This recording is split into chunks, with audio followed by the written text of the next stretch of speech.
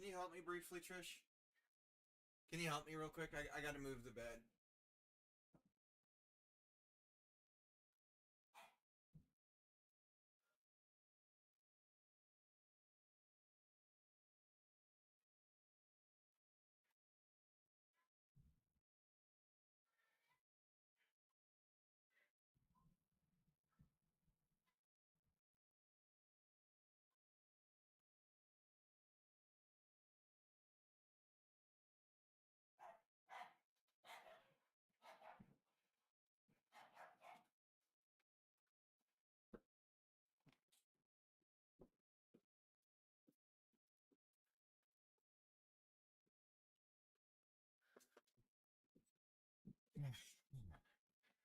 All right. The pig dropped network frames. Uh-oh. Hang on. Let me see if I can fix that. Why is that? It's probably a combination of things. We're going to close that and we're going to pause this. Pause. Okay.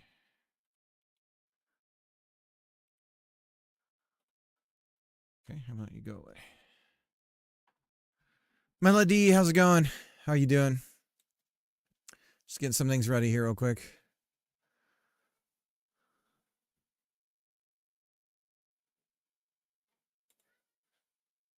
Okay. Should be good.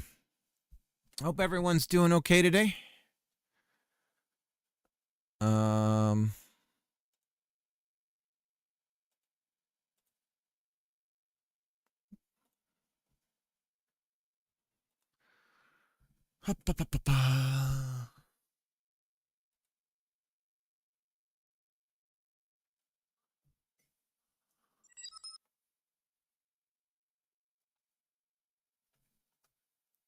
Jacob, how's it going? Hope you're doing good. Here's what we got going on here. Let me show you.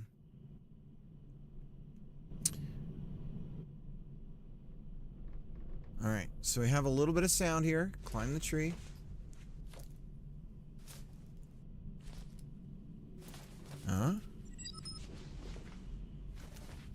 Got tree climbing sounds.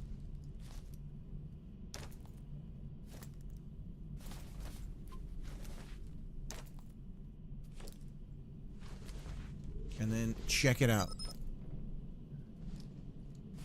Scaling the wood.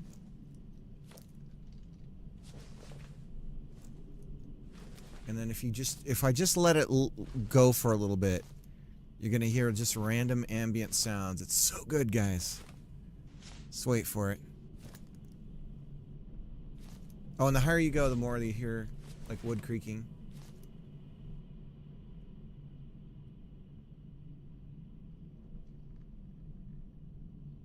Okay.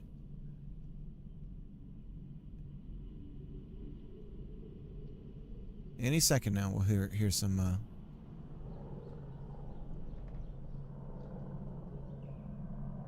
Did you guys hear that helicopter? Huh?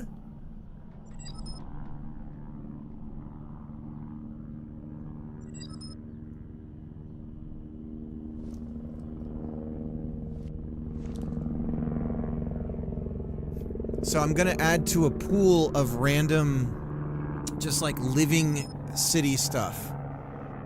This is audio. We're talking audio. So yeah, that's a helicopter. And so I've got a cop siren and I've got a dog barking stuff. And so I'm just going to add to a pool of like a live ambience, like for an area, right? And then we just randomly grab one about every between 1 and 3 minutes, we play something after the audio has finished playing. And that should hopefully make everything like feel even more sort of like living, and whatnot. So I'm excited about that.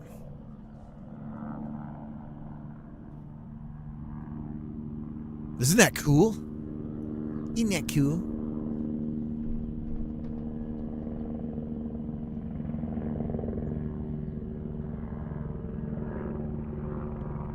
Anyways, yesterday I was adding them in, and my wife.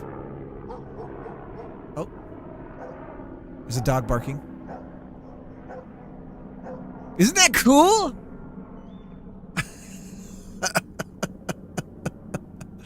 It's so fucking cool. I'm sorry. It just makes everything feel so much more alive.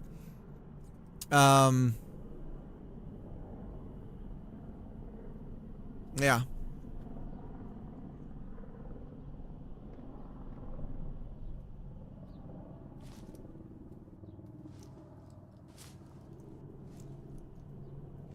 So we'll work on cutting wood.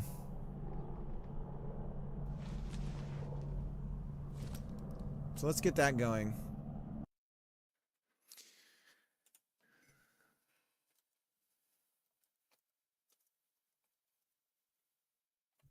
I want to spend a little bit of time on this. I just like the idea of this thing.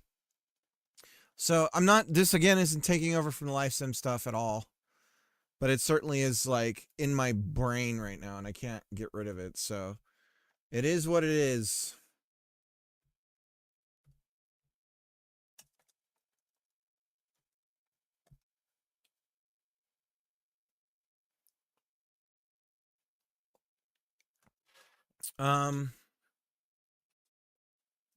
Yeah, I spent entirely too much time last night messing around with getting that sound going.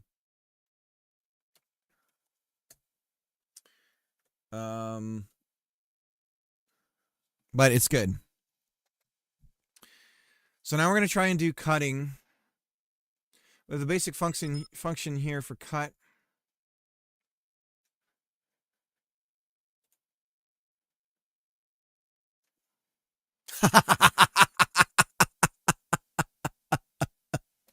It'd be funny to try and recreate that with real models and just not say anything. Oh, God. We have one of those. We have two of those. One's like a safari and one's a city one like that. That's so funny.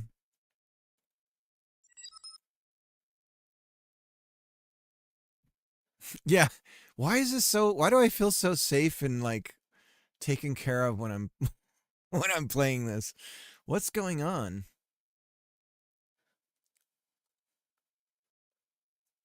But if anyone wants to try and find like more, I'm looking for suburban America, like satellite imagery. If somebody can find me a good neighborhood that's like a higher resolution than what I've got, I wouldn't say no to being able to download that somewhere. Just for the time being, because this looks like we're playing on a this is like early computing, like flight simulator level of of quality, graphical fidelity. And obviously we're not going to be in a tree this tall. I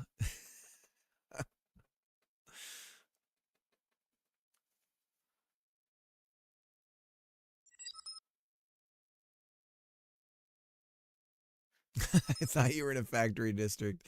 Nah, it's just really shitty looking until you zoomed out. Yeah, the building being what it is doesn't help either.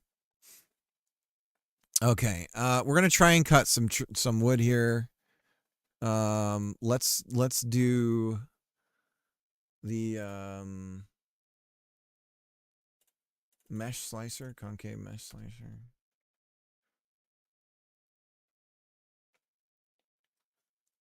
You know what else I'm gonna do? We're gonna do tilde GD vim. What is it? Hang on. I gotta get this from the old computer.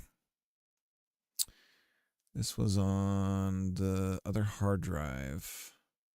It's encrypted. Gotta authenticate to get past the encryption. I'm in.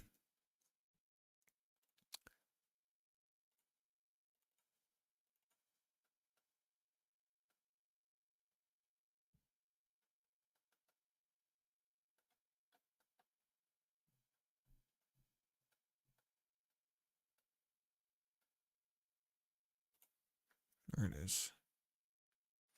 Copy that. Put that here.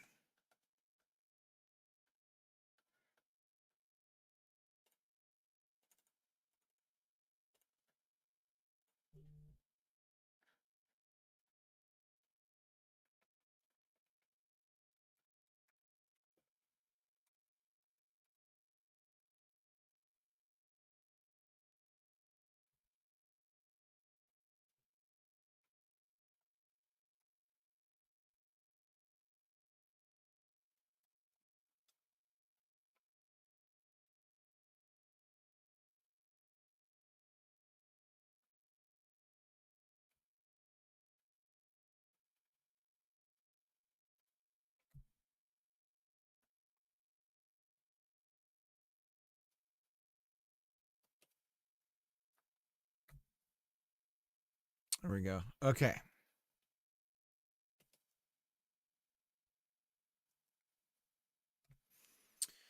Class name is Mesh Slicer. So let's look up Mesh Slicer.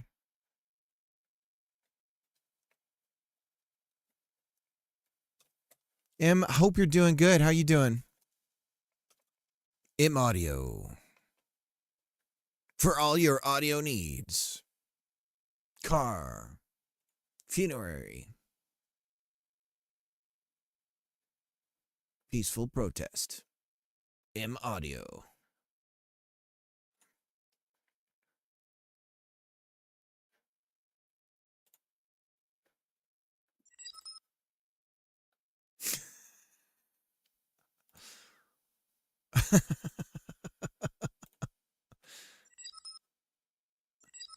It's plugging away at the game.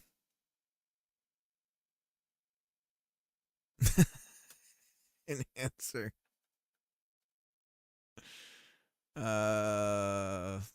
What's he talking about? What is this guy talking about? What is he talking about?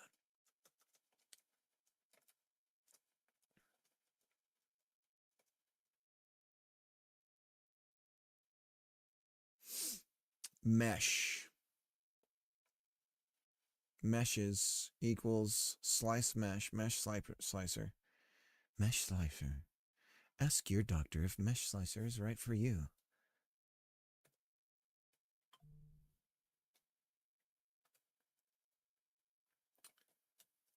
I tried it.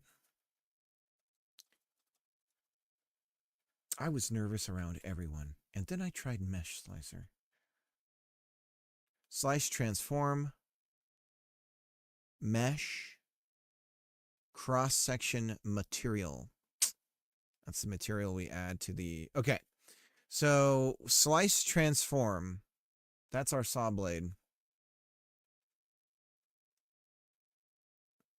So saw blade transform. Okay. And then mesh is... We get overlapping bodies, baby, and then the mesh should be the top part of it, I believe. So, hang on a second. Bodhi? I spelled it Bodhi. Dude, what happened to all the Bodhis? Where have all the Bodhis gone? Do do do do do do do do. Do do do do do do. So many good female singers in the 90s. What happened? Britney Spears, you ruined it for everyone.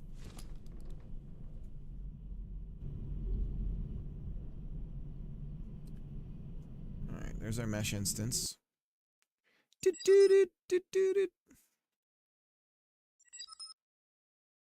Catch me up. Catch me outside. I am jamming something out here, Em. I have an idea. It occurred to me in a dream.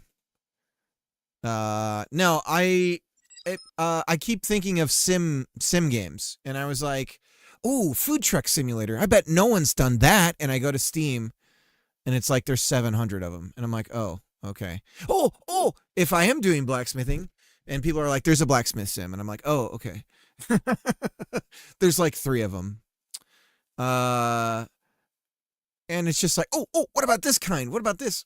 And I keep thinking of them. And finally, I came up with, maybe you don't know because this might be a guy thing, but there's a whole genre of like watching people do yard work thing where it's like people like going up to an old lady's house and like the yard is overgrown and you wouldn't even know there was like a sidewalk next to the side of the house because there's so much dirt buildup over the side of over it. And some guy comes over and he's like, hey, I'll take care of this for you, and he starts working on it and stuff, and then he gets harassed by the cops.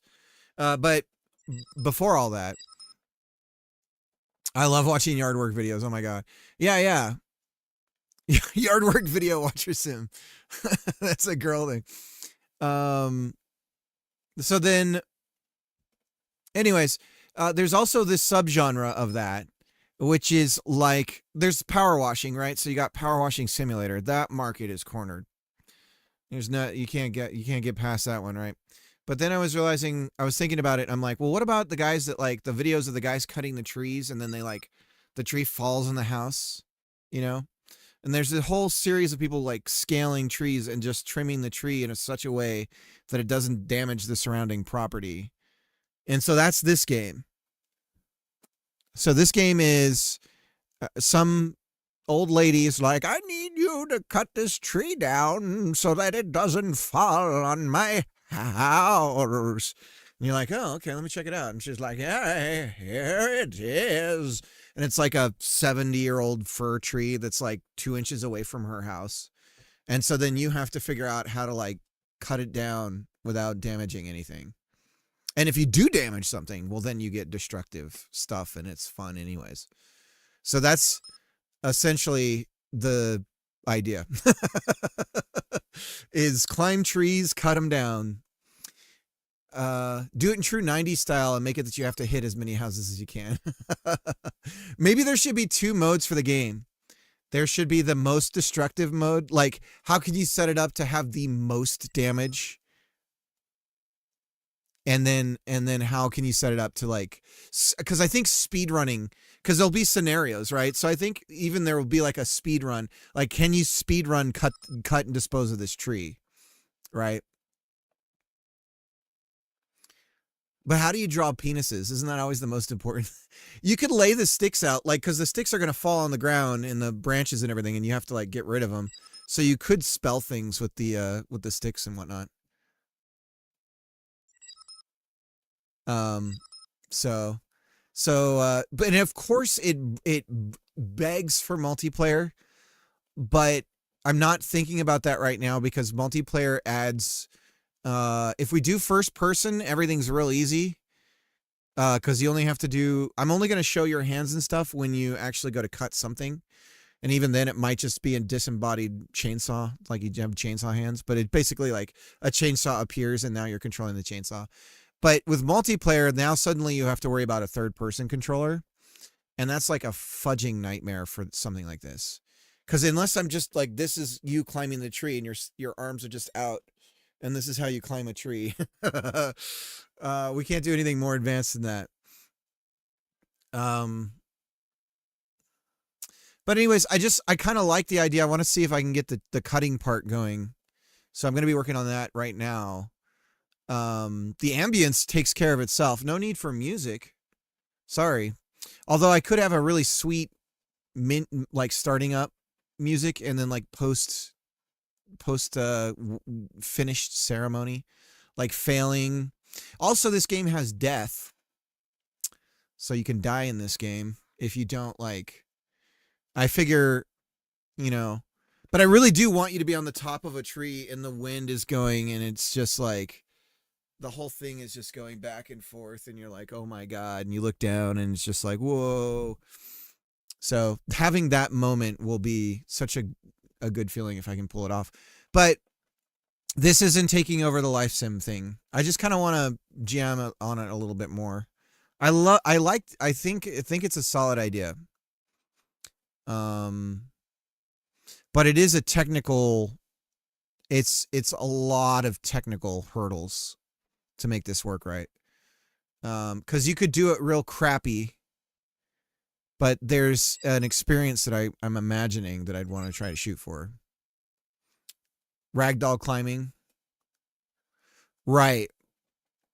Yeah, I've got the tree. So the tree climbing stuff, right now it's real simple.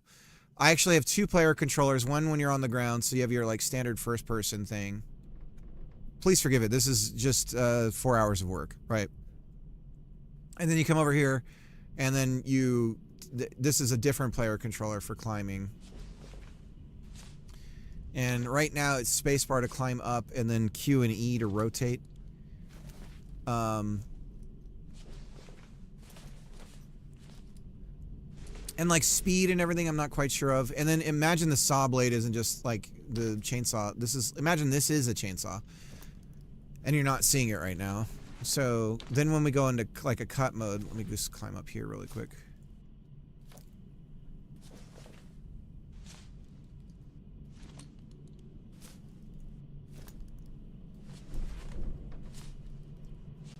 But multiplayer with like proximity chat, I mean, come on. Wouldn't that be dope? But right here, so then you'll go into some sort of cut mode. You'll like look and then hit a button and go into like the cutting mode, and then that's when you can. Did you guys hear that dog barking? Isn't that cool? Anyways, that's when you'll like adjust the saw and that whole thing, right? So and then you'll look and watch it fall. Go, oh god. Kung, kung, kung. And then also you have ropes and stuff. They use ropes, so you attach a rope to the branch before you cut it, and then there's like a line that the branch will fall down through when it.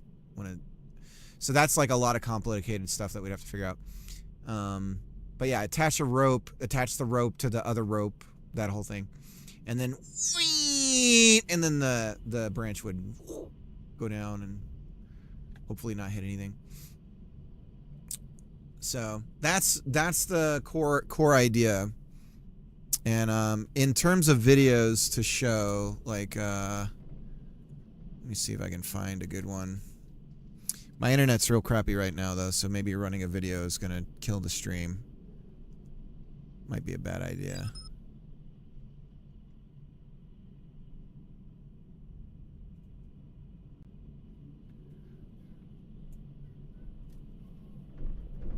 This may be the last ad you ever see. This may because be of the free last ad block ad. extension from. I'm gonna Darn, tell you you. care if we get this into the chute of the chipper because it's getting a little big for the Avant. Yeah. See, I don't know how they hear each other though. They're Sounds just like a talking to good each other time. like they can hear each other. Maybe So they even must open have it like up, radio. like open the feed wheels and shove them in. Not digging this one in, dude. This is straight up. So yeah, this is the vibe. Sometimes when that's happening, Oh, sorry, I you just guys don't can't think see about this. it. Thanks, man. Yeah, that's my advice, I guess. Oh, you're scared? Don't be. Hang on. So I don't know about doing the big equipment stuff. You ready? Yeah, let's But yeah, have one. so yeah, they have lines little here, and then when they're trimming the tree, it goes down the line like that, right? So setting that up Is this a would big be one? cool. You'll see. And then just this vibe, that's the vibe of being up high. You ready? Yeah, let's have one. So like, if it was multiplayer, seeing somebody up high and helping them.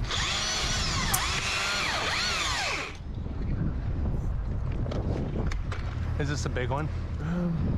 You'll see. Okay. You'll find out. Yeah, sure is.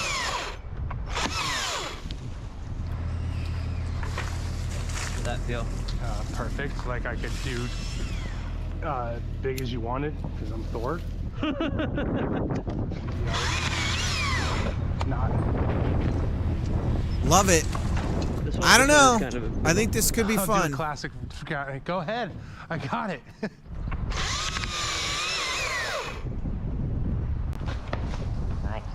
Another thing I that's- love about that's the speedlining main is groove. it doesn't really.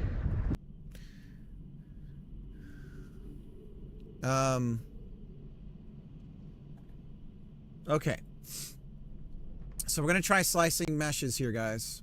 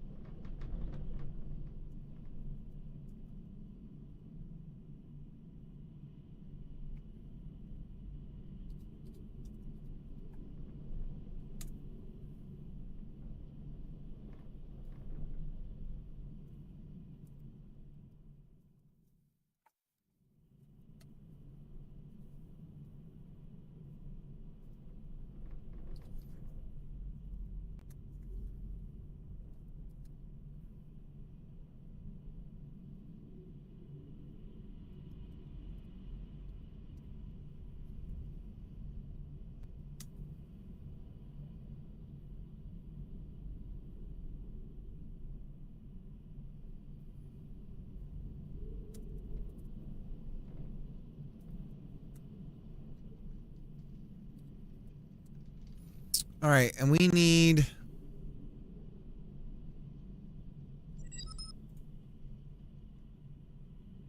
The arch nemesis, the angry hawk of natural justice. You need to level up your chainsaw to hack off its claws. I was thinking like stamina, stuff like that probably would be not a bad idea. Headed out for now. Thank you so much, Em. Have a nice night, day, whatever. But I was thinking, like you have like strength and stamina. Maybe there's like a San Andreas element where you sort of level it up as you do more work. So you kind of have to grow as a person in order to do bigger jobs. But I don't know. I think anything like that, if you do anything like that, you have to let the player know what's happening. All right, let's look for a tree grain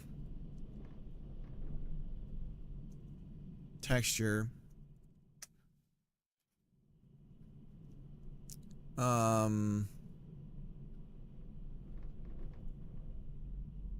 Here's a redwood tree.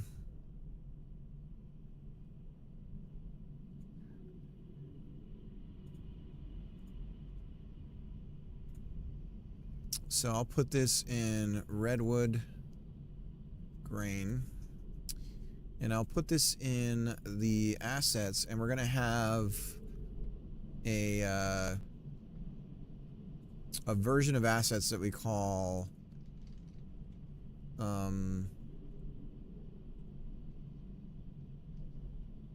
do not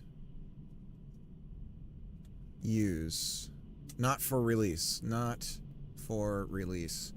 And then on our release builds, we will just not include this folder so that when we do an export and if we're still using some of these assets, they'll just be bonkers wrong for the release. So we can realize we screwed up somewhere and we don't actually include them. So now we have that. Let me go ahead and let's go over here. And we need to... Assets not for release. We need to add this to a material because we are living in a material world.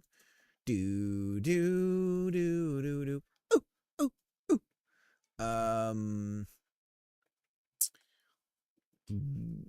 Do do. Do do do do do do do do do. So we do have a placeholder material. I could just use that for now.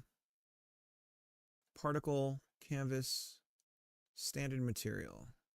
Creates. Wood grain. Okay, and then we're going to add the albedo. So long. Farewell. Okay, so there's our wood grain. And... so long. Farewell.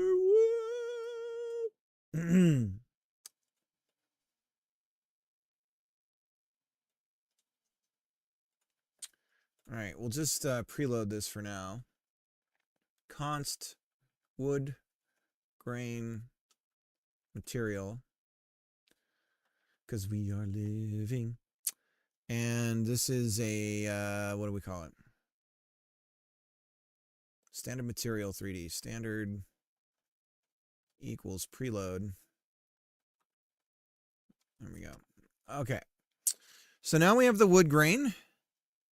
Do, do, do, do, do, do. Oh, oh.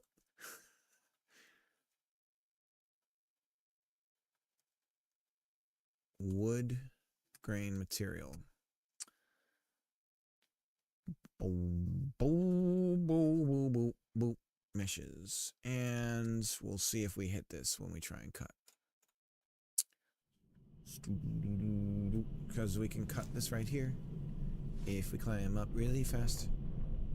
Array mesh. We got 2 meshes here. Okay. So now we have to... This is where things get wild. So we literally have to take this mesh and do something with it. So here's what we're going to do. We're going to for loop mesh, mesh, in meshes, colon. And this is the current mesh, current branch.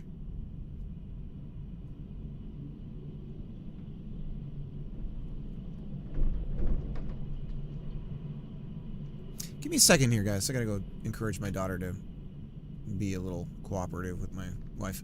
I'll be right back.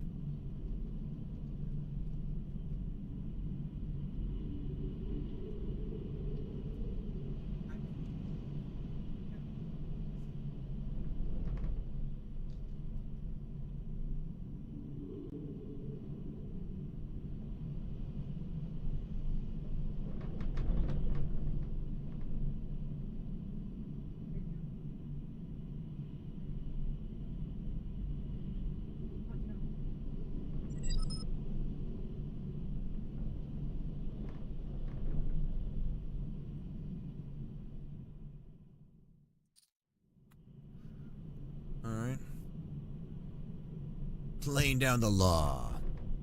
He's the father of law. All right, let's add the mesh to like a random place. So let's say mesh position. Is there a position? No, this is a mesh. It's just a mesh. So we have to do something where we put it onto an instance of a mesh. So var mesh, new mesh. Instance trace D, mesh instance trace D, mesh instance trace D, new mesh trace instance 3D mesh equals mesh, and then we're just going to put this at, let's put it at new mesh instance 3D position equals vector 3, and we'll put it out somewhere far away from us. So 100, 1 or 0, 100. So wherever that is, we'll have to look around and see if we can find it. New mesh instance 3D. We're going to add this as a child. Add child. New mesh instance 3D. Furthermore, let's get ourselves a count going here. So count index equals 0. Why am I saying index? Int. Count int 0. If we multiply a number by 0, we're going to end up with 0. We don't want to do that. So we'll start with 1, and then we're going to count up here. So we say count plus equals 1. And then over here, we're going to say 100 times count.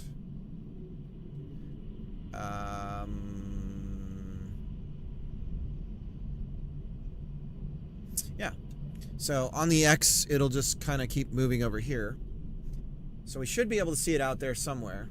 Beneath the pale moonlight, someone's thinking of me. All right.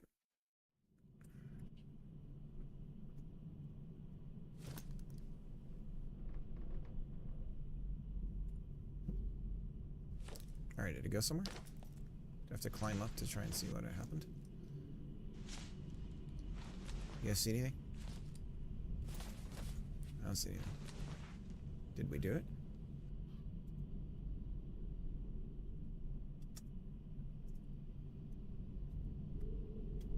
Let's check the scene tree.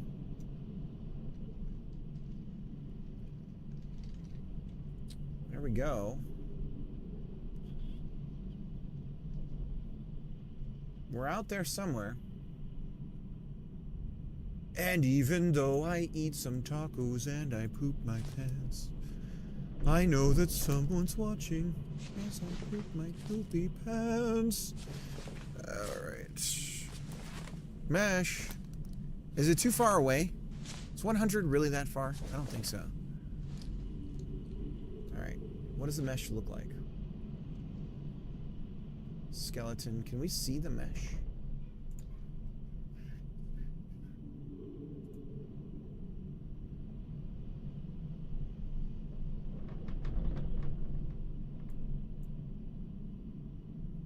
I'll be right back again, guys.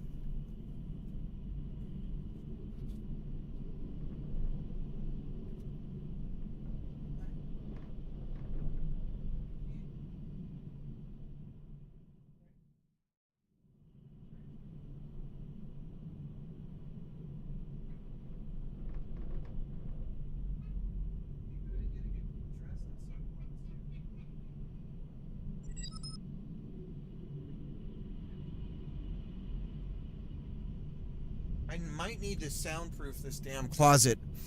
Kids are so loud all the time. They're so joyous. Ugh.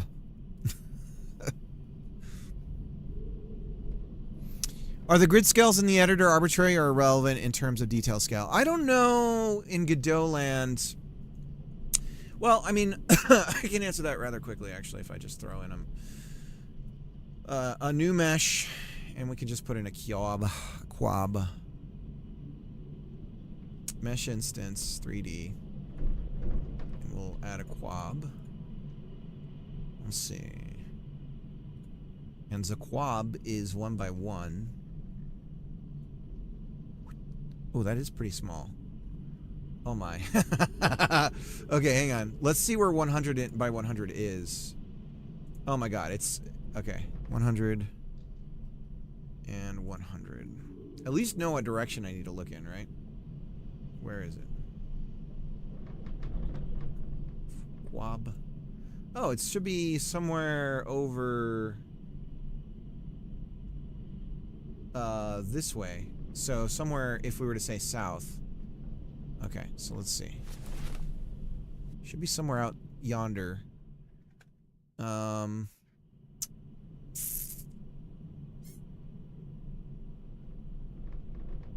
don't see nothing. Can I free move the camera? The problem right now is I can't get their game to run in a way where I can embed it in here. Because if I can embed it in here, we could consider overriding the window mode. Starts maximized. Is that a project setting thing?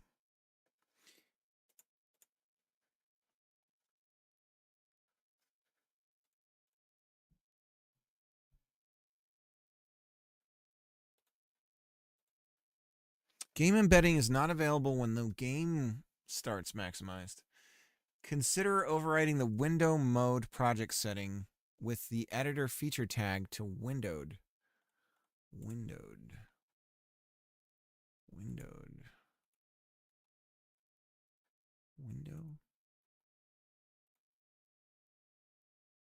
It is to windowed. To use the game embedding while leaving the exported project intact. Consider overriding the windowed mode project setting in the editor feature tag.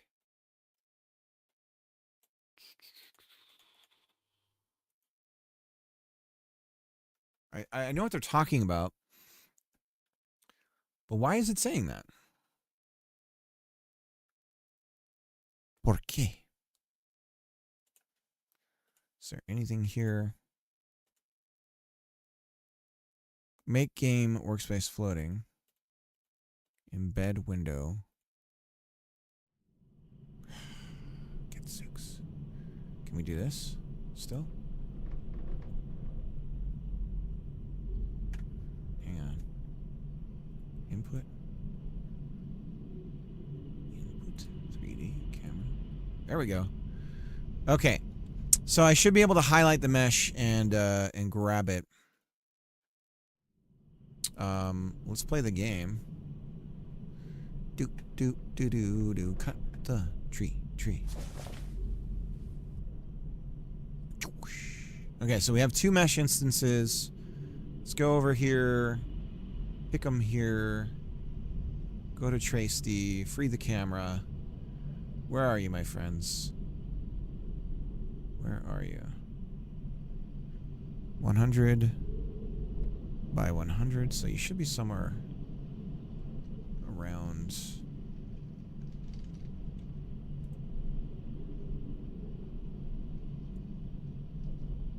Maybe if I hide the ground. Which one are you? There we go. There they are.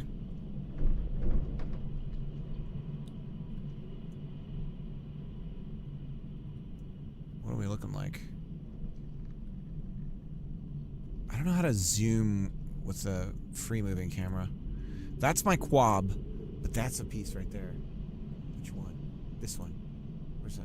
Oh, the quab is on top of it. Okay, so that's the other piece. Okay. It looks like we did it. It's just, obviously I can't. Does anyone know how to move the camera around and, Okay, I believe we did it, so here's what we're gonna do. Why don't we instantiate them a little bit closer to us? A little bit closer. So we could say 10 by 10. It's not too far away. It's pretty close. Go on the tree. Oh, bring back inputs. Go up. And leg cut. And it should be somewhere around here. There they are. See them? I see them. Interesting.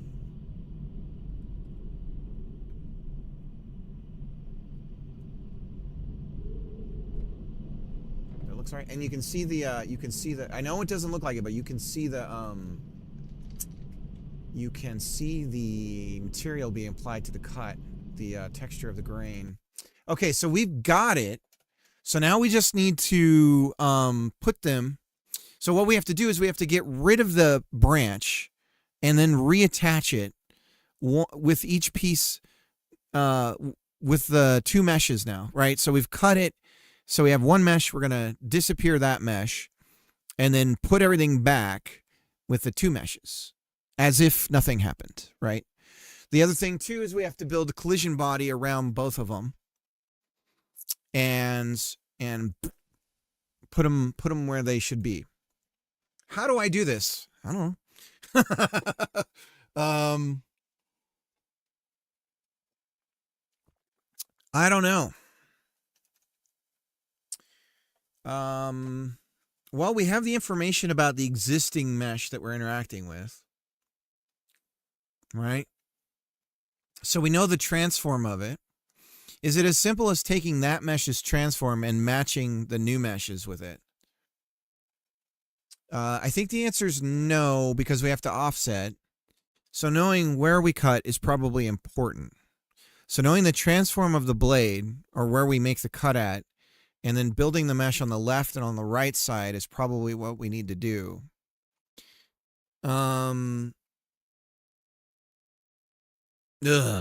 Okay. Now there was a tutorial little video on this. The Chevy Equinox is more than Let's an go SUV. check that out real quick. It's your cool down. You have arrived. Your surprise from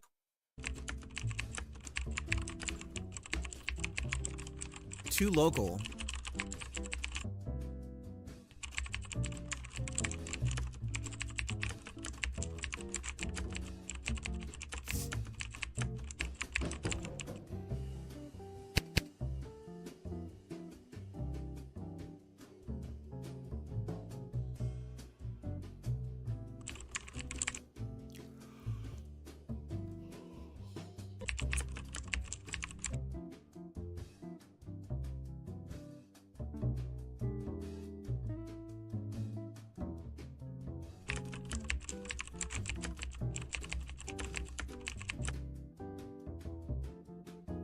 Just grabbing the first mesh.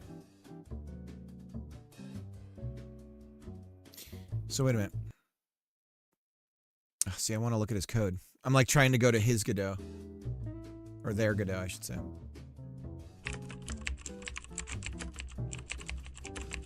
So they're replacing this with mesh with this. And it just works. It just works. And that's the first result. Everything's polyhedrons. Somebody else had suggested that too.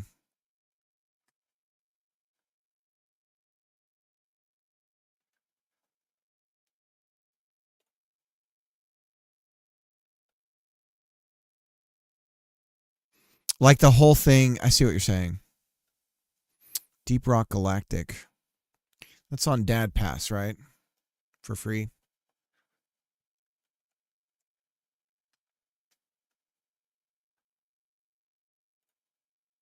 Let me find some gameplay video of that. God, my kids are so yelly this morning. Dude, the winter, that's the only thing about cold. When you live in the cold areas with winter, your kids get they get like a winter insanity because they're just not outside that much.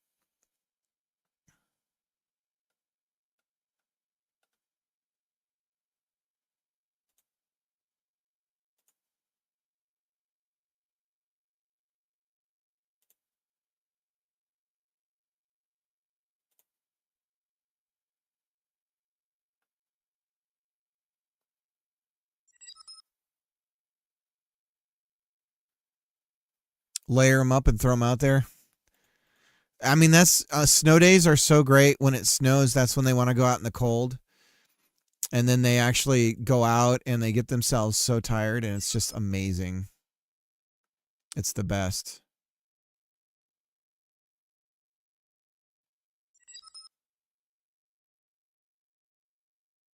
Okay, I get what you're saying about the polyhedrons. Okay. No, we're gonna dive into this hardness, baby. We're gonna dive into the hardness. Mesh instance, mesh. Maybe it has the exact transform we need. Maybe it's already how we need it.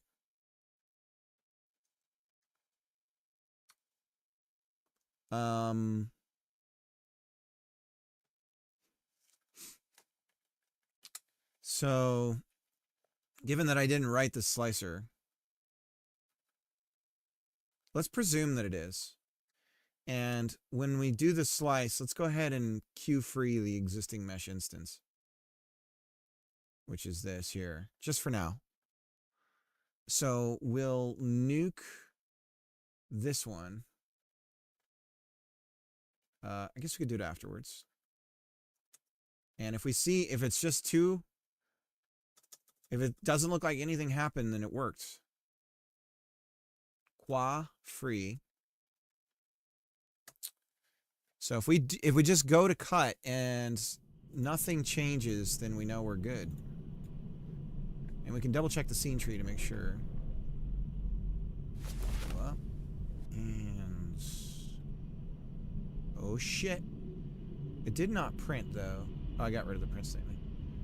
It did not print. It did not. Oh, hi, Mark.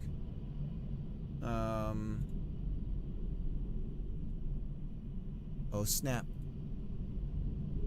Okay, so that's the old one, isn't it? It did not print. It did not. Ah! Okay, so it didn't work. So there's our mesh instances. Where are you, you son of a biscuit? 0, 0. Damn. So what did he do? He matched the transform. Do, do, do, do, boom, boom, boom, boom, boom, boom. Do, do, do, do, do, do, do. So it's using the transform. So we should do this transform math. To local space. It's a mesh instance. Mesh instance. And then we say, we build our own transform. Slicer global transform. That's our global transform. Transform origin. Mesh instance to local transform origin. Transform basis. Alright. The mesh instance. Oh, so we're moving our origin to the mesh instance's origin. And then we're taking our basis of the X, Y, and Z. So I think this is wrong. Like, we don't need to do this for X, Y, and Z. I think we can to local just transform. This is weird. Transform X plus global position? I don't quite understand the mathing going on here. But I'm going to trust it.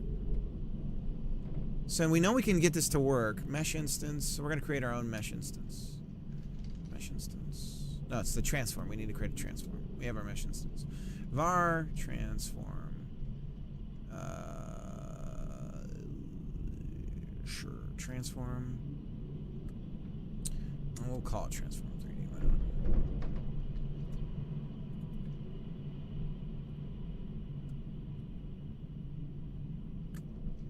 Is it that? Do we do that?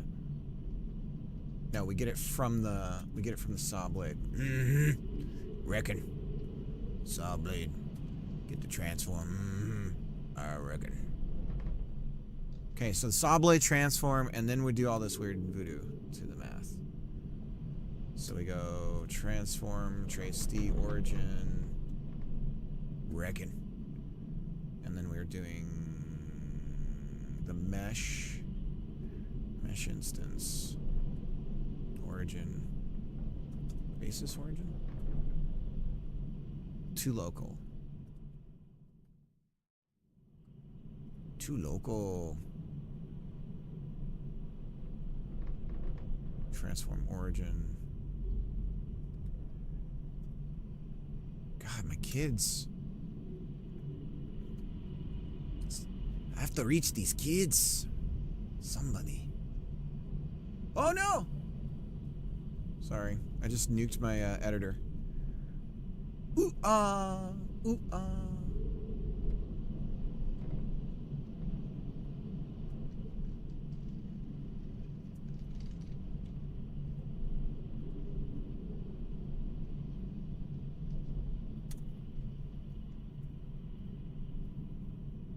You win.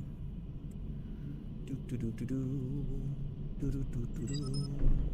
Do do do do do do do do.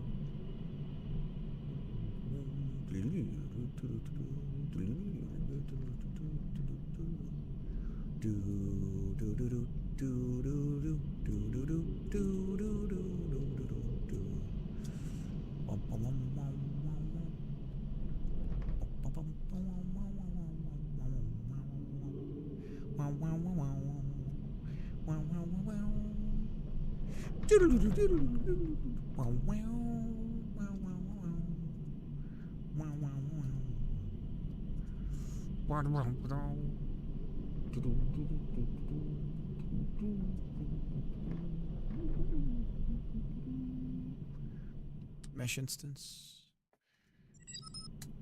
Mesh instance dots. Global position. Boop, boop. X, Y, Z. And then we go over here. X, Y, Z. Ba-dum, ba-dum, dum, ba-dum, ba-dum. Da-dum, dum, da-dum. Da-dum, dum, da-dum, da-dum, dum, dum, dum, dum, dum. Mesh instance. And then the mesh. Mesh instance mesh. Transform.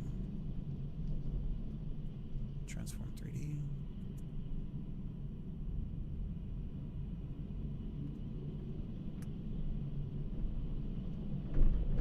And then we're going to say print debug mesh me baby. Mesh me daddy. Okay. Let's try again.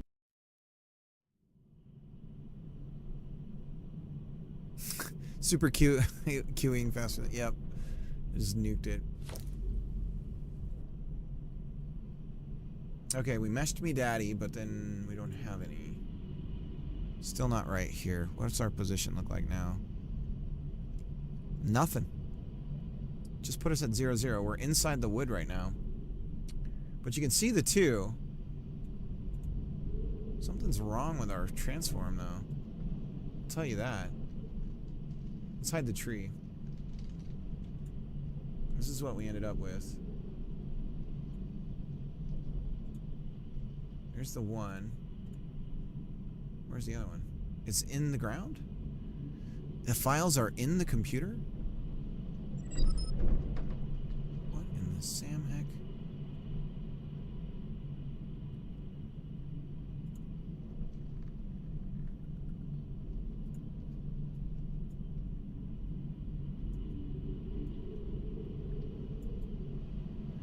Global position on base object previously freed. We're crashing. Let's change the visibility. Previously freed. It's happening more than once. Visible, false. Instead of Q freeing, let's just do that. So something's still wrong.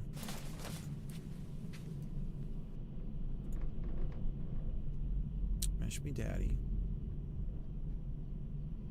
Oops, and we ran twice. So now we got a bunch of these. These are the two we care about. Let's get rid of the tree. There's one. Two. What is going on here? What? So there's nothing. This one is empty. What's this one here? So that's the other. And what is this? So that's that one too.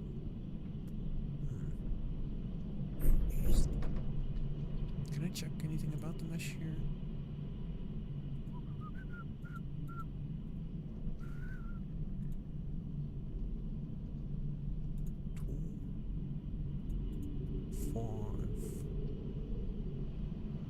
Material's not being added to it.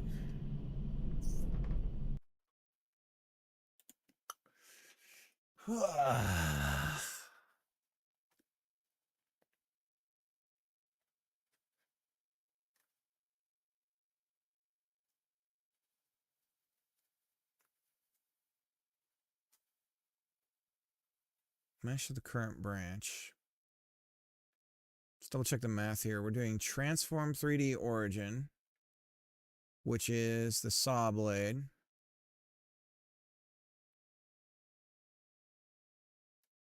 Two local coordinates on mesh instance 3D. The mesh we're slicing.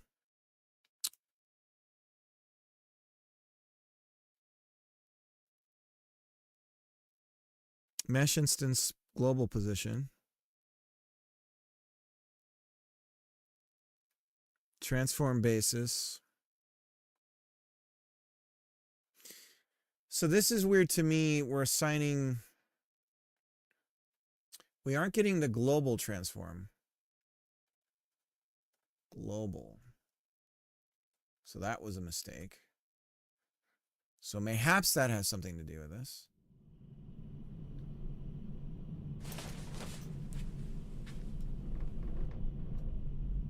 Okay. We're still screwy. Okay, we look more right with our size of our thing. So let's see what that looks like. We're gonna hide these ones. Hey, look at that. Okay.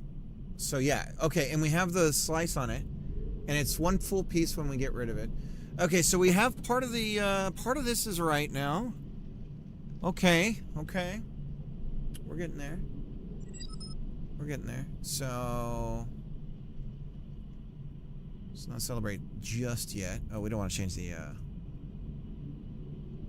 let's move this up though so we can see the underside. Just make sure it has the cut texture on it too. It do.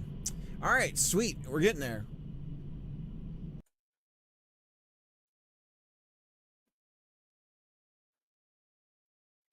Man hated Blender so much he decided to learn how to 3D model by code. Oh.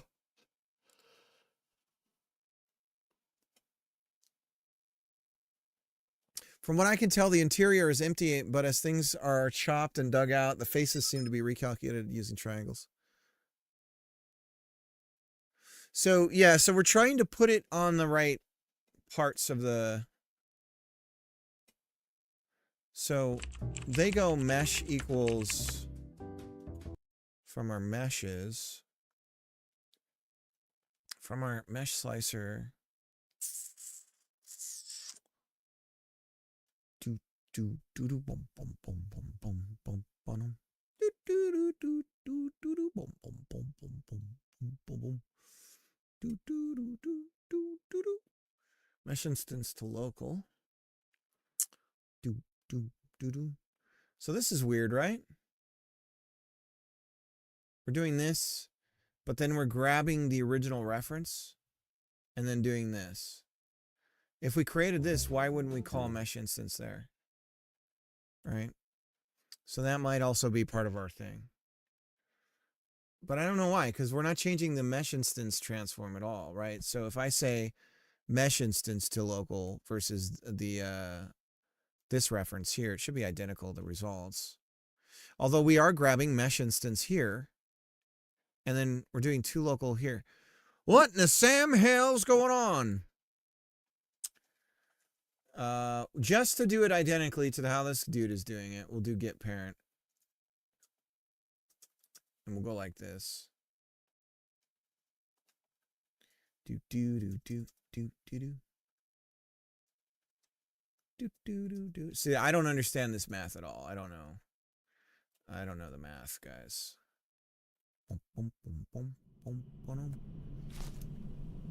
And slice it. Negative. Still in the same spot. Okay.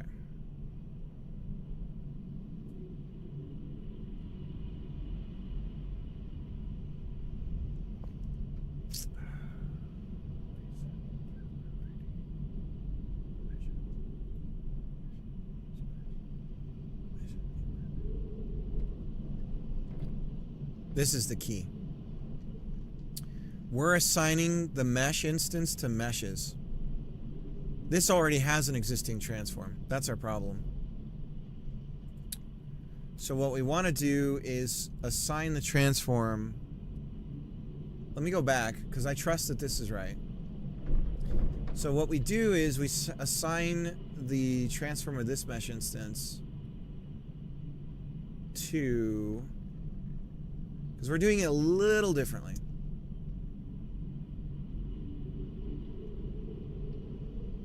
So we'll say global transform equals mesh instance 3D global transform. And then hopefully it works.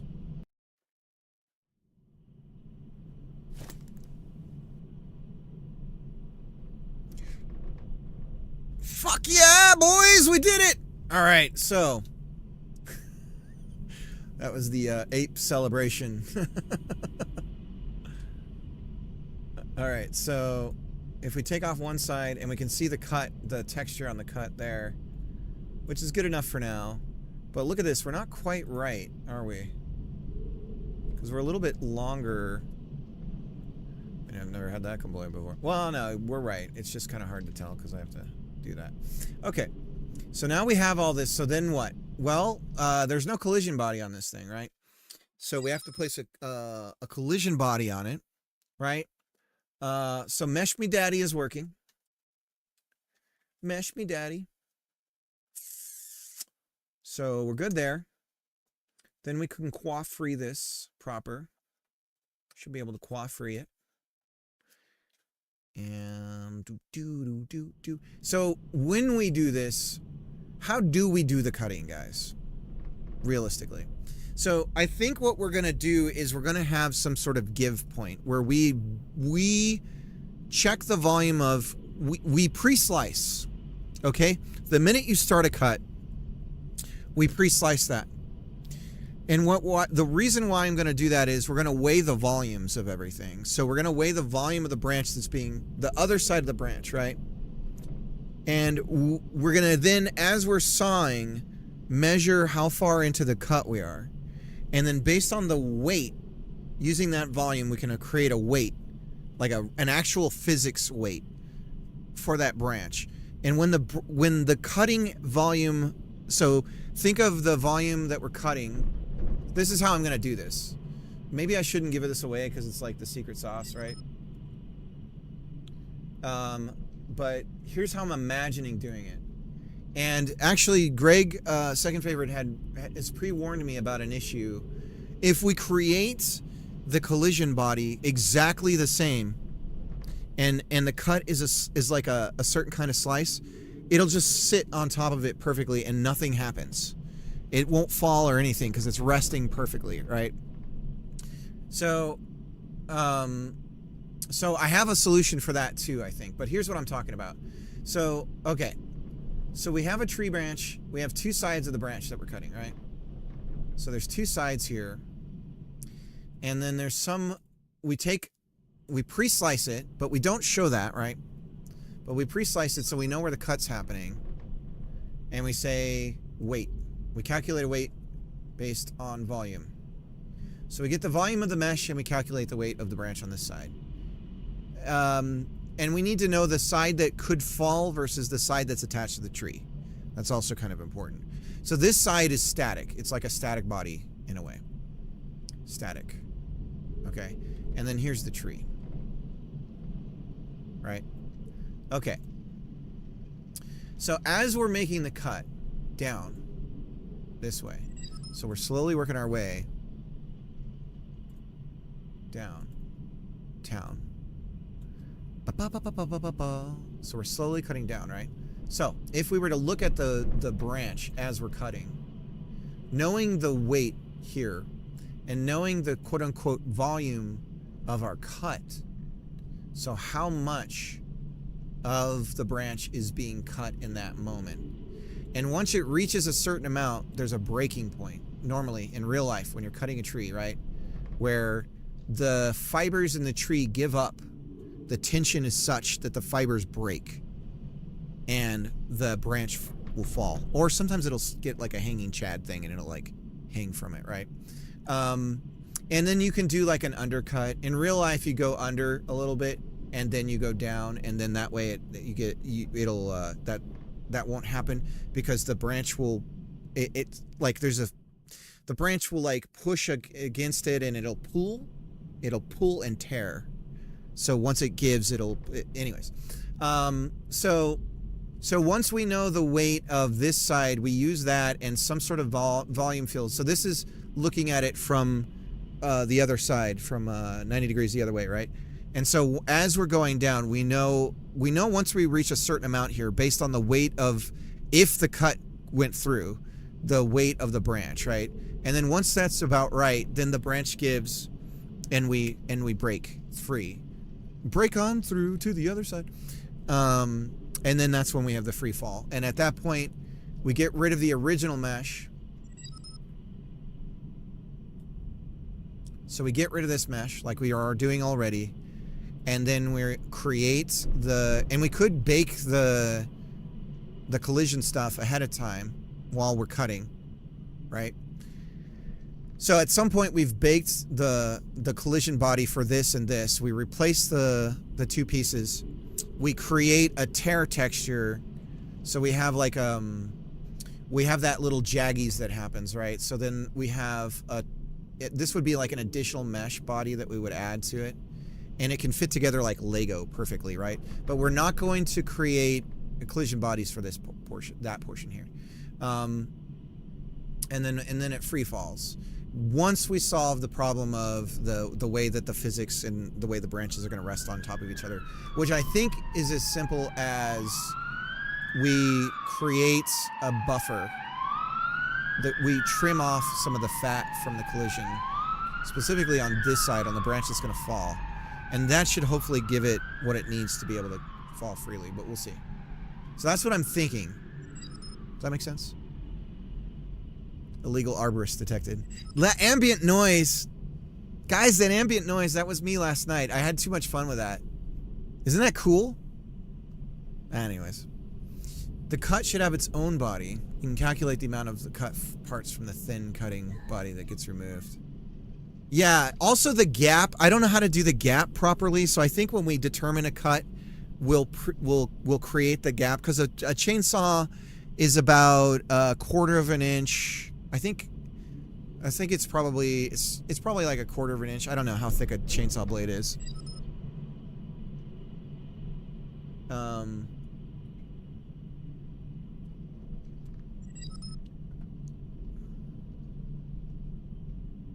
That one, yeah, the volume. I don't have a way of adjusting the volume just yet.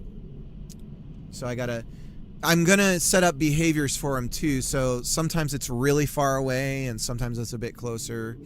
So just like you would normally, you add, you put on a little bit of pitch shifting for repetitive sounds so they don't sound quite the same. I think I'll do like a distance calculation for like the sound is far away or closer. But I'm not going to use a physical, I'm not putting the sound out in physical space. It's in a 2D audio thing. So ambient sounds are in 2D audio. So anyways. Okay, so I guess the next thing what we can work on is building the collision body based on the mesh, right?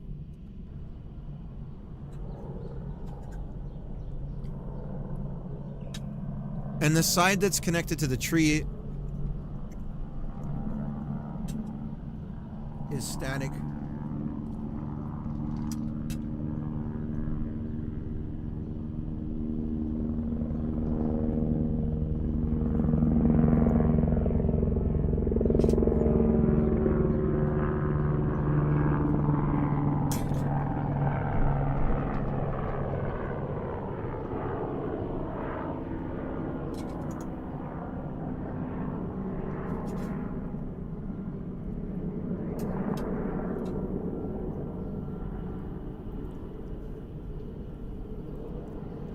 For other ambient sound, should we do like neighbors fighting?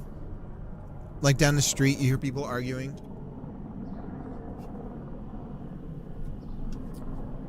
Does this say a lot about like what I'm used to in my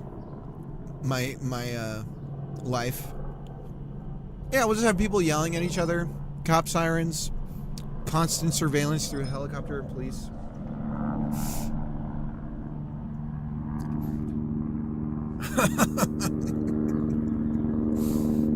We can definitely tell him.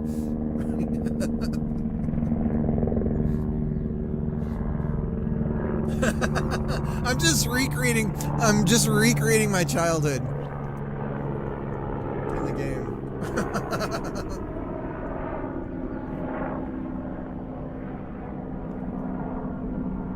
Guard dogs barking.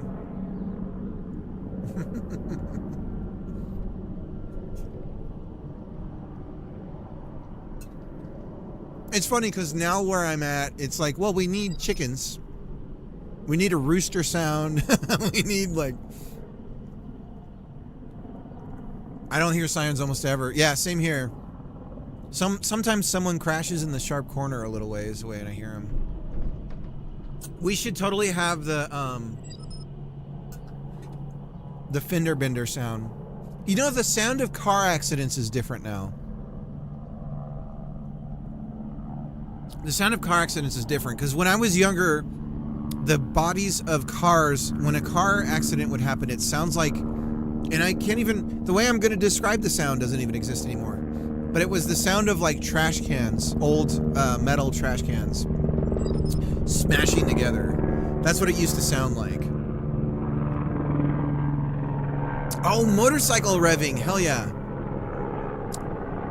The guy across the street revs his motorcycle when he's working on it because he's the world's shittiest mechanic. He's like, yeah, I can't get anything working. Yes. I have to fix that helicopter sound because it just like cuts off.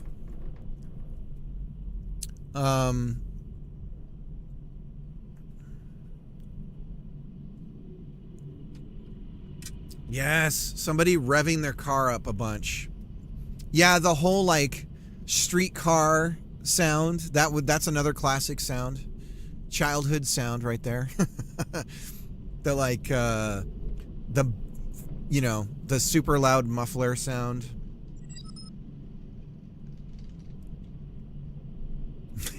Yep. Lost my wrench in the tailpipe again. Okay, I'm just gonna warn you that this will be incredibly frustrating to some people. The game?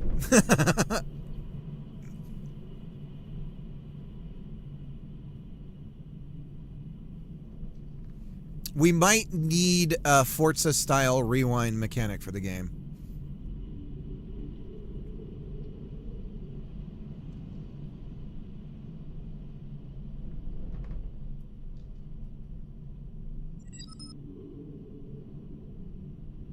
You get easily irritated. We'll have a slider for it. I've already got it set up. It's its own. The ambient sounds are their own thing. So there's the general ambience, which is like just environmental ambience, and then there's like a sub ambience, which is like those additional sounds. So we could totally make it where you can just turn it off. So I can easily add those as sliders. So I got you covered. I got you covered. A lot of them will be upsetting. Yeah, I think the main thing is I need to work on the timing of it. So, but yeah, they're not happening that often. But it could be spaced out longer. And actually, I could allow people to adjust that, even that. If they were often. Okay. Well, there'll be a slider. Don't worry about it. We got you covered. That's funny. That's like, people complained about, what was it in the, Jacob, what was it in the tactics game that people were complaining about? Or no, was it the inner tube game?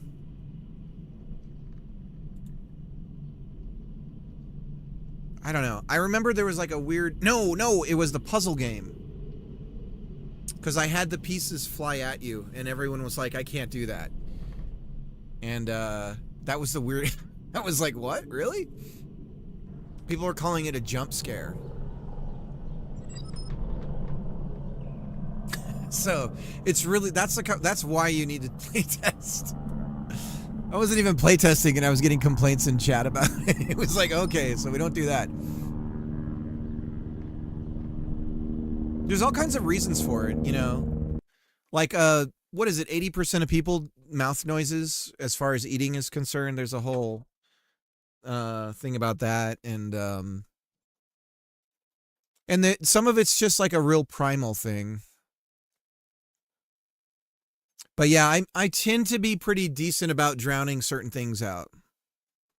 For me, the one thing that I don't like hearing is arguing. That's every single time I'm leaving the stream. It's because there's some little tussle going on and I want to shut it down. Which maybe is not the best thing to do for kids. They kind of have to square things out themselves. But that's like an important skill to have, and the way you develop that is you deal with it on your own.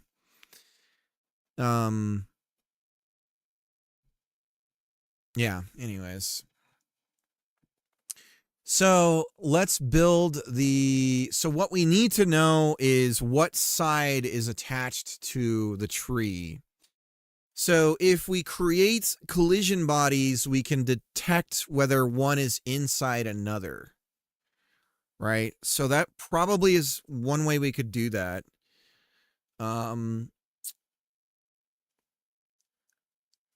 So let's try and build that up. There's a function in Godot for building a static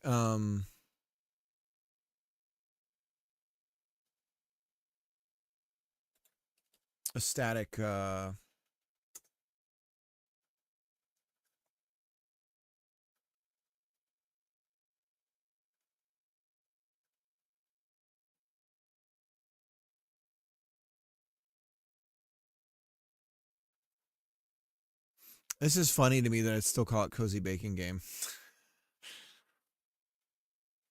But that's not it anymore.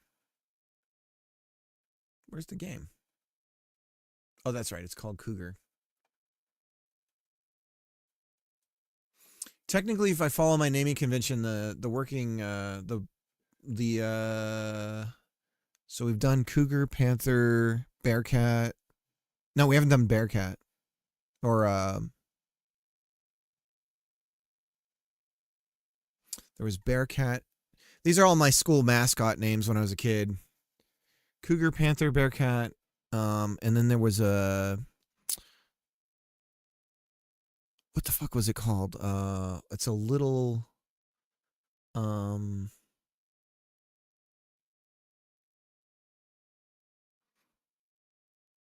there's one more I can think of. I'll have to think of it.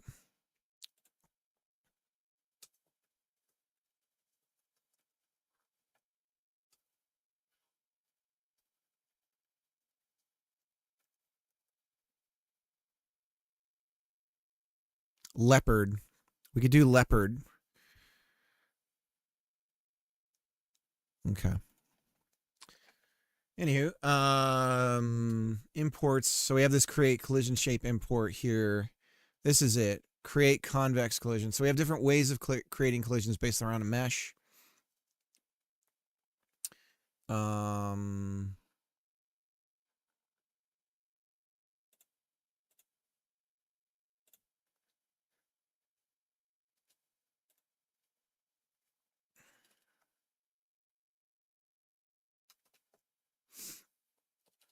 What is this thing here?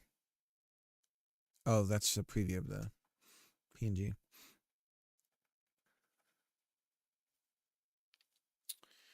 Mesh instance. Create convex collision. So that's on a mesh, right? Let's see.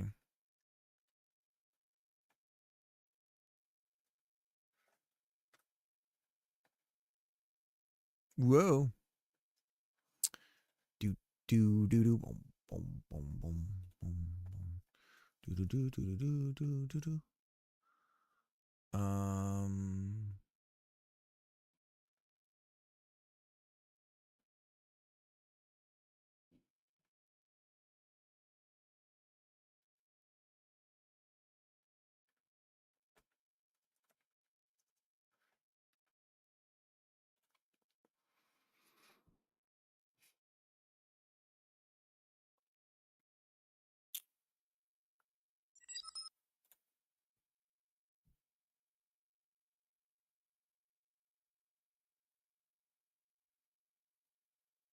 It's a contentious subject. Yeah. I have a weird philosophy on it. Maybe it's going to screw up my kids. I think there's a lot of, I think one of the reasons why we're sort of as a society moving towards maybe a little bit more of a authoritarian leanings is there was a breed of parenting that sought intervention constantly for everything. And so seeking authority became a natural outcome towards resolving disputes as they would develop. That's my like harebrained theory about it. And I'm weird about sharing too. Like in early ages, I'm not so forceful about, hey, you need to share, because you have to know what it is to have something in order to know what it is to share it. And if you don't ever let that moment happen, especially like there's this weird thing, it's like a birthday and you get a gift and suddenly the parents are like, you have to share, you have to share, you have to share. And it's like, dude, the kid just got this thing. It's supposedly for them. And now you're instantly like, share it, Tommy. It's like, whoa, I just got it. So I always think that's really weird. But I get it because it's like a cultural thing. You're surrounded by other parents and you're trying to set an example that like you're a good parent too, kind of thing. But so there's that where it's like, hey, maybe just like let them have something for a little bit and then let them, share it instead of. But and then the other thing that I'm a little weird about, I guess, is with bullying, where it's like if someone's being kind of mean to one of, maybe I shouldn't confess this, but like if another kid's being kind of rude or mean to my kids, I will not intervene because I feel like it's important to know what that feels like and to shape a feeling around it that this is wrong. And hopefully this is one of those things like everyone should work a service job, right? Hopefully that creates the internal dialogue of I should not behave this way with others because I do not like how it feels when someone behaves that way with me. And so the person being mean is setting an example of like what not to do, being that it is inherently a negative interaction. So I don't know.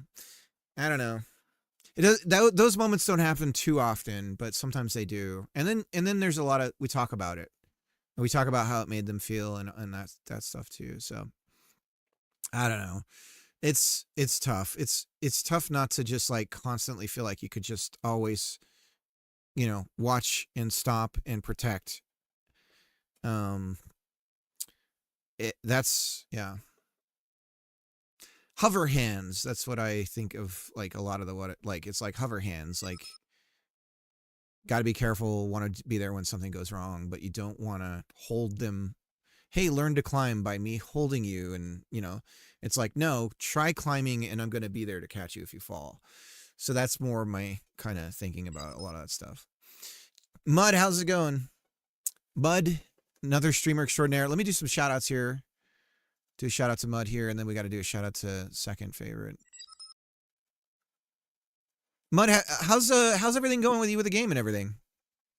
I haven't been able to catch streams, but I think you're kind of at a weird point right now with development, right? It's all just design. Static creates a static body child node with a convex polygon shape 3D. Collision shape is calculated from mesh geometry. It's mainly used for testing. Not in my world. Create multiple convex collisions. This helper creates a static body child with multiple convex polygon shape 3D collision shapes calculated from the mesh geometry via convex decomposition. Okay. We'll start with this. Now we have clean. If clean is true, duplicate and interior vertices are removed automatically. You can set to false if you need to make the process faster. If simplify is true, the geometry can be further simplified to reduce the number of vertices disabled by default. So let's turn off simplify and we'll turn on clean. So true and false. Is false the default? Yes, we don't need to set the other one. New mesh instance. We need to set the mesh first.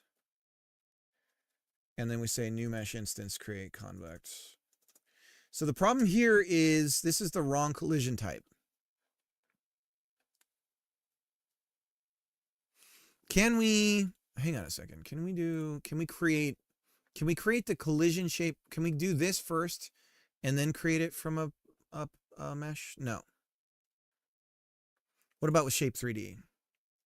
No.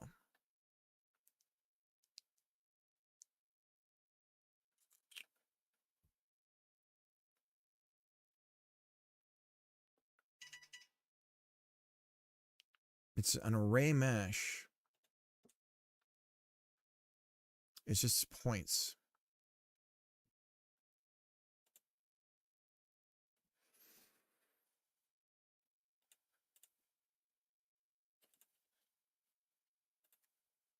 Yeah, I haven't streamed in a month or so. Things are pretty much just writing SFX, music left to do, doing that off stream. Mostly I've just been working around the house recently, though. I've been trying to spend a little less time on the computer this year. That's nice. Yeah. It's going good. Been having some growing pains on the stream. I've had to quell some disputes and starting to get people popping in just to be assholes, which is like a new experience for me. So that's happening occasionally. Nothing today, but occasionally that'll happen. I attribute it to growing pains, but I don't know if that's really it.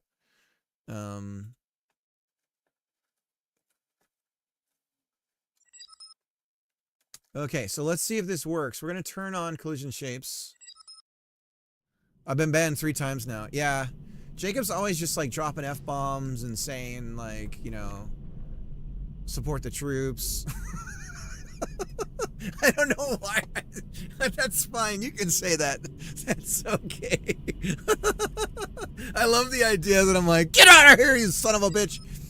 I'm still banned. Oh my god. I need to. Do I have any gum? I guess. Can I keep cutting? Can I cut this one? Let me try cutting this one too, just real quick.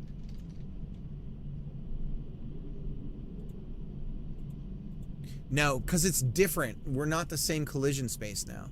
Okay, but we do have the two. We can create. The main thing, the reason why we're doing this is we want the collision shape. So it's what it's doing in the scene tree. Let me explain the problem. So in the scene tree, what's happening here is it's creating static body, right? So we need the mesh to be able to fall, which means that we need to, it needs to be a part of a different type of physics body that has forces applied to it, which I can't remember the name of it off the top of my head. Let's look up static body and we'll get there. Static body 3D. It's prototype. Yep. Vex is banned. Physics body, static body 3D. So we're looking for, what is it? Character body? Rigid body? Cannot be controlled directly. Instead, you must apply forces, and the physics simulation will capture the resulting movement. So this is interesting. Gravity and impulse. Because we might want to apply an impulse. Because what happens with the branch is it starts to break, and there's more. It pulls on this side, so that's the impulse, right? Maybe? I don't know.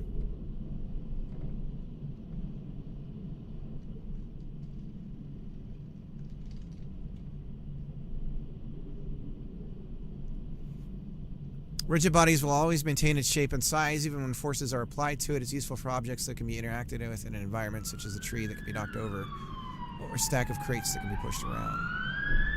So the siren, the cop siren's too loud. That's like way too close. Lock the doors, honey.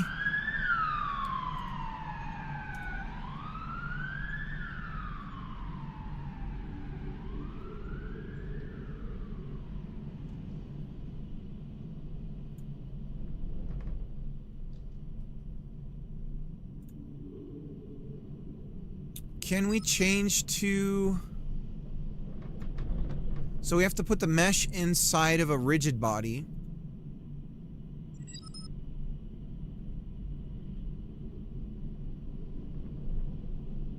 When you drop a tree on a house, it needs to be that loud. Yes. Oh my God. If we ever get to that moment, that's so exciting. The origin story of Doomslayer. Because of the chainsaw. His, like, day job. He's like a vet. And he gets called to... At the end of the game, you get called to the military base. Or whatever it was. What is it? It gets teleported to Mars? Or... I forget how that works. Was it a Mars colony that was opening a gateway to hell or something? Can't remember.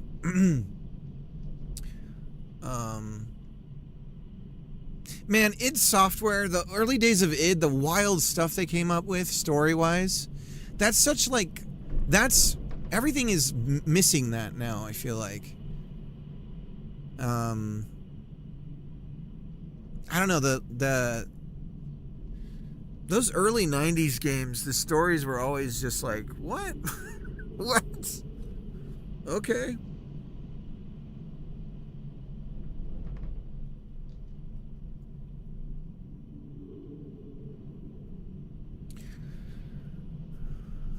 Okay. So here's what we do. So we create the convex collision, and we're not going to add the mesh instance, but we need to have a reference to it. So we create the convex collision. What do we end up with here? We end up with this. Why is it called coal? I don't know.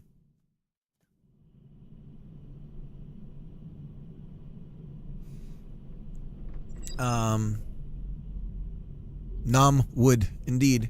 Oh, that just reminds me, Mud hasn't seen the game yet. Mud, are you still here? Let me know.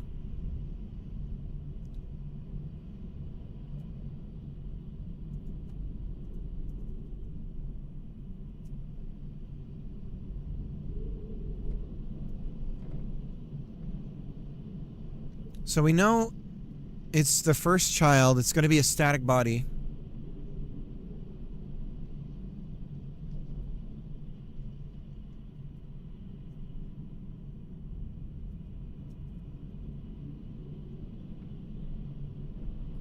So that's it.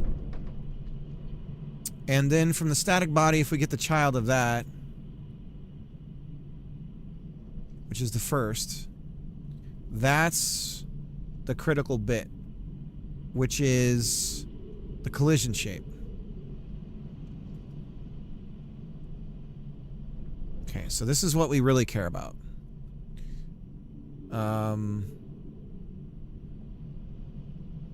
Okay, so now we have the collision shape. And what we're going to do is we're going to create a rigid body. Hang on, let me go talk to my wife and I'll go create a rigid body. Whoa!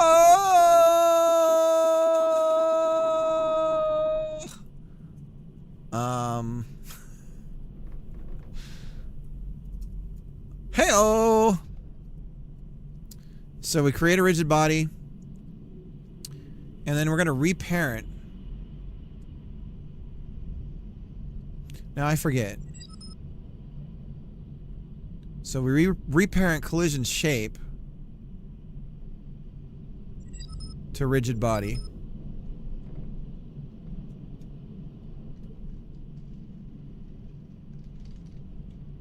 And then we're going to reparent the mesh to rigid body. And then we're going to add, and then we're going to nuke. Before we add the mesh, we'll nuke the static body. Which if we queue free, it takes a little bit of time. It's going to take a little time. A little time to think things over. Oh, Jesus Christ. Okay. And then we add the rigid body to the scene tree.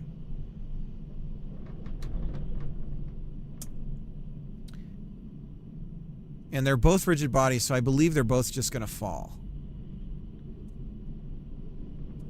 It's going to take a little time. Because we still haven't determined which one is attached to the tree. When I'm back on later, if you're about... Huh? I'll get you to playtest. Oh, nice. Yes, yes.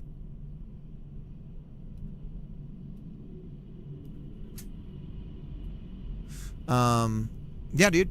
Let me know. I'll be there. Leginger. Let me do a shout out to Leginger. Leginger. Does amazing English accent. French streamer. So, I mean, what are you gonna do?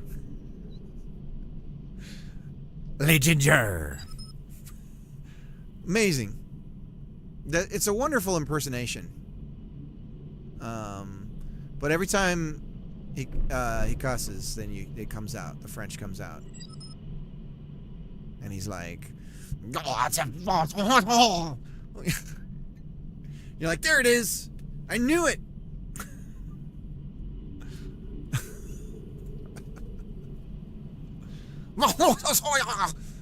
Like, ah, there it is.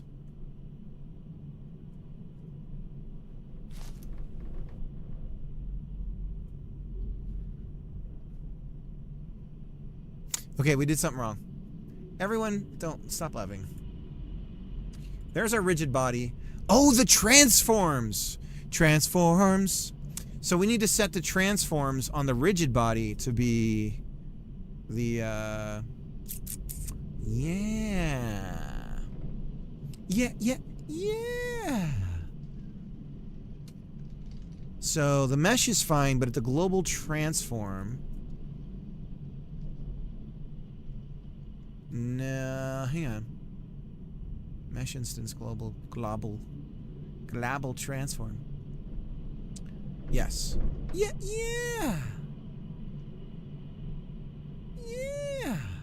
Rigid body. Transform. More than meets the... And then we gotta go global. Global transform.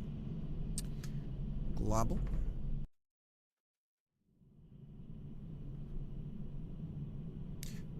Trans-rigid bodies collide. The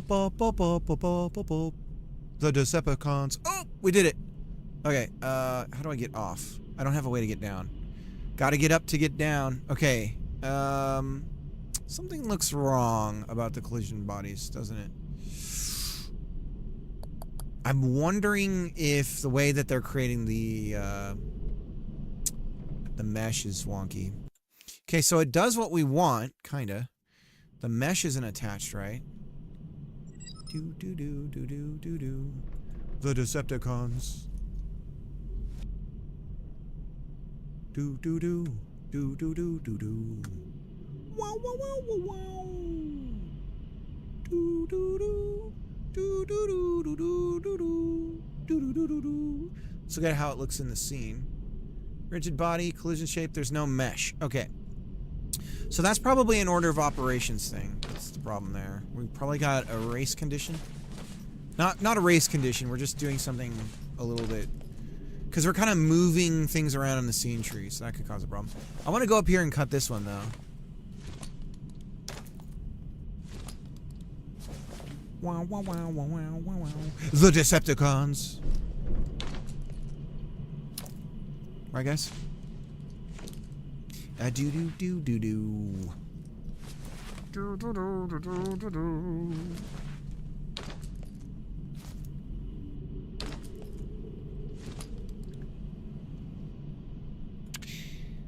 Oops. There it goes. Oh, oh, oh. I missed it. Where did it go? Okay. Symbia DM. Is that about the game?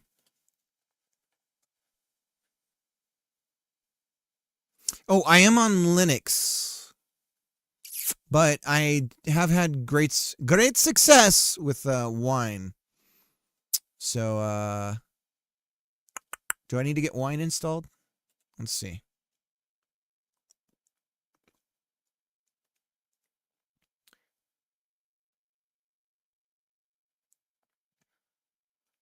Also could try Proton. I've never done Proton from the command line, though.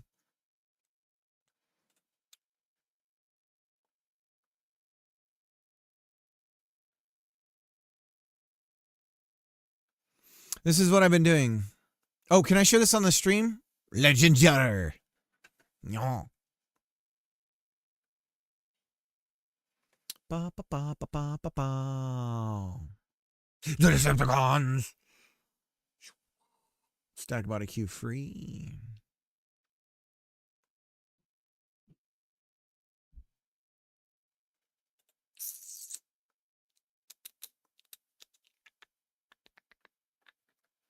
Let's avoid this for now.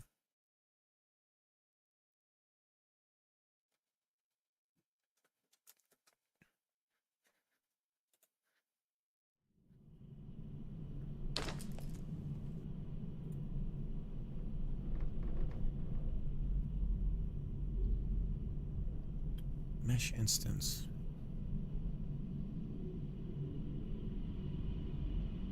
Mesh instance equals mesh. Mesh equals mesh. We'll transform. New mesh instance. Create the convex off of that. We have the mesh here. So I could just create another new mesh.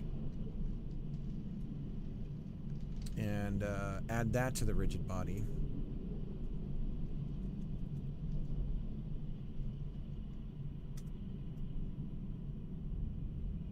Or we what we probably would want to do. No, we can't really do it with the bake scene.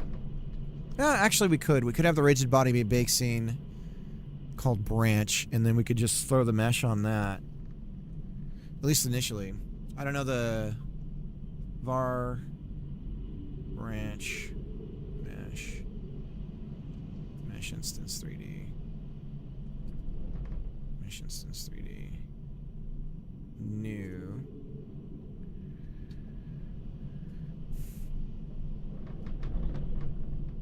Branch mesh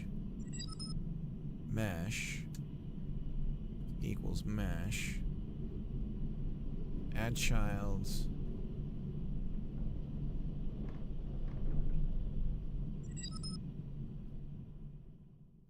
mesh. Branch mesh. Okay.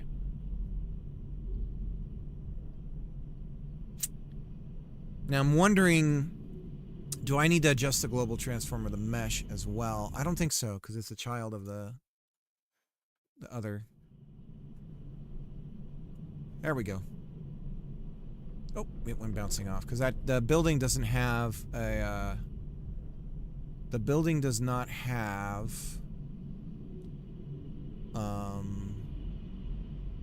That's wild that it rolled back, all because of that slice there. Let's add a collision body around the building.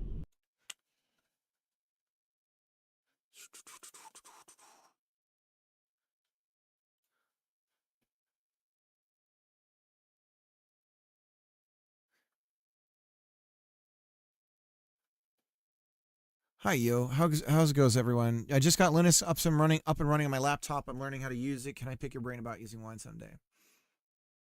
Lunesta, how's it going?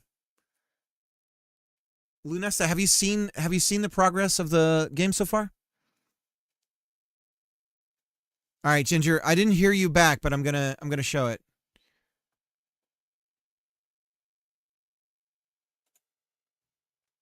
Dealing with skill tree weirdness.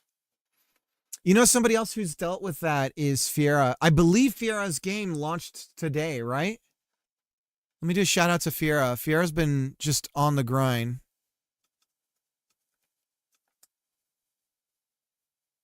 Did I spell that right? I'm always spelling Fiera wrong. Because I'm an asshole. I'm a loser, baby. So, but Lance, yeah, I can try and answer any questions, but it's pretty easy. I mean, my involvement with wine has pretty much just been bottling applications, and it just sort of works.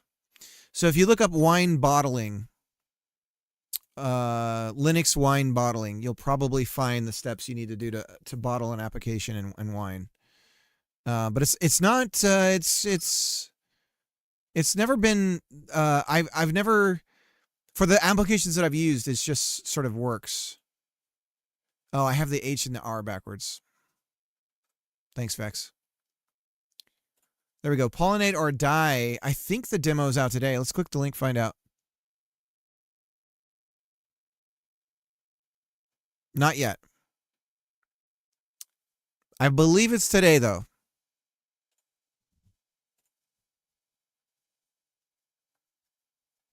And then, who am I forgetting to shout out? I did Mud. Oh, second favorite. I gotta do a shout out to second favorite. See, I'd love to be able to queue shout outs. This is looking so good. The Decepticons.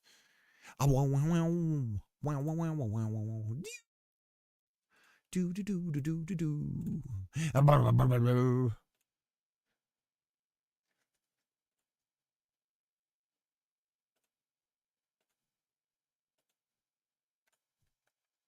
Okay, so now the building has a mesh. So we climb and we cut. And then, oh god, I can't look down. The controller, the look controller is a little weird. Look at that. Are you seeing this? So the collision, it's weird how it's building. See how that's wrong? It's wrong. Do you hear me? Wrong. Wrong me. Wrong my brains out.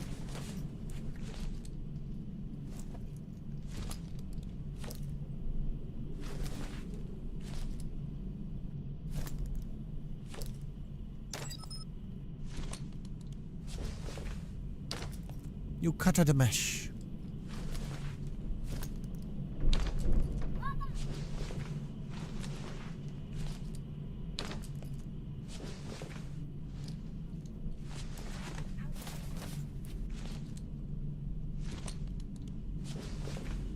Get up above. I want to be able to look down and see the cut. Meep. Oh god, it's falling. It's already falling through the world. Fuck. Okay, let's go to Jolt.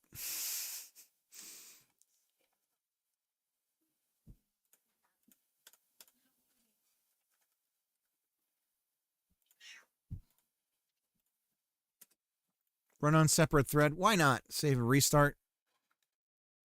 Maybe all of our problems will just be solved by moving over to Jolt. What do you guys think? Do do do do do do do. Do do do do do do do do do do do do do. Ah, looking down is so jank right now on this. Do do do do do do do do do do do. Oh God bless it.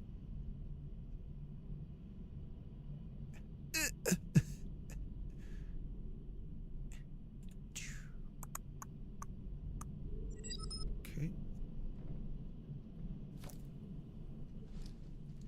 I have found Jolt to be more reliable. Nice.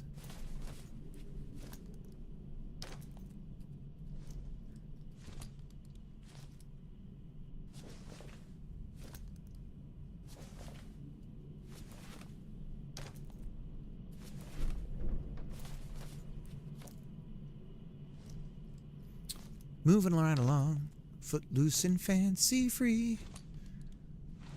All right, climbing up. Doom chicka doom chicka doom chicka doom chicka doom chicka doom chicka doom. I want to be able to see it drop. Yeah. Oh. What happened? He left us. He left us. Why?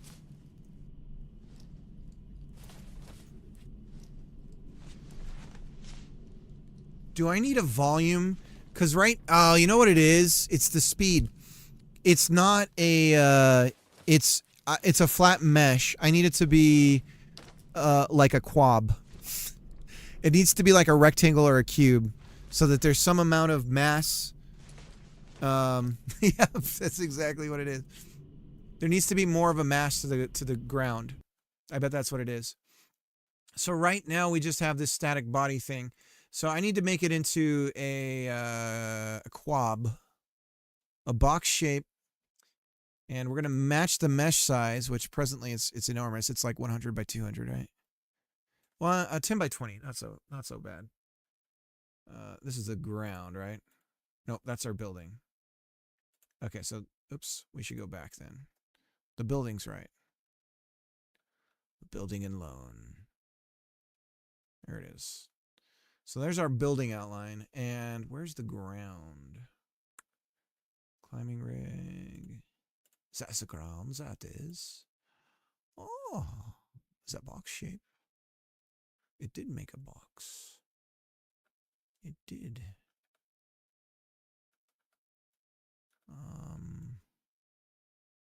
What is the details of the... Oh, see? There's no depth to it. Might as well make it huge. Transform is -50, whatever our height is, and a half. Bring it down.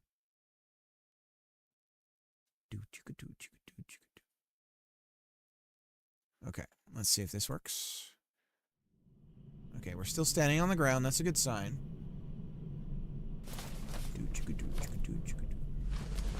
Going up. But that's not what I'm gonna do. Okay, there's that. Let's go up to the high up one.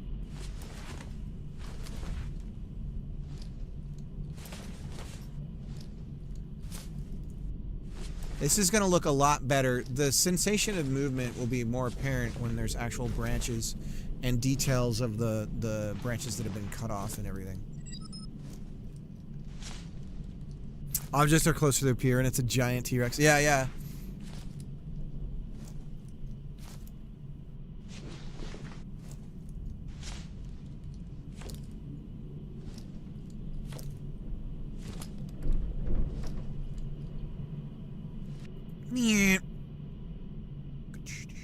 There we go. Okay, so the generation is still off.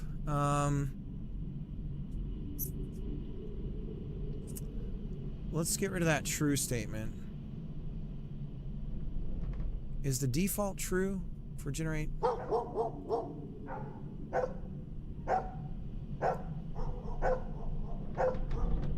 An ambient sound. I fucking love it! I'm sorry. I'm so excited about that. That is so nice. Clean is true. Faster if needed. Generate a node with a convex polygon shape. So what is it about? What is it about? So can we take...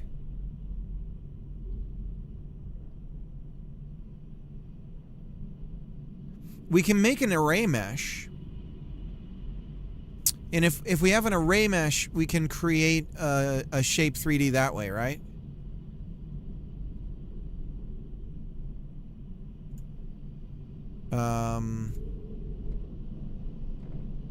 Debug mesh. Get debug mesh. Returns the array mesh used to draw the debug collision. But how do we set the shape? Do we have to pick one of these, like if it's convex or concave? And then we apply... We have a points here. So we get that from an array mesh. So what is a mesh? What is a mesh? Something lies.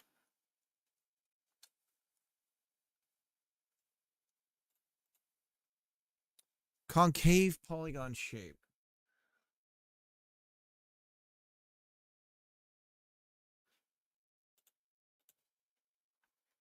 So I generated that. This is convex.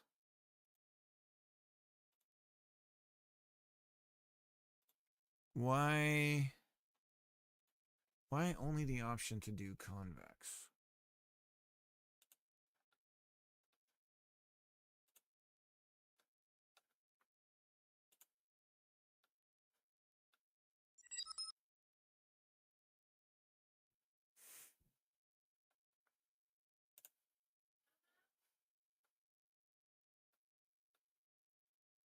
Create a tri-mesh collision. Concave, here we go. Creates a static body child node with a concave polygon shape. Create tri-mesh collision.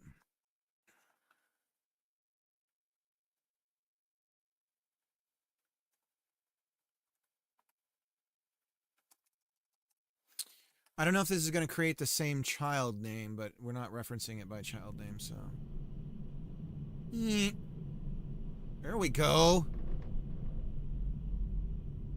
Okay. Fuck, you gotta be kidding me. Damn it. That's already weird, guys. It's so much better, but it's already weird. Okay. Vexed is the best of the cons. How is it even resting that way? How do you apply weights and stuff to a physics body? Can you even do that? Can I make the whole thing? I mean, I can make an overall weight. Is it too light? Is that the problem? Is that why it's able to stand up like that? Center of gravity. Is that it? There's like a center of gravity?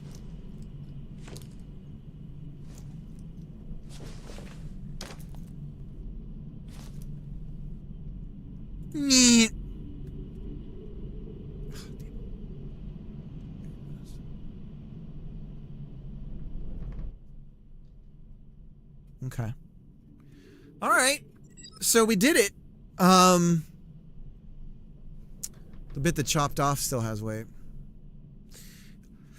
Yeah, I imagine there's no whatever the default is, right? So I could probably check in the scene tree right now if I keep this running.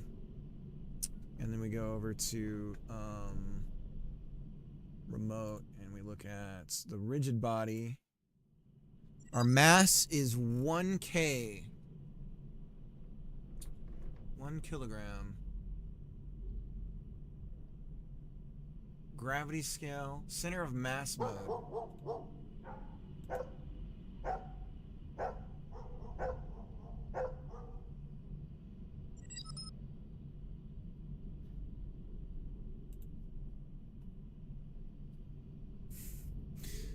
It's 2 pounds. Probably pretty close.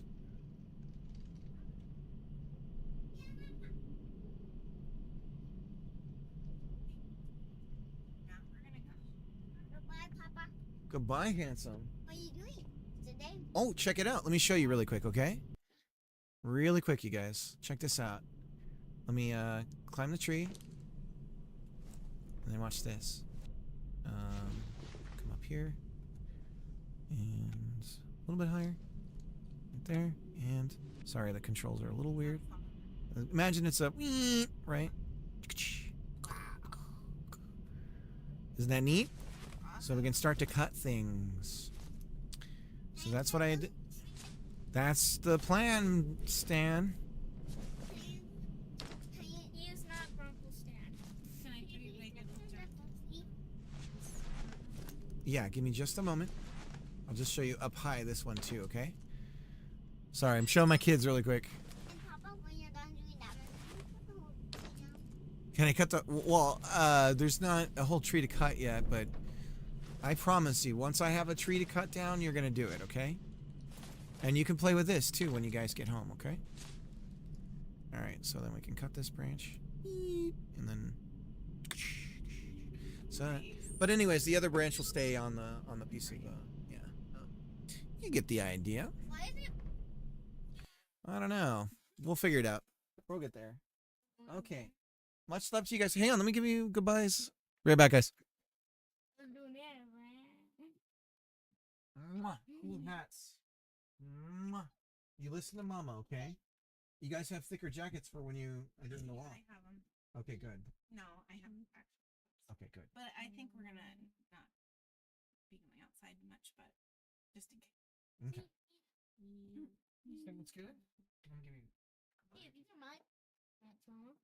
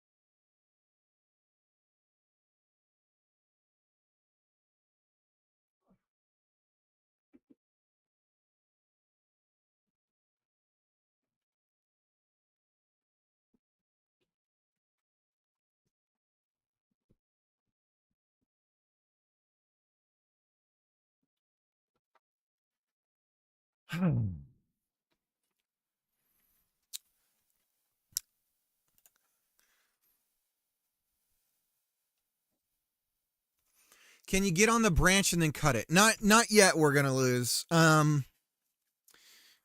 Yeah, we'll have to figure something like that out.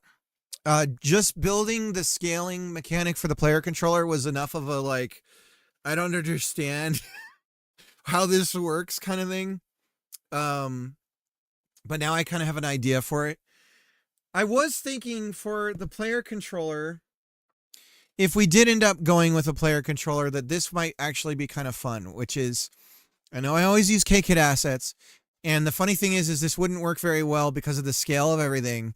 But it also would be a dumb, I hate to use the term friend slop because that's just what it is. People call certain things that, right?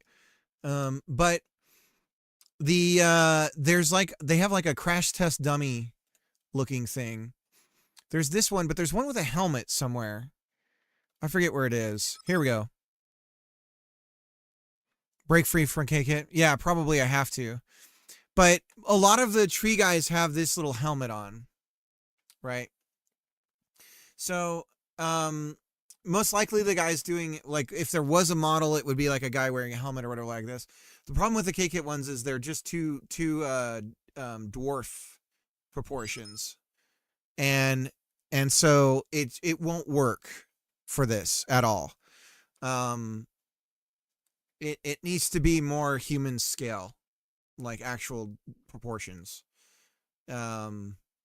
So, and again, I don't need to worry about a model at all unless we were going with multiplayer. And we won't even consider anything like that until we know what we have. Put me on as an unpaid partner. I have thousands of assets. All right. But yeah, I don't think the KKit ones will work for this one at all either. Because I want to go for more like, it looks like what it would be like if you were actually in a tree. Like, I'm not going for hyper realism, but I'm going for somewhere close to more realistic than less.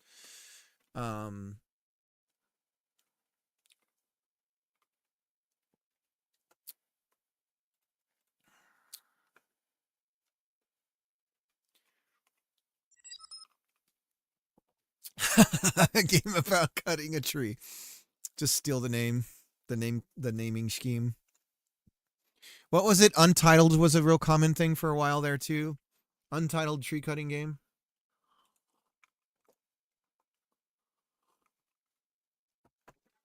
$175.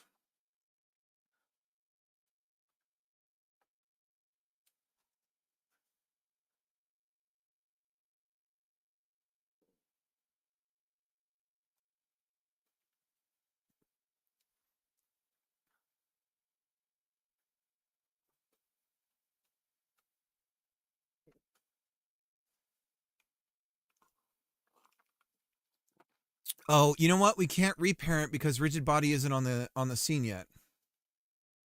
So we have to add Rigid Body first.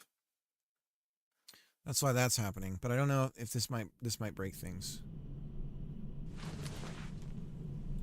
What happened to the other one? It went like flying up into outer space. What?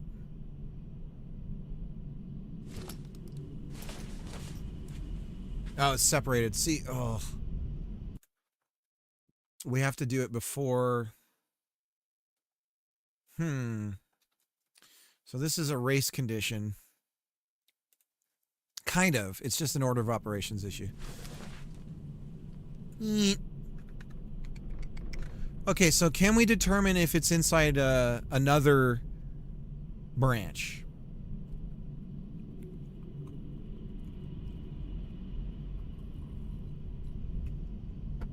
Yes, if the collision masking is right. So we have tree. It's just called tree. So like right now, if I cut something,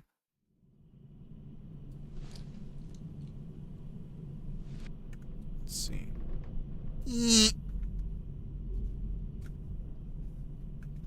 There's a lot of issues here though.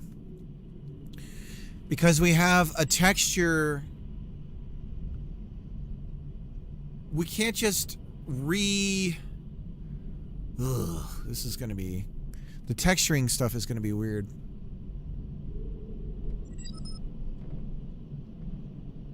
Have a beautiful Sunday, everyone. Lance, thank you so much. Have a good one. Lunesta, what do you think about this idea? I bet it's a center of gravity issue with the original Blance. If it's below the new collider, that kind of thing, see if it happens when you chop past halfway point of the branch. Oh, I see what you're talking about. Yeah, gotta do it with shaders. I think you're right. I think shaders are the only way to make it, because when you do the cut, it's not like you can just plant this like a textured mesh on it, because it's not going to line up the same as it was when the cut happened. So you got to do something with shaders.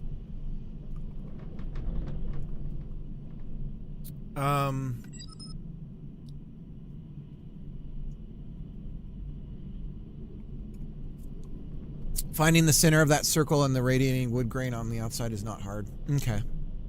That's good. Yeah, we'll be able to get that figured out. I need to be able to get off the tree. It's a 5-0.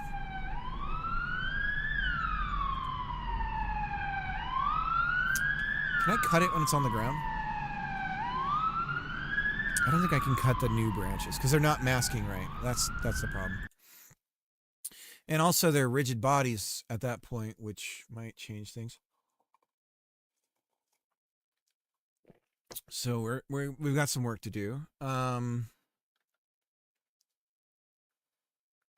But we are. Oh yeah, that's right. We're gonna check the. Meat.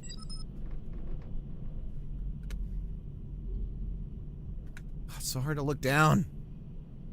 I gotta fix the controller for when you're on the tree. One of a kind, unique game idea. Your mom's a unique game idea. Why is he so mean?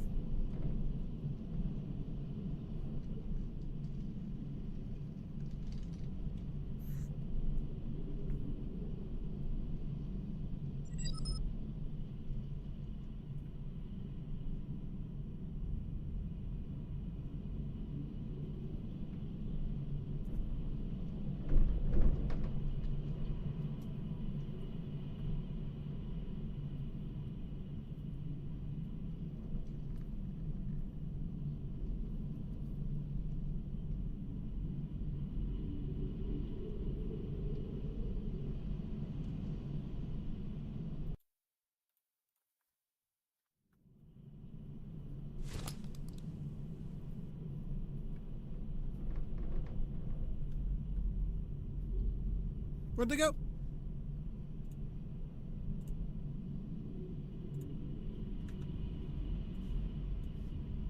Okay, so we're falling through the world because we are...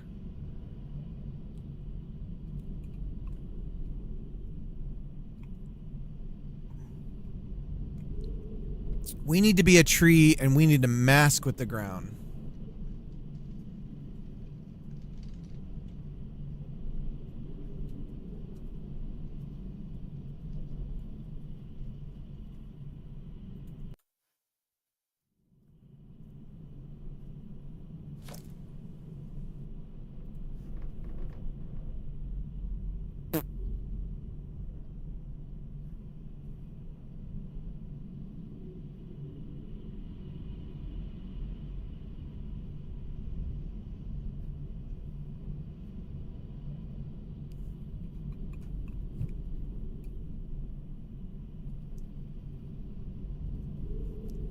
I can't believe you've done this.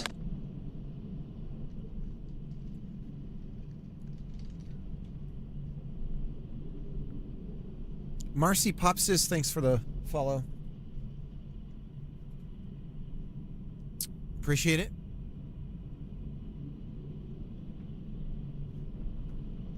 Okay.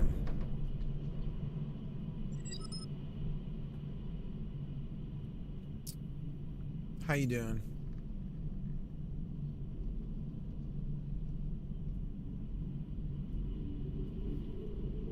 node get parent.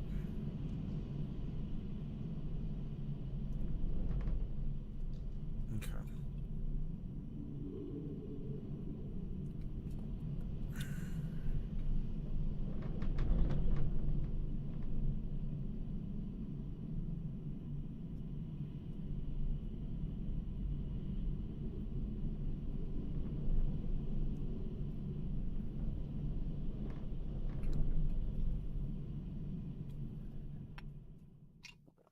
I mean, we need more. Can I just get wood chopping? It's going. It's coming.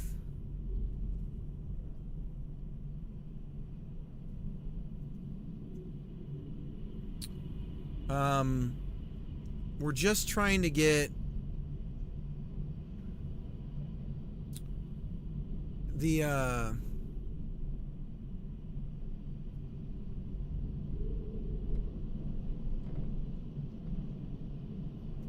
our masking right when we cut a branch, that we are correctly masked.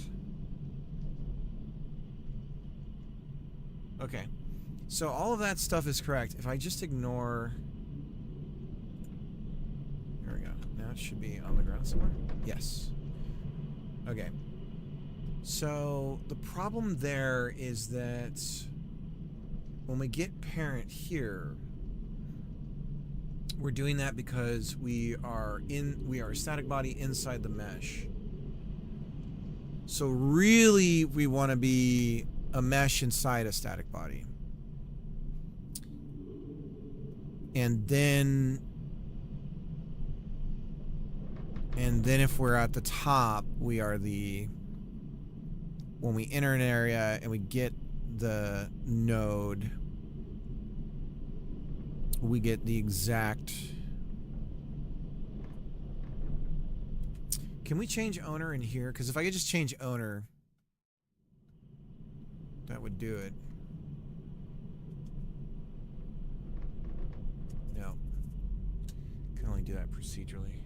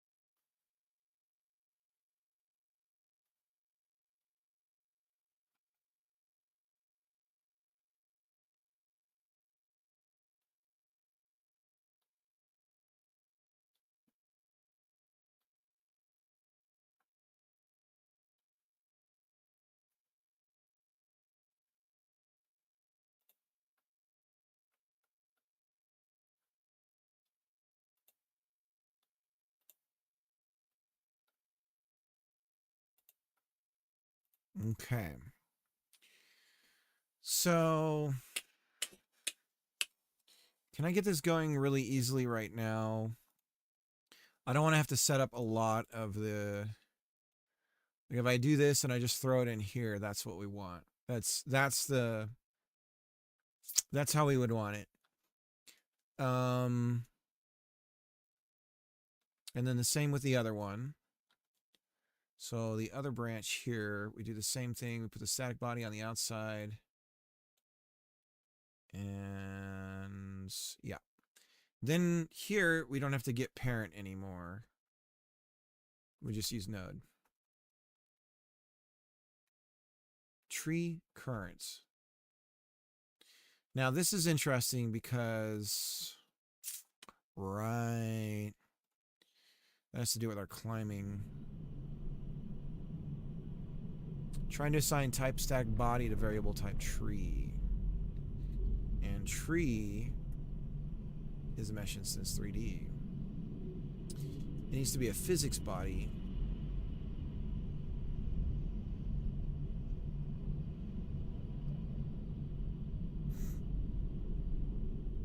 Now it wants a reference to the mesh, and this is for climbing. God help us.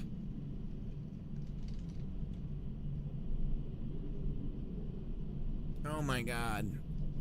Okay, if everything is a tree, is tree the right word? Is it like thing to cut? If everything is a branch, if the tree coming out of the ground is a branch.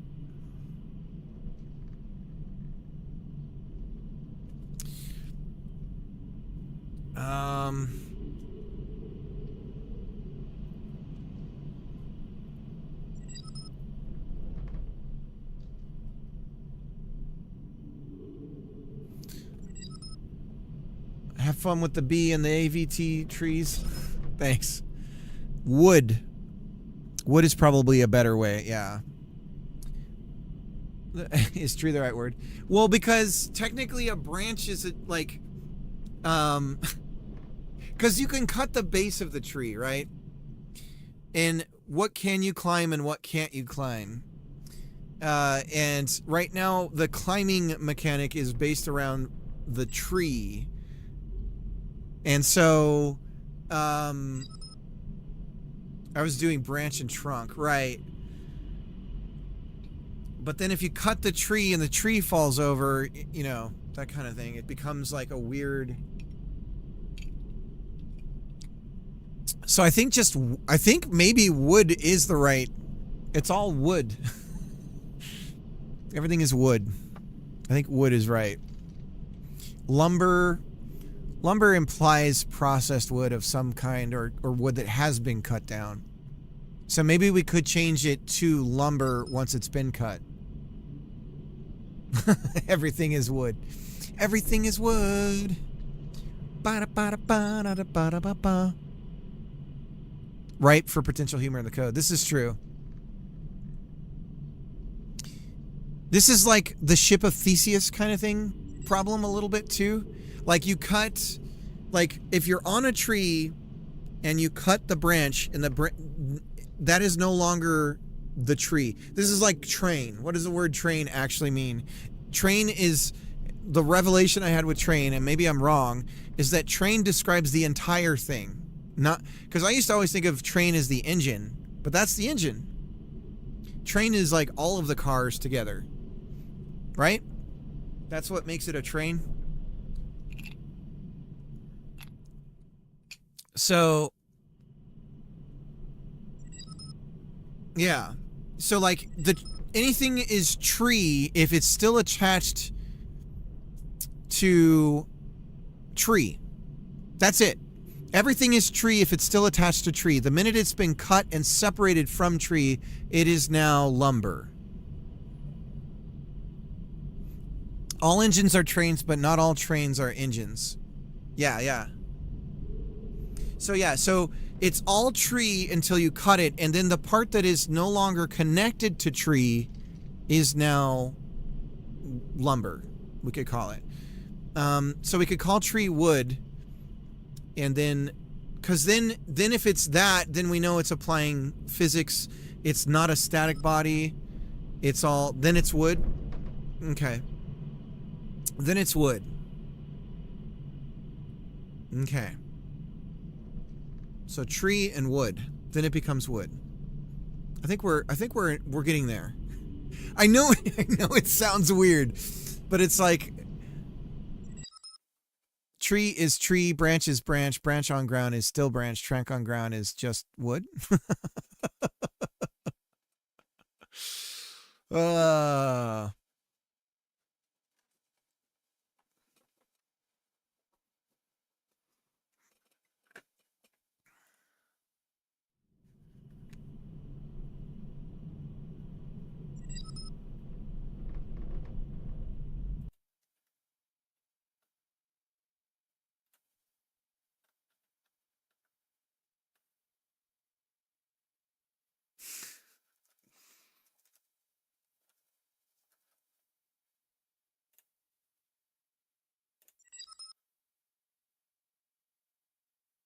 My wood is impressive. It's girthy. It's girthy and impressive.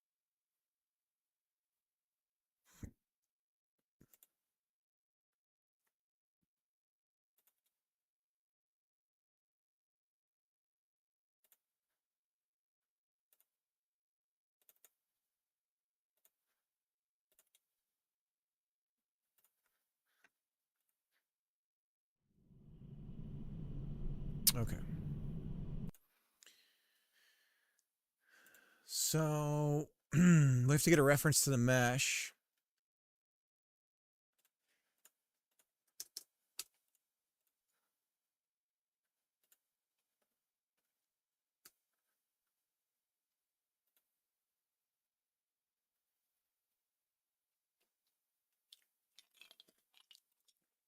And how about we just do this simple test in our code, which is if node is tree object, then that's the current tree. Getting away from the word tree is probably good too, because tree is a reserved word in a lot of programming, and it can add to some confusing parts of naming. It makes naming even more weird. So that's why I have to call it tree object right now, is because I can't call it tree. So maybe just calling it wood is the way. Tree line 18. So now it needs the mesh. Mesh height. It doesn't know the mesh. That's our climbing points. And we go export mesh. Mesh instance 3D. var. It's underscore mesh. Yeah, because even climbing, because if you are climbing on a branch, what do you mean play with wood? So if you are climbing on a branch, like, I don't even know how you, I mean, do they, I mean, they do that. They do that. Do we turn that into a Tony Hawk, rail grinding on a rail balancing thing, where if you do that you have to like balance yourself? I don't know.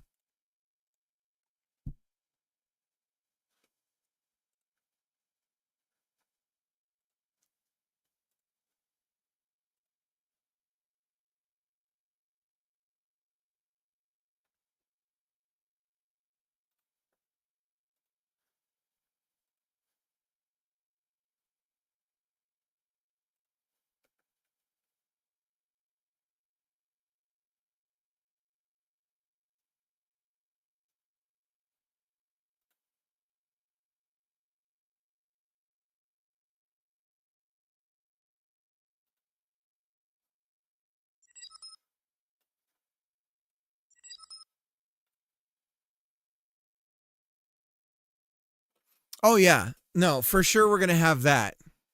For sure. Because then you'll be from a static body to the free falling thing. We'll swap the player controller back out to just you.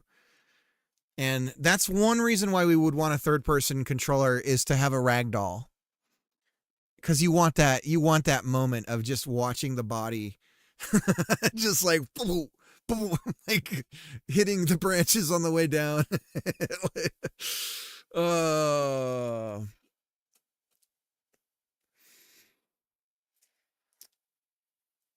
Unfortunately, I think for some people this game would be a little too close for home, knowing somebody who's died professionally doing this.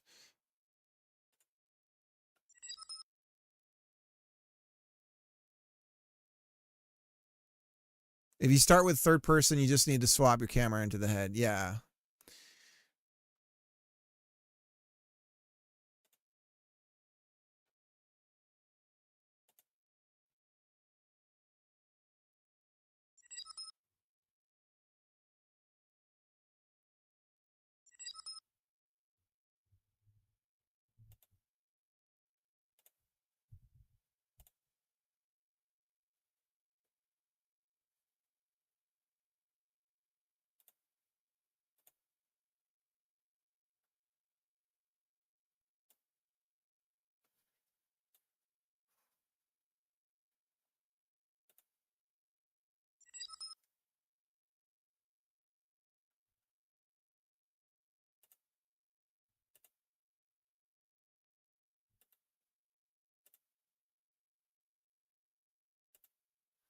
Or just a really full model and animations on an FPS. Everything's weird when you model like the arms for the camera. It's all like, you know, it's like this. Like, oh, I'm holding a gun. This is what it looks like when you hold a gun.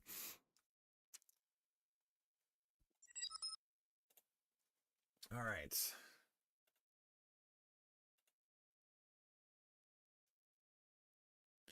So we can't get height.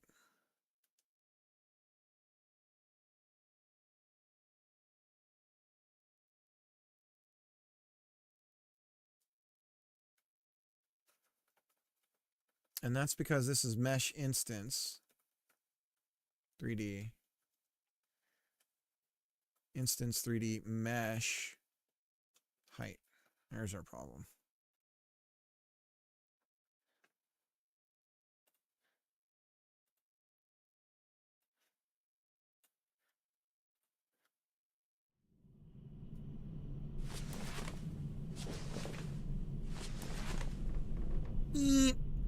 Uh-oh. 160.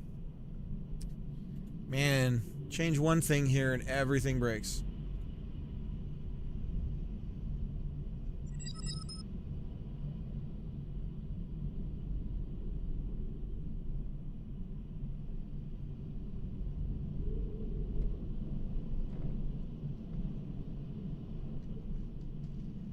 We don't have to get parent. We just know we are, so we don't have to get parent. The body, we actually have to get child, right? Area overlapping bodies. We are now having to deal with the children of it. And so again, this is still tree.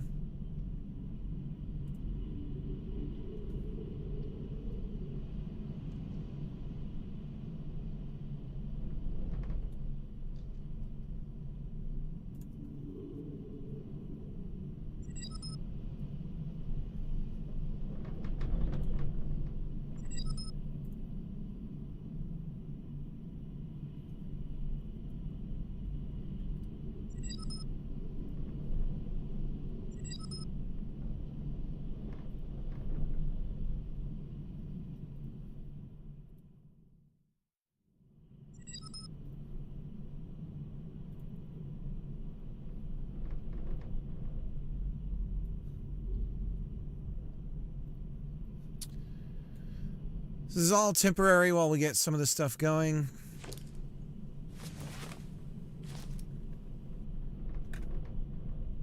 Node 3D mesh instance cut. So now we need to grab mesh instance 3D. So then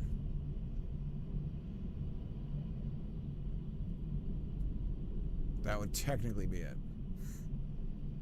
Body. If body is tree object,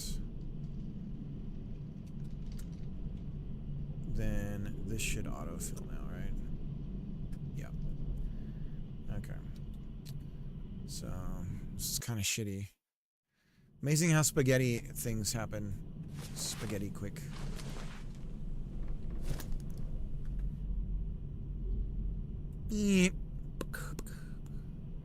Okay. So then the old collision is still sticking around, so we gotta figure out why that's happening. And also we want the one to stay attached to the tree. How's it going?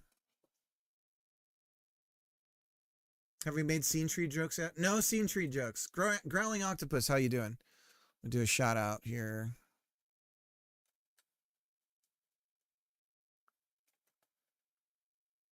I don't have a special one. Shout out.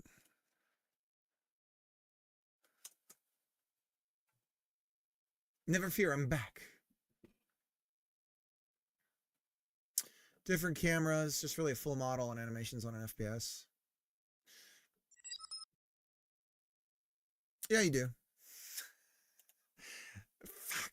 You know what I don't have, Growling, is I don't have a damn I used to have a way of like, I would put a little poop emoji next to people when I would think they would stream.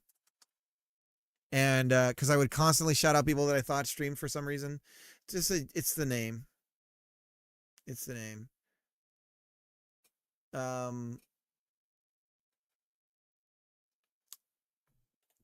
It's a streamer name. It's got one of those names. But now I have no way of like adding a note that I can see in chat.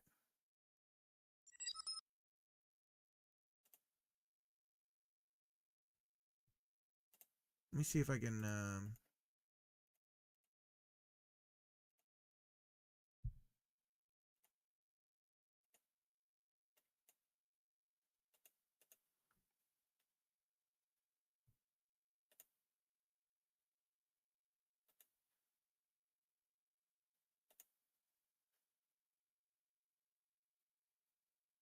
add notes.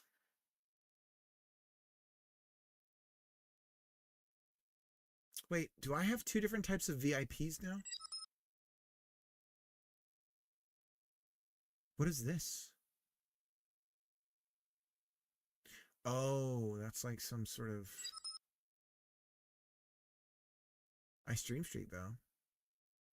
Maybe when I'll stream once my game gets further along. Don't have enough focus to stream. Understood. Does not stream. There's my note for you, but it's not going to show up in the chat. Notes, does not stream. Pin window, copy ID, copy name.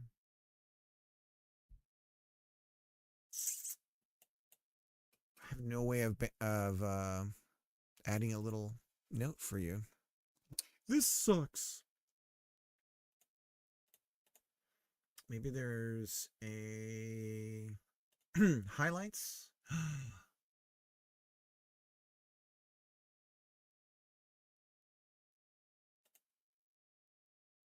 Users. Here we go. Maybe I could add a highlight user color. I could do a custom color for people that I think stream but don't. To be like, don't do it.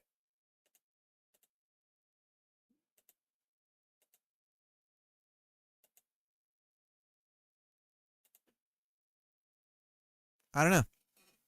I don't know. I don't know.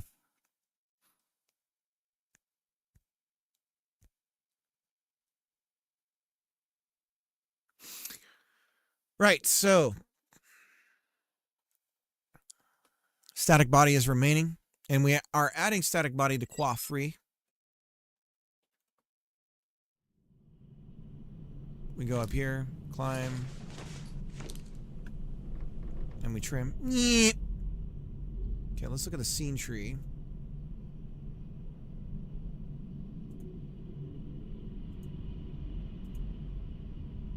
There's the leftover.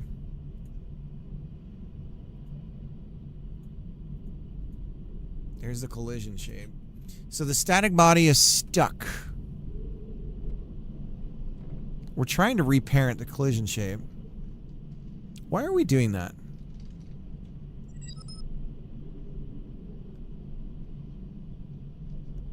Rigid body. Branch. Wait a sec. This is the old static body. Yeah, that's the old. Can we...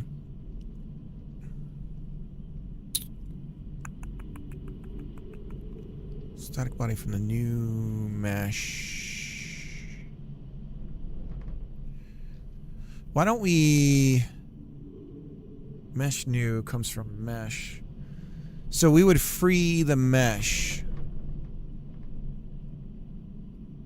If we quaff free the mesh, are we doing anything where we're getting rid of the mesh? New mesh instance.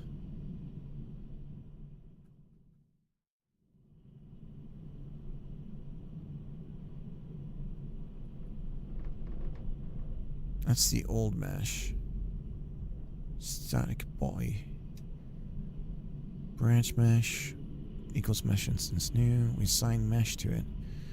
So what if we queue freed the mesh? But that's okay, so that's what's confusing me here. We're trying to reparent collision shape. We are successful. So it's after we've done everything, we want to nuke this guy. But this guy is already gone. Is that accurate? We quaff free at the end. But then the static body has been all moved around. We try to quaff free the static body here. We're doing this to get a collision shape. Why? So we're reparenting. New mesh. New mesh is from that. Quaff free. So we're freeing the mesh instance. Oh, and it is now the child. So what we want to do is get parent and then quaff free.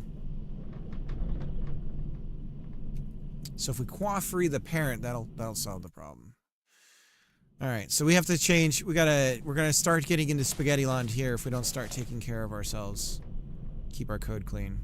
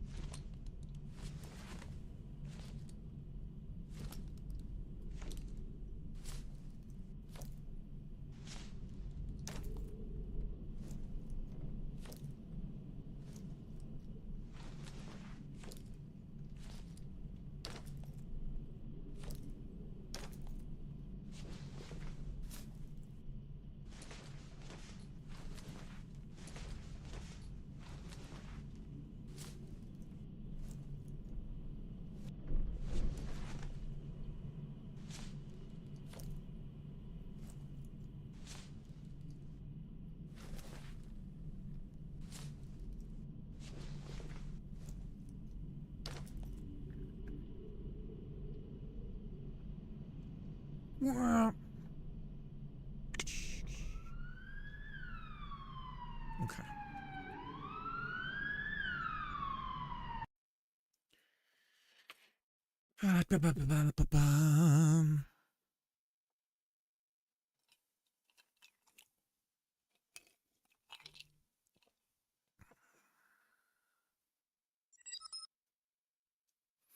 I have another surgery on Tuesday. I'm pretty sure my butt cheek hole is attached to my... They're pretty sure my butt cheek hole is attached to my large intestine. But a teeny tiny little pathway. What do? They just like put in some like fake skin or something to block it up and...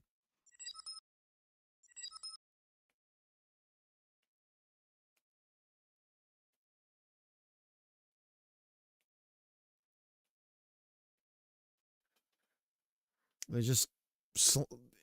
Do they just use like a hot glue gun and just fill it in? Hick Healthcare.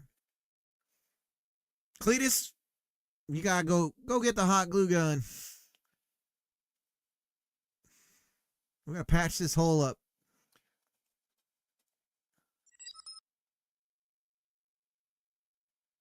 I think stitches. Gotcha. Oh, so they go in from the inside, find the entry point, and then they stitch that up. I gotcha. They go into sculpt mode, and I've been in Blender too much.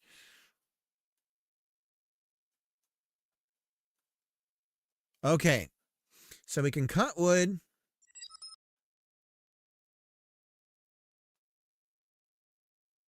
They're going to go in through some hole. That's how it works. 176.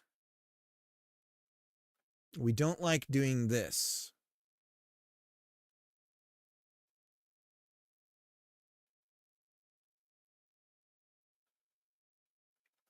What happens if we don't do it? Pretty sure we need this, even though it's giving us an error. I wrote the code and I'm already like, I don't know. Do we need it? Yeet. Yes. The answer there is yes. Yeet. Gotta make that sound when you cut something. Yeet. Let's go ahead and let's double up on our. Let's add some more branches. Duplicate.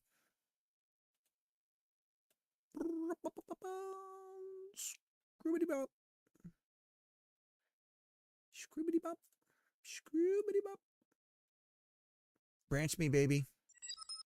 Branch me, daddy. Here we go. I'm just talking about branches. Shut your mouth. I'm just talking about branch.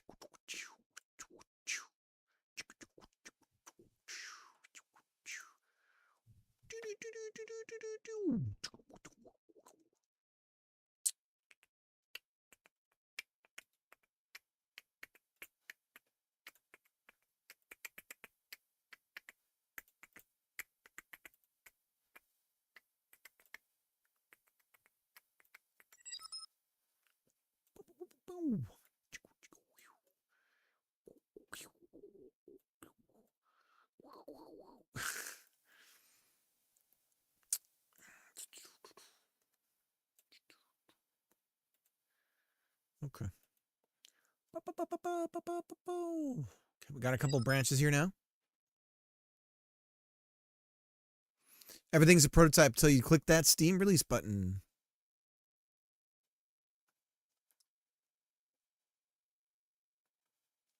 Off by one vulnerability in the holes. Yep. Yeah, I can feel it too. I feel it. I can smell it in the air. I can taste it in the Cheetos.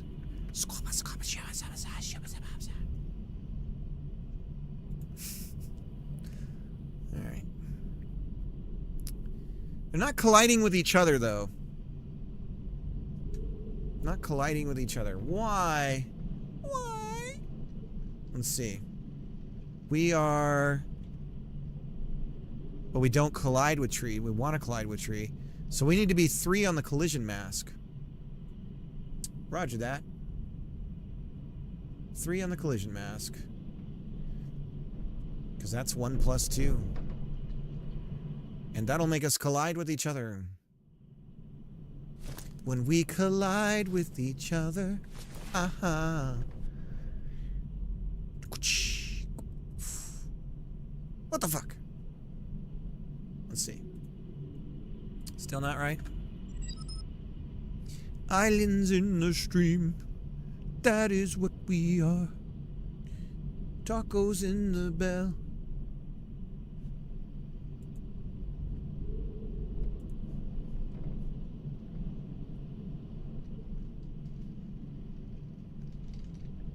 We should collide with each other. Uh-huh. Right?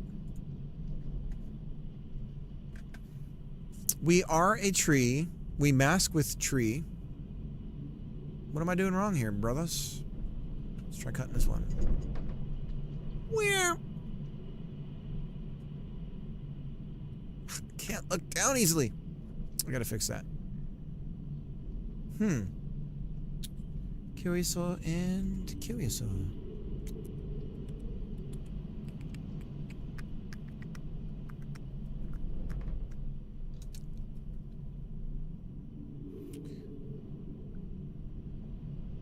We mask with tree. And we are tree. So we mask with each other.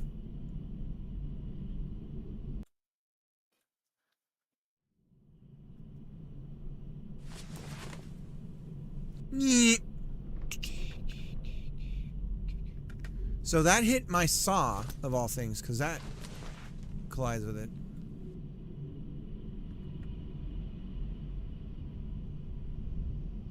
But see, it's like on top of the other one. That shouldn't be happening.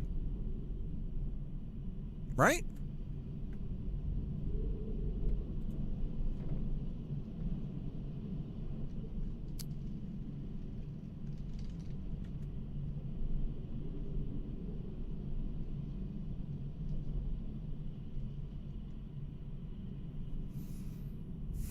I mean, I could just create some collision bodies to test this.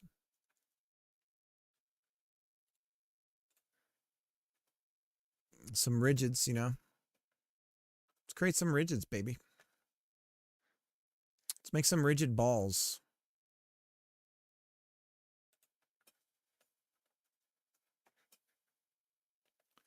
Physics. Is this worth pursuing, guys? What do we think?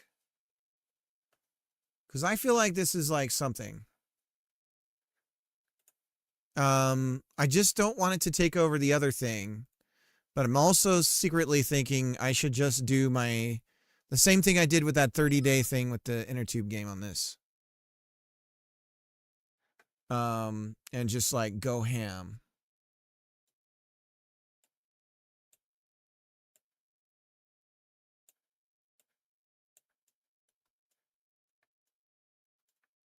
How about instead of a sphere, we do a quab? Le quab. And how about we do a mesh that's a quab? Le quab. It's a quab. That's a quab. So now we have the quab. And the collision, we are tree. And we collide with the grounds and the tree. Okay.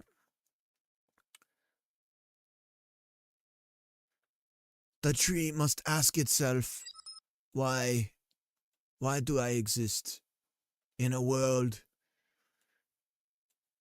with nihilism and Taco Bells? See, that's right. So the masking is right. What could be causing this? What could be causing this? What could be causing this? Let's go ahead and put one of these cubes under the branch, just as a test. So we're masked as a tree. We are a tree. Nihilism, snaililism. Two inescapable forces.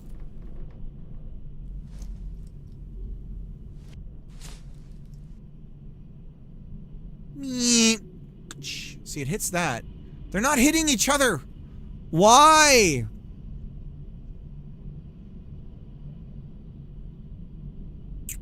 Are they the same? Are they the same? Is it the same ID? Is it something like that where the collision shape is the same? Let's see, it ends in 7446. No. What about... We're 800, so we're two different things. Why are they not colliding? Does anyone know anything about Godot physics here? They're acting like they're not hitting each other. I'm gonna let it go for now, but this is a problem.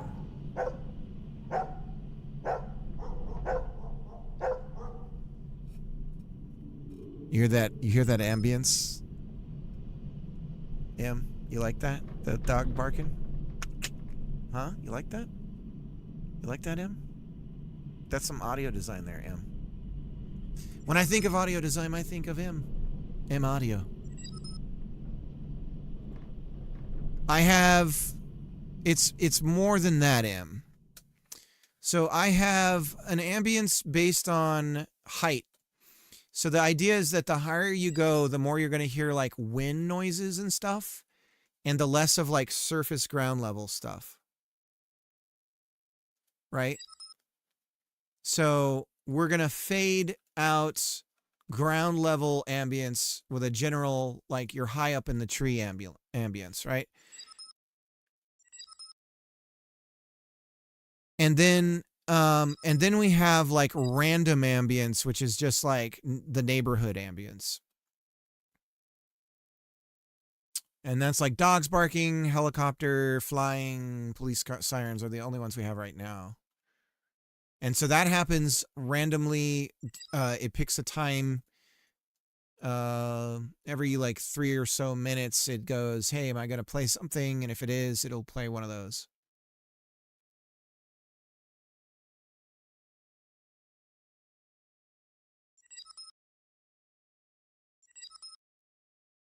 Yeah.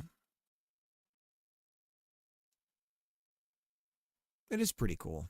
You're pretty cool. Everyone's pretty cool here. This whole courtroom is pretty cool. But I don't understand. I still don't understand why. Why? Tell me why. Collision. Tree. Mask. I'm wondering if...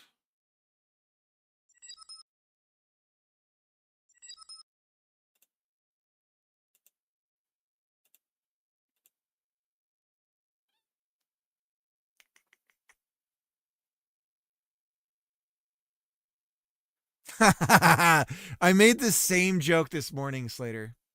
I'm not even joking. This is my old stomping grounds where I used to live. If I point out which house, then you'd be able to dox me pretty easily, I suppose.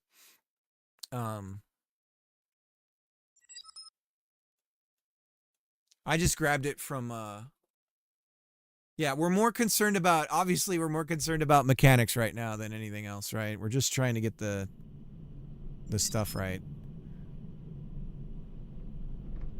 Blender OSM. Yeah. I got a link to that from Second. I haven't even looked at what it is. Google 3D Cities, OpenStreetMap terrain. Hell yeah. Hang on. I just want to look at it real quick. Just want to take a peek. Just a quick peek under the hood. Oh, damn. Damn, damn, damn, damn. Zoom and enhance. Yeah, so we can use this for like really far away stuff. Or not really far away, but pretty far away. And it'll create roads and placeholders for buildings.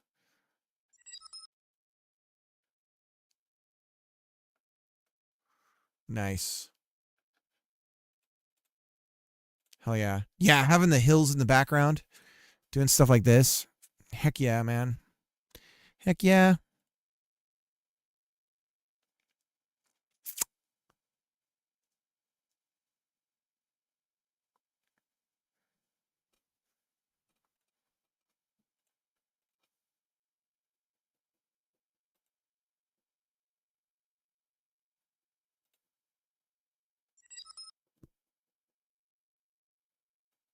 Squares for buildings, and then you can just replace those with whatever models you want. Much like, it's much less about the satellite images or those low res. Yeah, I see. It's just like using world topology. Meshes for roads, squares for buildings. Okay. Yeah. I like the idea that it's like, hey, you could put in your address and pretend like you're doing stuff around your neighborhood too. But we don't have to go that advanced. Don't have to build your own neighborhoods. Yeah, that'll be cool. Of course, somebody's going to be like, hey, that's my neighborhood. How did he know? How did he know? So why...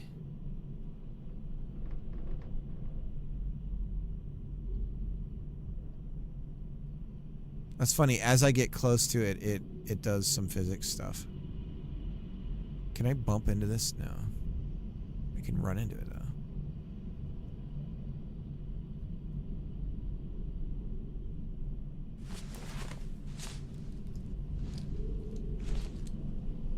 Yeet.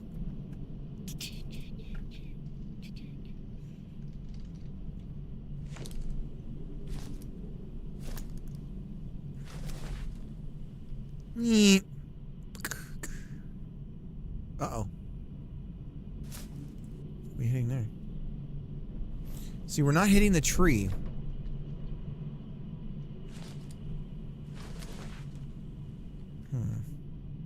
Yeet. Why are we not hitting each other?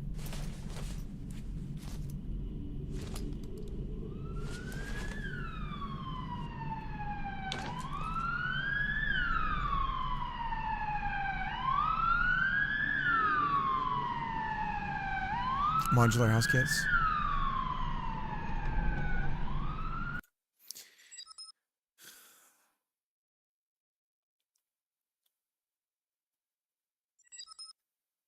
Wee woo. Yeah, volume's a little high on that.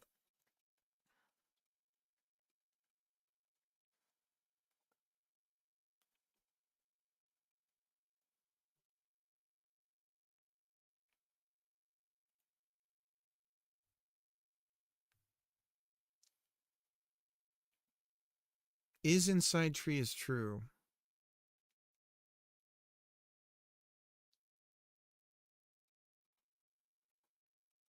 So do we have to, if we're going to reparent, do we have to take ourselves out of the tree? So does that mean we have to like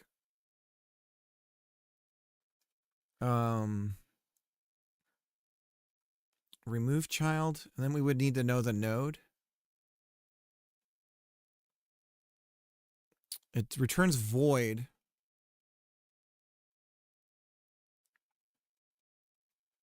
Can we remove ourselves? Can I say like, I want to be out of the scene tree?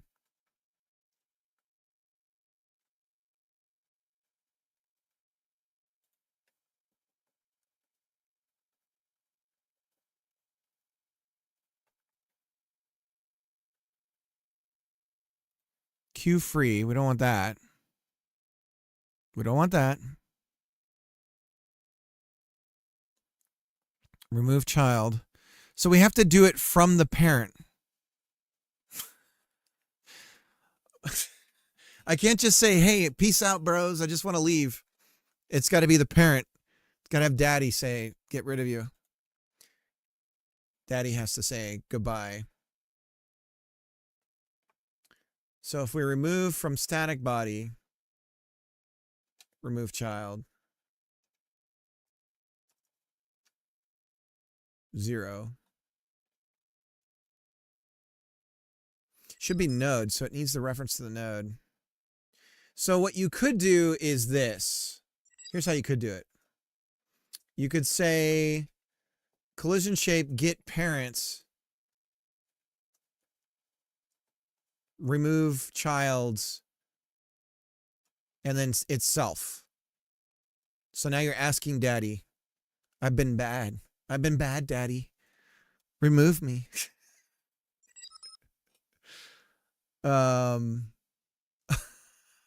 Remove me, daddy. So that's how you can ask to remove me, daddy, from the node without having to know the parent. Gong, gong, gong, gong. Wah! Okay, so now something's busted. Gong, gong, gong. So we're still. No needs to be a parent to be reparented. God bless it. So now we can't reparent because of this. Why would it let us? What is the point of reparents if it's telling us it can't be in the scene tree, but then when we try to parent something that's not in the scene tree, it's telling us we can't because it's not in the goddamn scene tree? What the hell?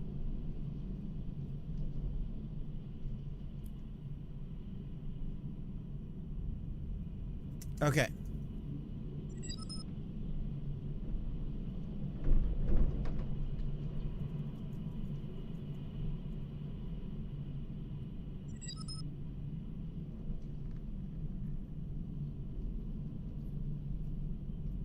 So add rigid body, we add.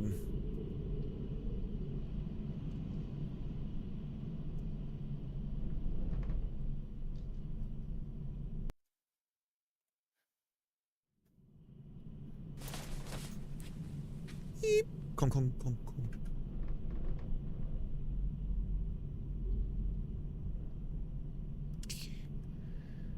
Yeah, we'll figure that out, Greg. We'll figure that out. Yeah, because it's too detailed for collisions. Kong, Kong, Kong, Kong. We're gonna have to come up with systems for a lot of this stuff, right? But for now, we're just gonna hang with it for a bit. Kong, Kong, Kong, Kong, Kong, Kong, Kong. Now that's all the topology of the mesh. If the mesh isn't as detailed as I'm doing with these cylinders, then we'll be okay. So.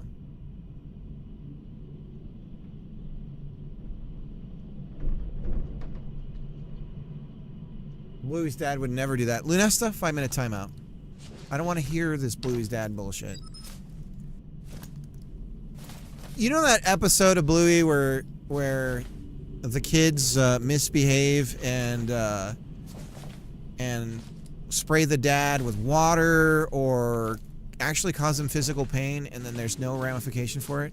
Oh wait, that's every episode of Bluey. Bum bum bumps.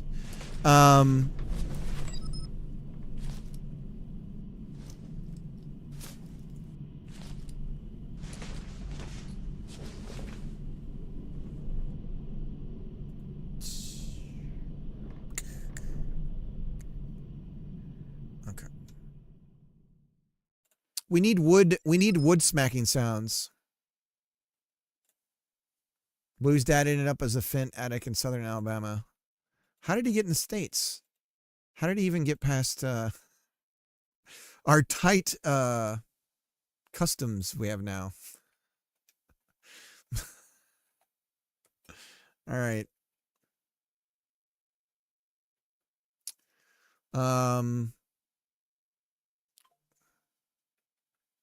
Pixabay.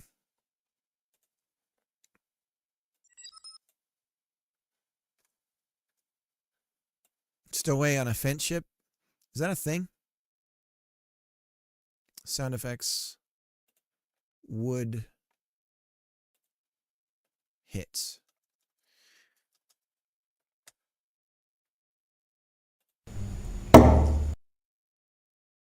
Hit by wood.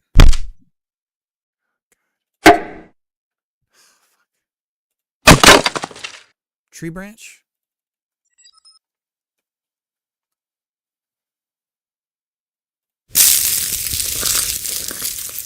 A tree branch break. That's supposed to be a tree branch break, everybody. Yeah, this is really useful.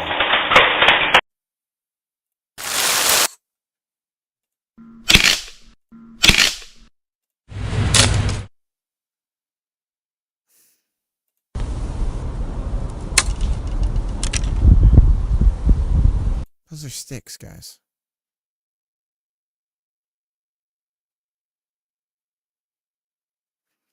Wood thud.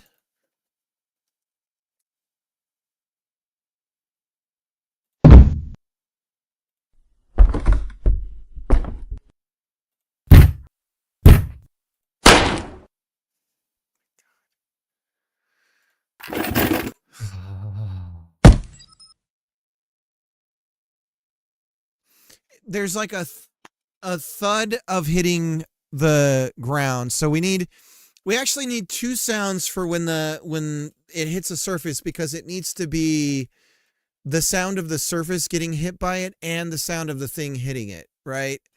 So like depending on the surface, we're going to play one sound of the impact, and then the sound of the wood hitting that is also different.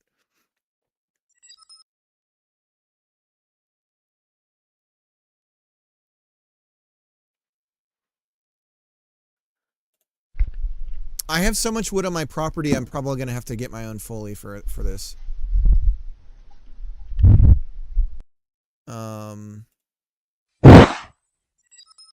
Jesus Christ. Perfect. Oh my God.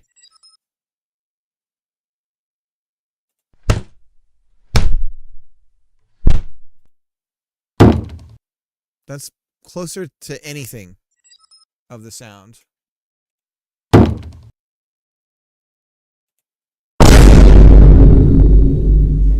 Oh yeah, This is why you can't trust, because all of this is supposedly public domain.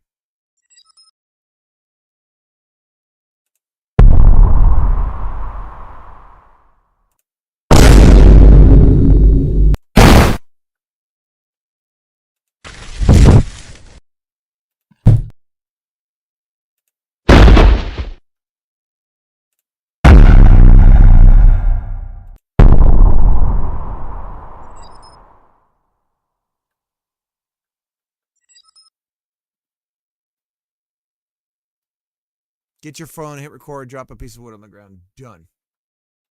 I think we'll just grab that one for now.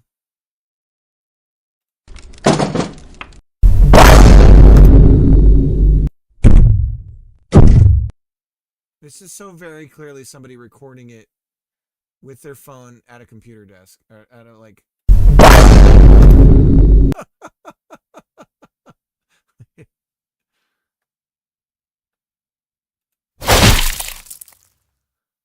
You see, I'm so hesitant to trust any of these sites for anything.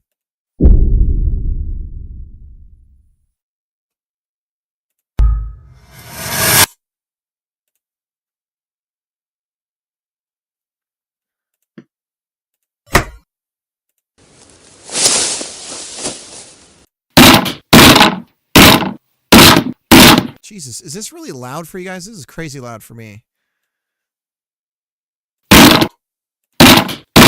Bless it, it's loud. Oh, sweet Jesus, stop it! Stop! Why is this so loud? Hang on, let me see if I can fix this for you guys. Loud noises!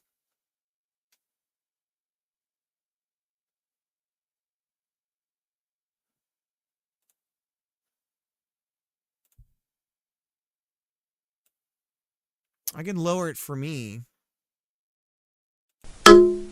But this is super loud for you guys.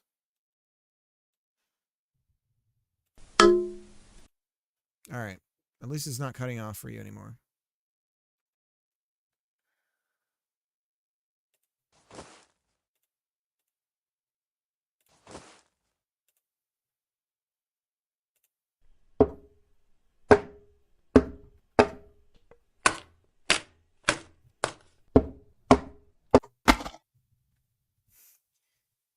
Alright.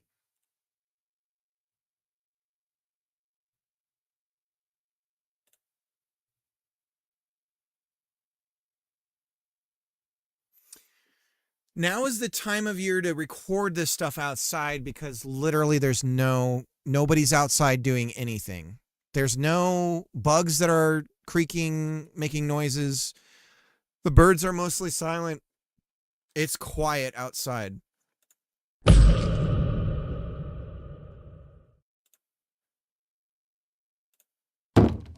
All right, we'll just use this one for now. This is stupid. Nobody outside except the wee-woos.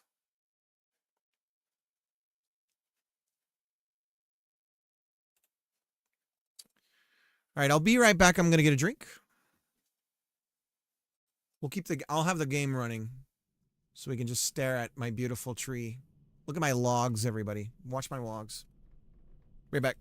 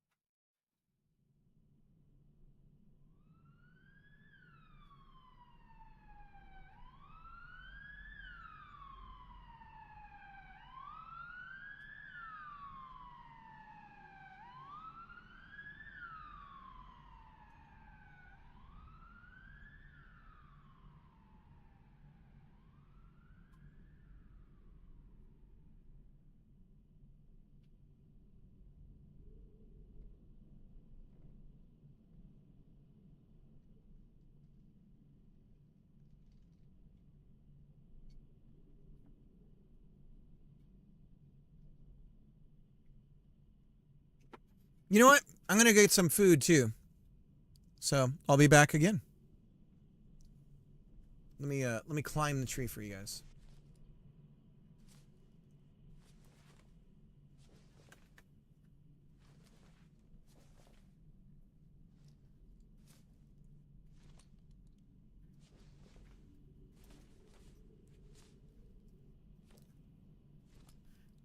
It's beautiful. Beautiful. You know what we could do that's easy to implement is time of day.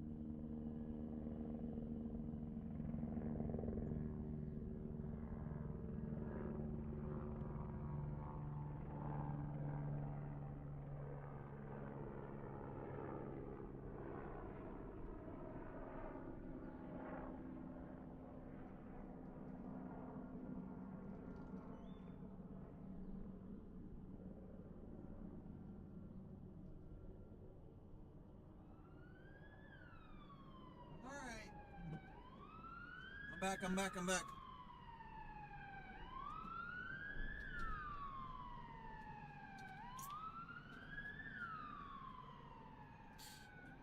So,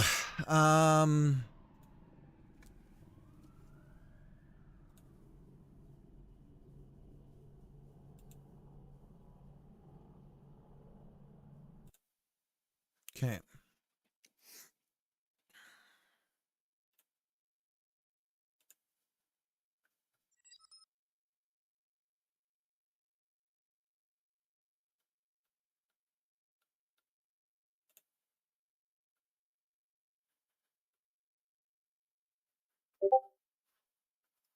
So, a needle pulling thread.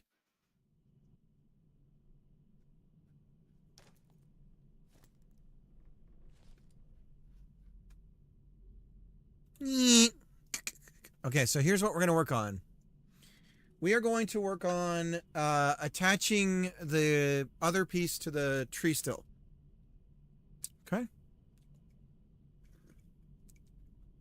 So. That is how we get to.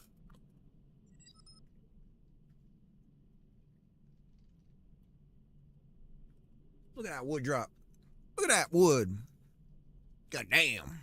Okay. We also want to, let's get the, downloaded our thud. So we'll get a sound going for it. We're not happy with the sound, but that's fine. But we don't like it. But yeah, we can get wood hitting concrete, wood hitting gravel, wood hitting, dirt, or like a grassy area. I can get all those sounds here where I'm at. We need like wood hitting a pool, right? So we need like wood landing in water. Because let's say there's a pool that you're trying not to get the wood to land into. Like all that stuff, right?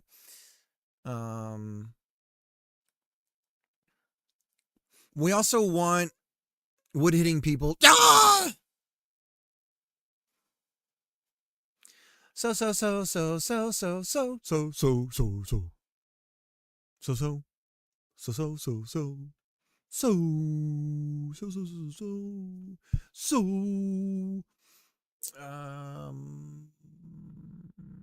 Yeah, we need to test the body. Test the body, hit the collision. Test the body, hit the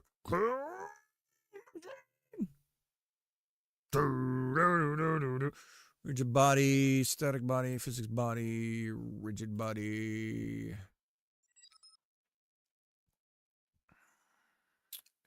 Max context, mass.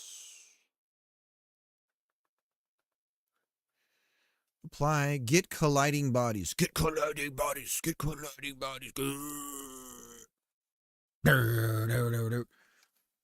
So we also need to kind of wait. Because I believe, like I can't just go right here and say, hey, what's your colliding bodies, dude? And that it's going to give me an honest answer.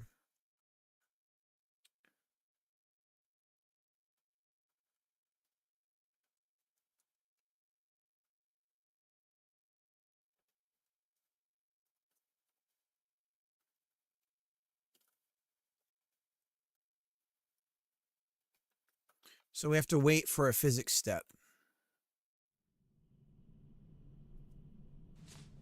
I believe. I believe. Oops. What did I do wrong? Oh. We need, like, something that we can use here. %S, right? I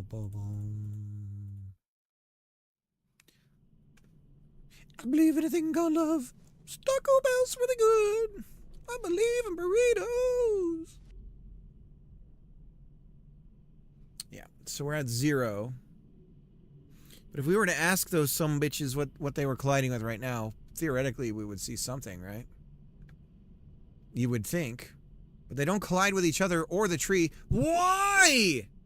Now, just to test my sanity, let's create a rigid body that has a cylinder and just make sure that it's not something I'm unaware of when it comes to this stuff. So collision shape, we're just going to grab one from here. Copy. Paste.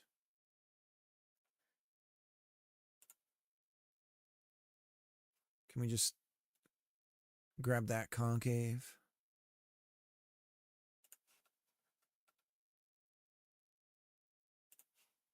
Paste it. Paste. Duplicate. All right, there's our collision shape. And we're a cone. It all begins with cone, cone, cone, cone, cone, cone, cone. Cone, a female cone.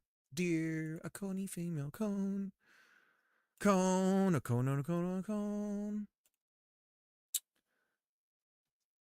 It all begins with cone, cone, cone, cone. What's wrong? Oh, shit. When used for collision, concave polygon shape is intended to work with static collision object 3D nodes like static body 3D. There's our problem. There's our problem. So when we make the shape, collision shape, mesh, let's grab one of these some bitches. Mesh, create collision shape, sibling, we want a tri-mesh. And now it's concave instead of, nope, they're both concave. We want convex. Try it again. Create a collision shape. Single convex. This is the fastest but least accurate. Yeah, we want simplified. Simplified. Convex, concave. So we want convex. Right. And now it looks like trash. Uh-oh.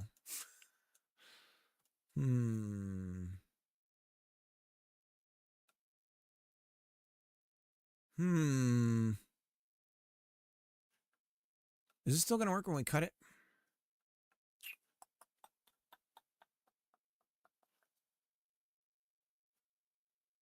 Go back to mesh, create collision shape, sibling, multiple convex. Now, still looks like trash. Bloody hell. Collision shape, simplified, create, right. Looks like trash. And that's this one, yeah. All right, let's get rid of these two. So that's our problem. That's why they're not colliding with their friends. So we should fix that first. I do not like this. I'll tell you that. So the mesh is going to be buried inside that.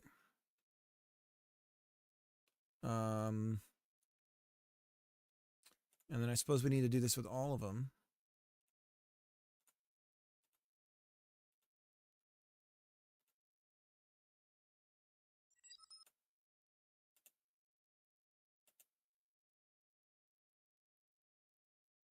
What kind of icon could represent mana regeneration? Some sort of blue vial. Mana regen. I don't know. You need like a standard icon for getting something back or something. I don't know. Anybody got any thoughts?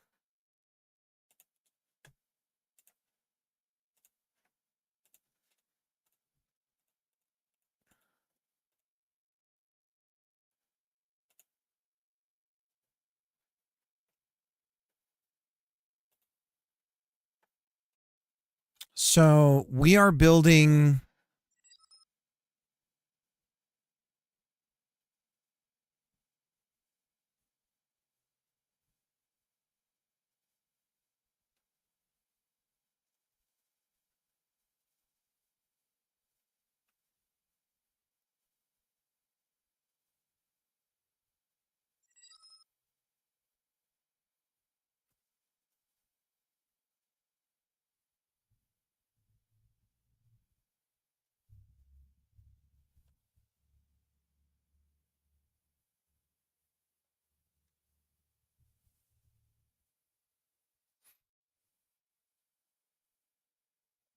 so create tri-mesh collision.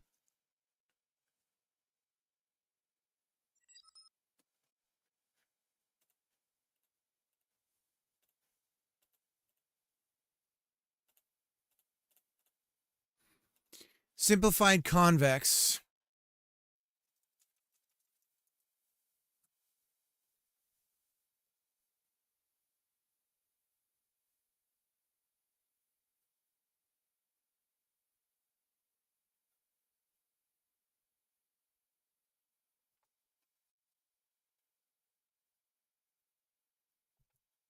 True.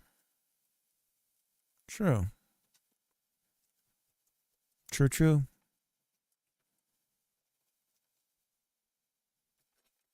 Okay. Cross your fingers.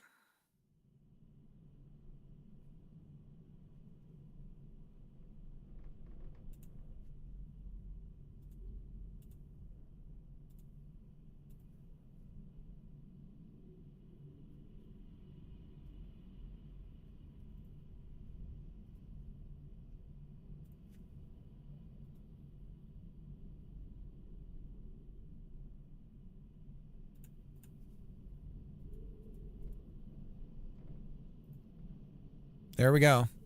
So it's going to work. I don't know if it'll work with our cutting code, though. Because now we're super too small. Yes. But then we're doing this hogwash of... Like, the one is fine, but the other one is messed up. So we're going to have to figure out why that is.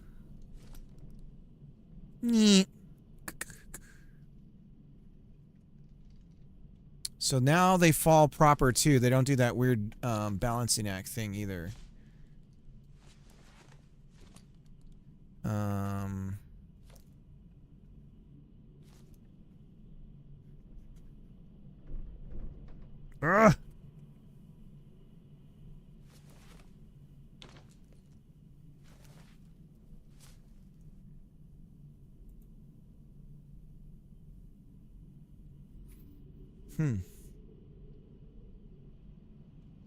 Wonder why.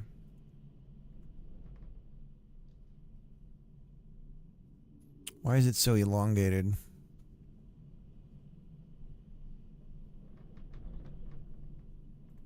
Can I download?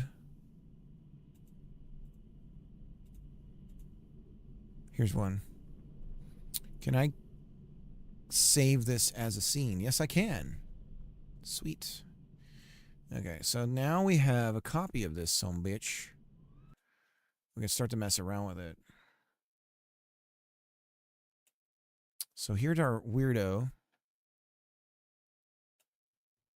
Look at that. Why does it have all this extra space that it thinks it's part of? What is that about? And if I create a collision shape now, we get that weirdness. It's filling the entire area. Why? So my guess is this is in the code that the guy wrote to split things up. Because I'm also guessing if I look at the other one, we're not going to see this additional length. So I'm guessing that there's all this extra space in the mesh that doesn't need to be there. We've got two surfaces. Okay. So this has to be in the generation of the pieces that are sliced. What's going on?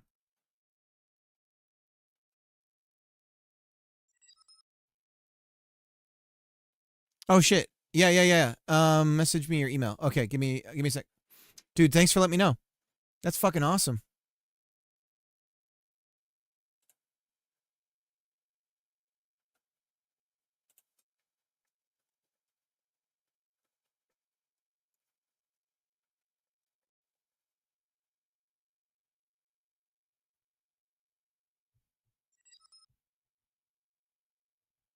Oh, cool. I already have an account on that site as well.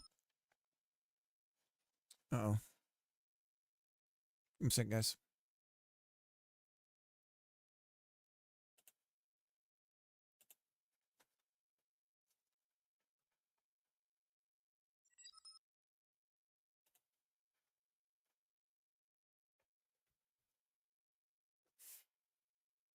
Okay, I'll let him out in a second. Thanks for letting me know. I was actually going to text you about that because I wasn't sure.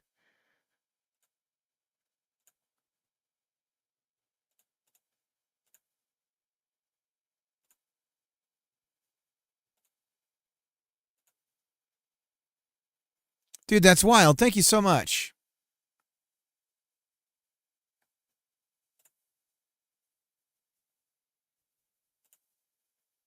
Thanks, Greg. Now I just got to download it.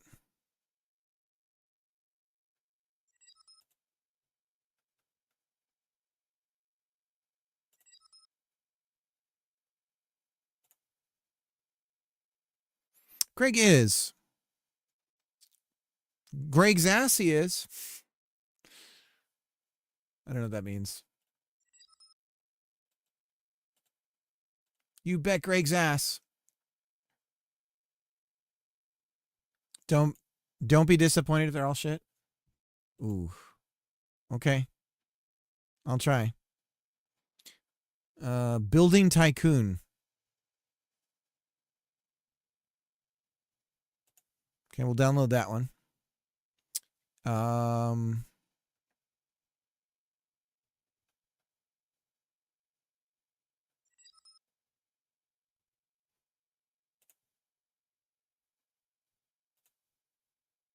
Destruction has wood in it. Okay.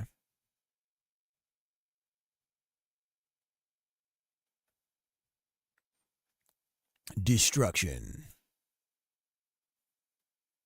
Wood banger. What is that about? Okay, I got to eat really quick and then I got to let the doggo out.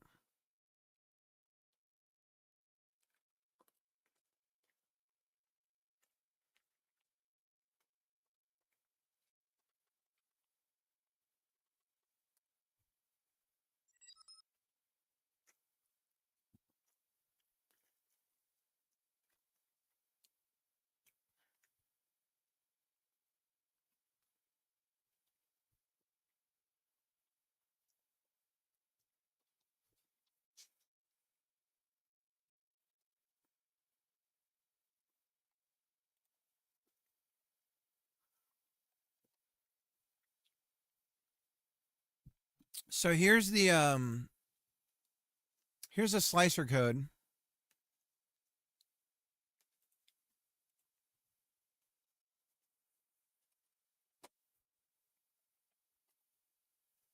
I'm guessing it has to do with that box size stuff we saw at the beginning.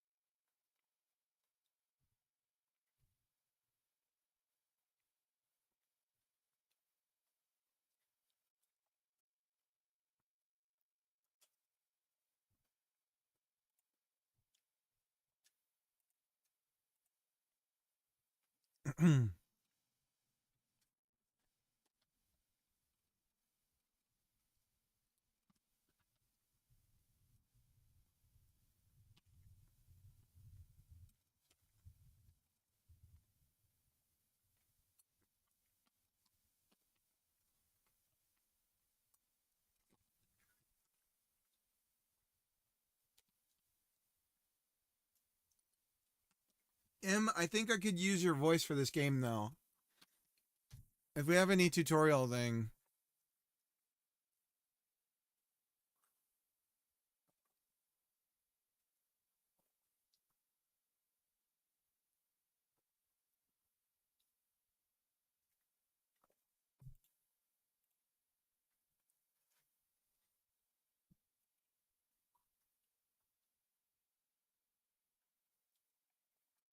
Let's see if so we're using Combiner update shape, which Combiner is CSG Combiner 3D. Let's take a look at that. Because we might be able to pass a parameter into it and get it from there. It's also possible that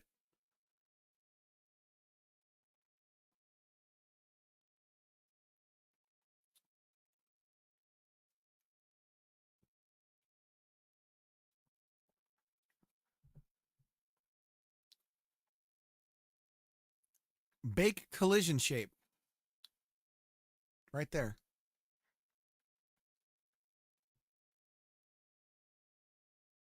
So we can add a collision shape just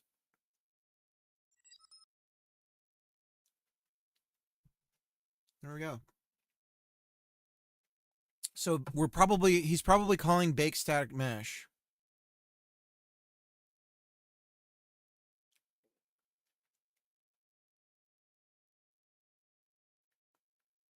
Update shape. Where's that coming from? Probably higher up.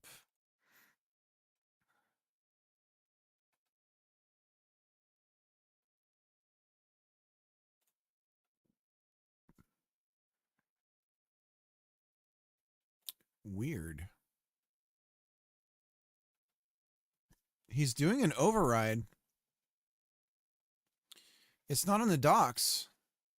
He must have looked at the engine code to figure this out.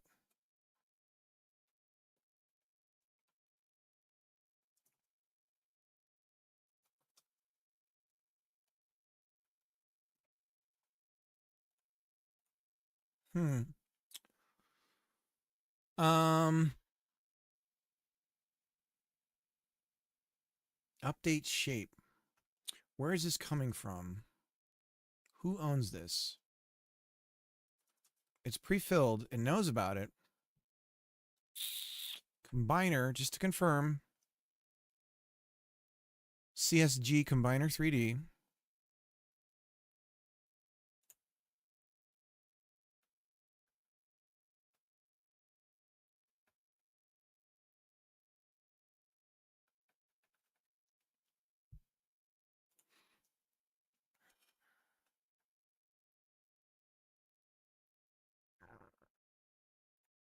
Okay. Well, you know what I could do is I could write the code to do what I'm doing when we cut to begin with here. A lot of this I could put inside of the functions that he's got, or the function that he has there. But for funsies,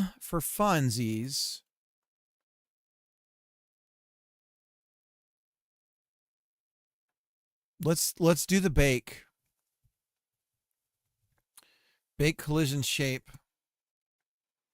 That'll put it in the mesh, I guess. And I guess it's for all the meshes that it finds.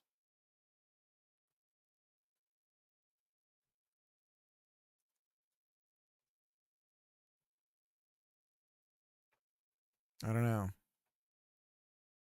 This is for a single shape, though. Inherited by Combiner. Get meshes. Well, it's inheritance, so this should work. Bake Collision shape.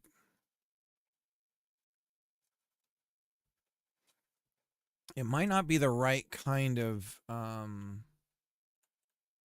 stuff. Let's find out.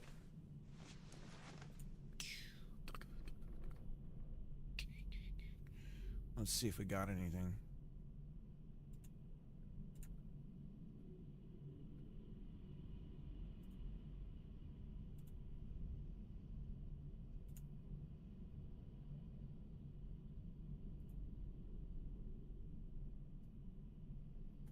Does it return a collision shape? Oh, it returns a shape. Let's see what we get.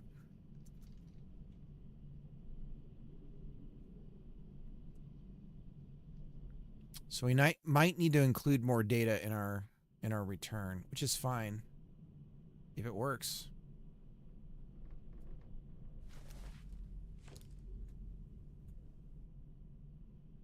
Yep.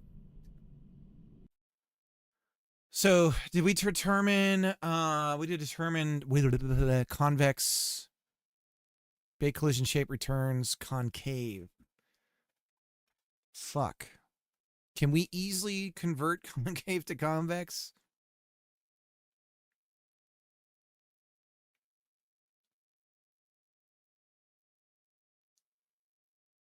Because we can't use convex on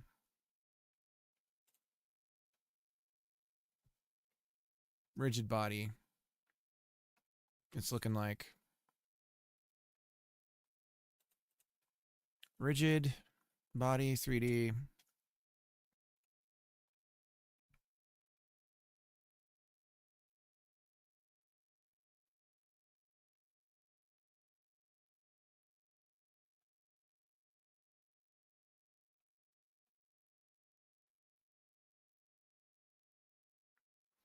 That's so funny. We're not seeing that warning here. We only saw it in the editor window. So if I change the collision type on one of these to be concave, then it yells at us and says, when used for collision, concave polygon shape 3D is intended to work with collision object nodes. Collision object nodes.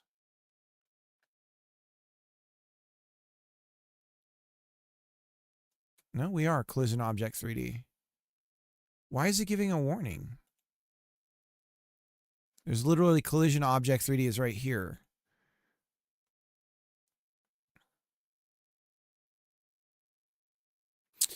It will likely not behave well for rigid body 3D, except when frozen and freeze modes are set to freeze mode static.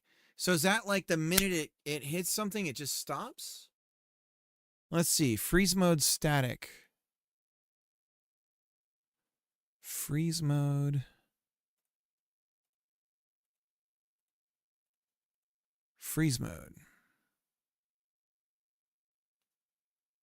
Static, the body freezes. Static body freeze mode. The body is not affected by gravity and forces. It can only be moved by user code and doesn't collide with other bodies along its path.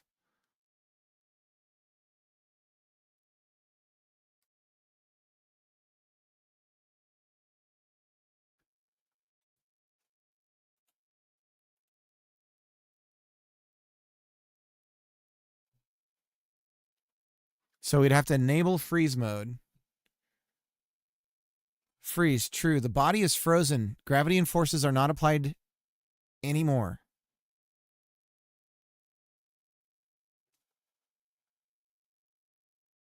Are you serious?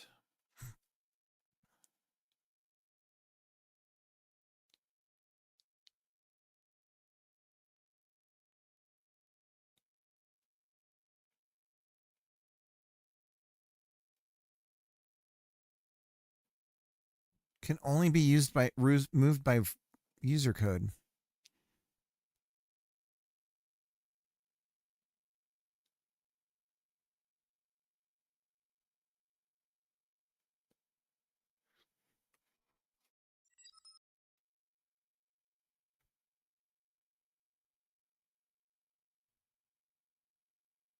Sing with me, chat. Collision on generated meshes is a nightmare. We'll get there. This is the grep knowledge mode we've entered.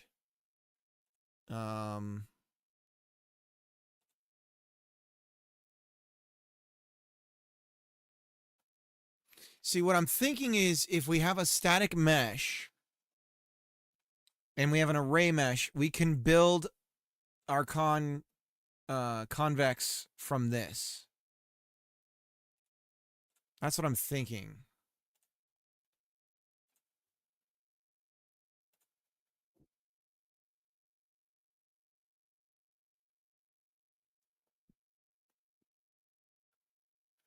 Points.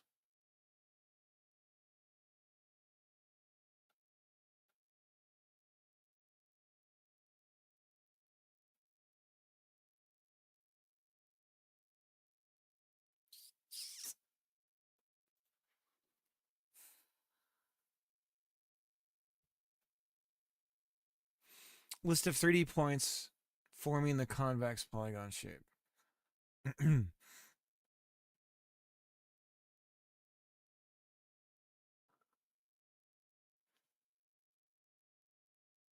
Convex polygon shape is solid, which means it detects collisions from objects that are fully inside it. Unlike concave polygon shape, which is hollow. This makes it. It is what? Which one is it? This makes it more suitable for both detection and physics. Concave polyhedron can be set up to several polyhedra. Oh my god. To generate a convex decomposition of a mesh.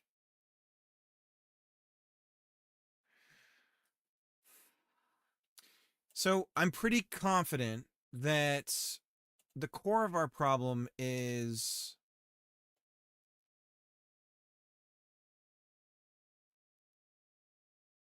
like if I bring this in,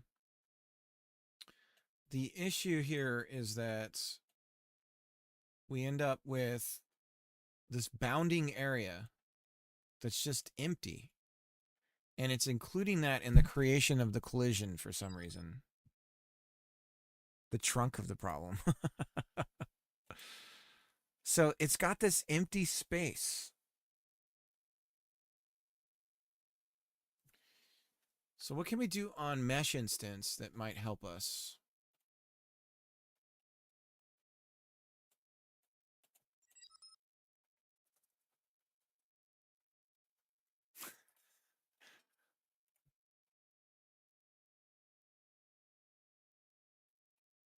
Bake mesh from current blend shape.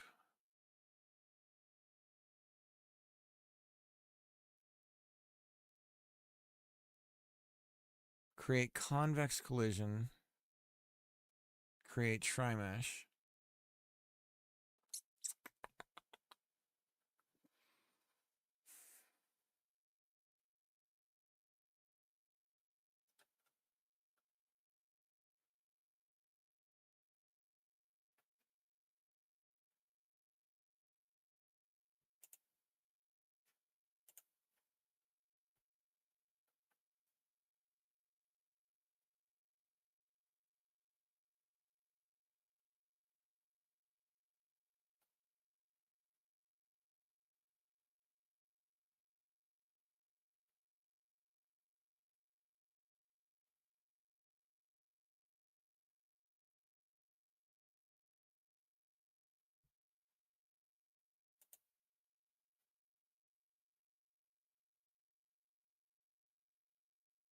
Here we have get faces.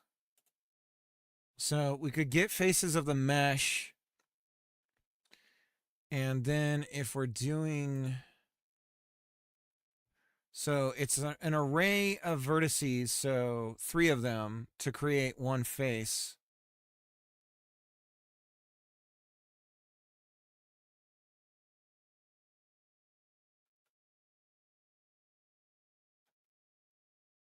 Get faces. Returns all the vertices that make up the face of the mesh. Each vertex, 3 vertices represents 1 triangle.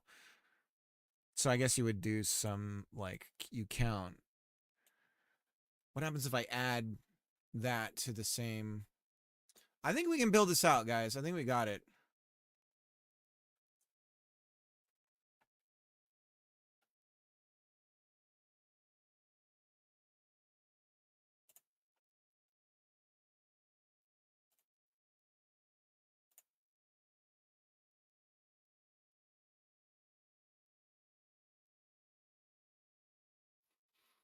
Points.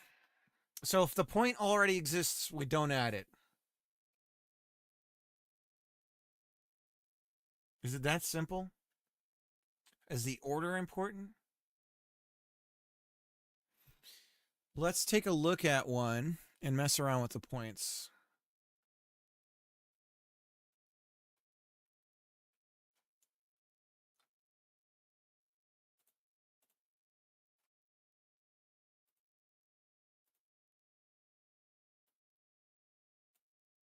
If I move them around, does it break anything?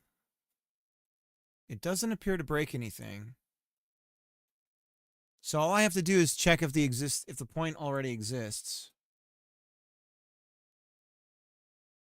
9 out of 10. I was waiting for that one. I hope you're doing good, Em. I saw you in here earlier, iHeart, if you're still here. Hope you're doing good.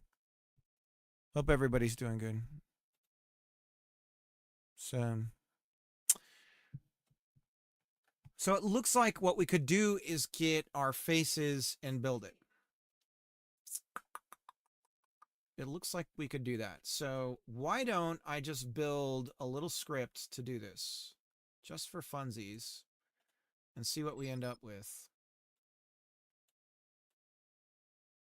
And if we can get it to work, then we know we got it. I can feel my pinky. Huh? Can you fix your mic? Can you fix your mom? What do I need to fix? What's wrong? Is it just bad mic discipline? Mic check 1 2 1 2.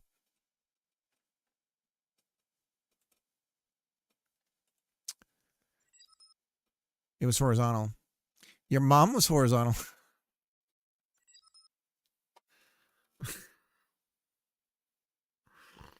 Ooh.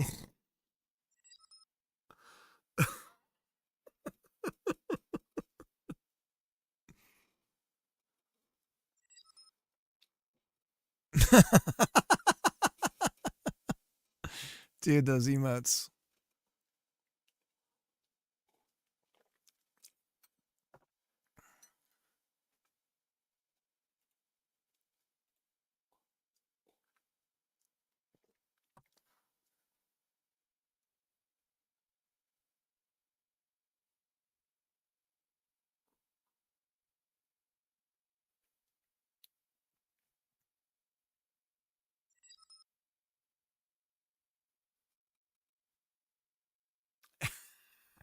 I love it. Those are super cute. Amazing what they're getting away with so few pixels. Okay, so we're going to grab the mesh. We're going to get the mesh's faces, and then we're going to go and make a convex polygon shape. Let's walk through this. We're just going to create a little script to do this. Mesh, what do we call it? Vexing. We'll call it vexing. All right. We know we're in array mesh. We're going to make ourselves a tool. And a hero with tacos. Tacos and he tacos bell. Is that Tool? I don't even know who that is. And he eats lots of tacos. He goes to the Taco Bell. Nope. Okay. I gave it a shot. Tool is, I know the pieces fit. I distinctly remember in high school, there was a kid that loved Tool. I want to say Tool albums. Here we go. 1990. I think this guy would blare it in this elective class all the time. Is there like sales? Undertow appears to have sold very well, and then not much else after that. Except in France, for some reason, Lateralis did really well. No, 2. Oh, I see. The rest are really high. Fear, 2006, 2001. So this would have been either Undertow or Enema. I don't know. Let's go. Let me do a quick search. Well, I don't want to get flagged. I get my ass flagged all the time. Oh, I gotta let out the Jeremy Sheps. I'll be right back.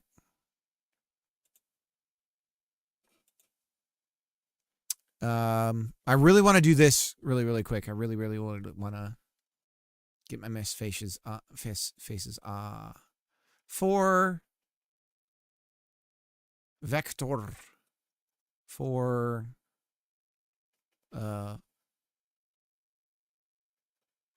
faces.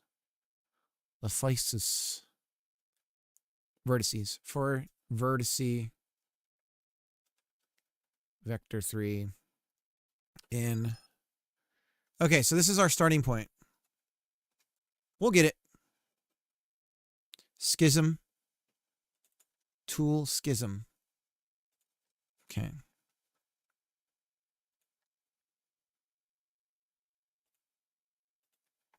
Is this the guy killed himself or died or something? Something bad happened.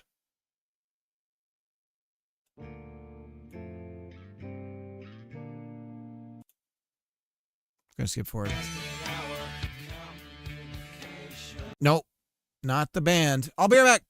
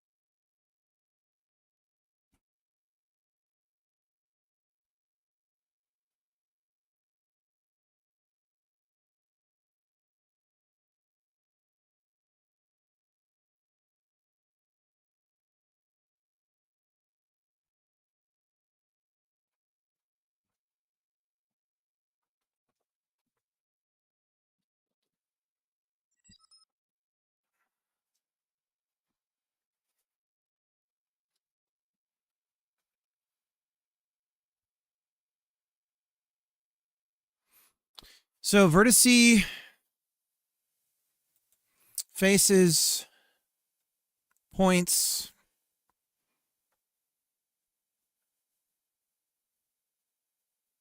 packed vector 3 array. So we have to create a packed vector 3 array of points, or we just use functions available in packed vector 3 array. Append value. Appends a value. So we just append. So we're going to go ahead and create a convex polygon shape 3D.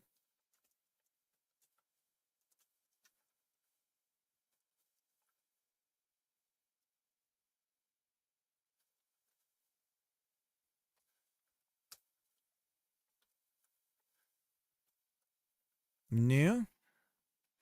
Might as well add to the scene.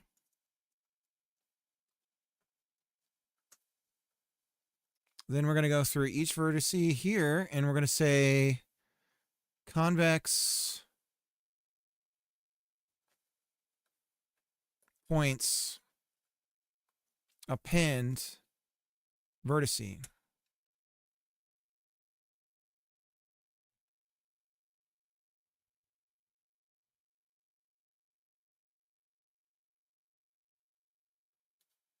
What are we mad about?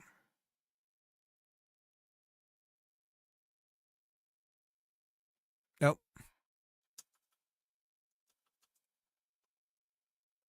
I find this truly vexing.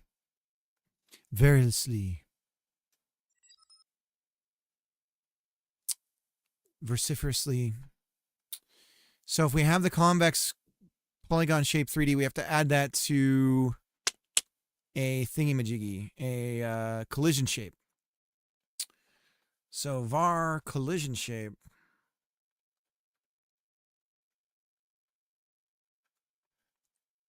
Collision shape 3D. And we add that. There we go.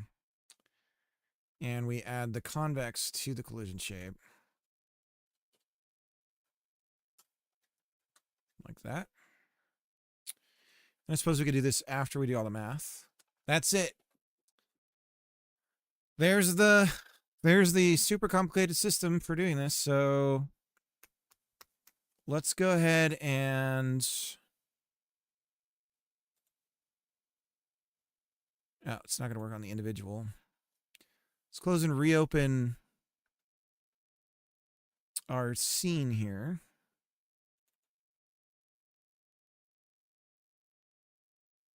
And we need to make a local.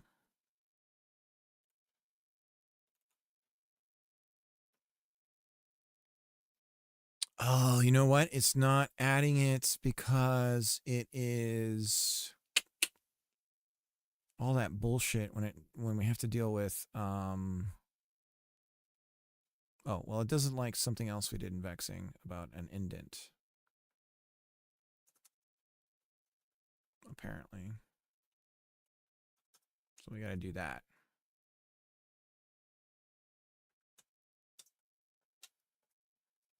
Anywho, but it's not going to work because it's not going to add it to the scene proper. Indent after 4 block, attached script. Is that still valid? Let's close and reopen. No. Okay, so we're fixed there. And we need to change the owner. And it's not the owner, it's has to do with a damn editor. There's owner. What the dog doing? But then there's is editor, is editable instance. True. That's the one.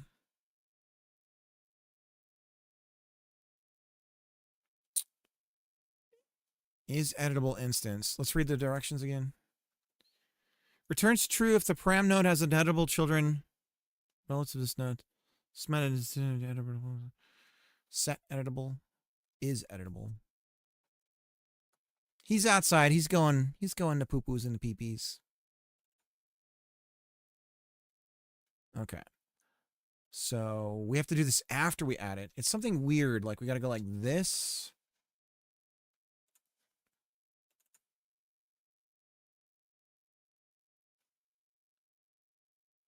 Invalid owner. So owner has to be before. This is so weird, this stuff with Godot and all this. Okay. Must be an ancestor in the tree. Let's get rid of owner.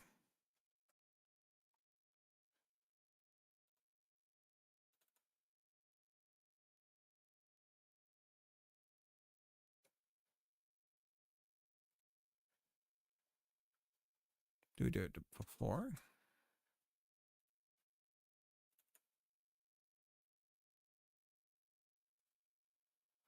Is editable instance. So I know I did this in the dungeon crawler.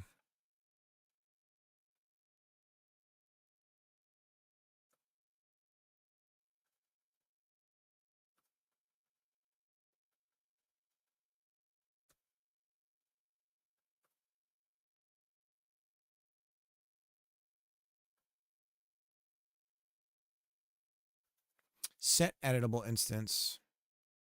And then we did this. Okay. This is the...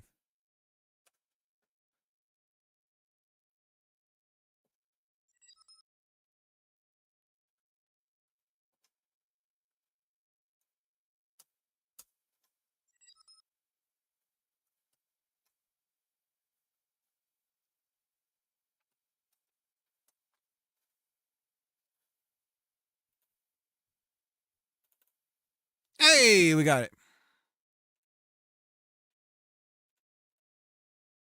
Our array is empty. Except for one man.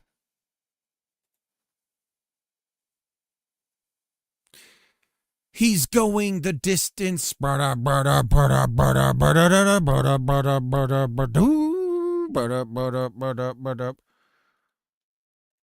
He's going for speed.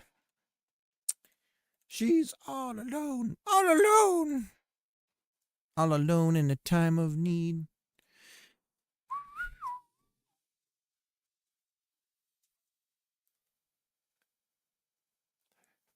I'm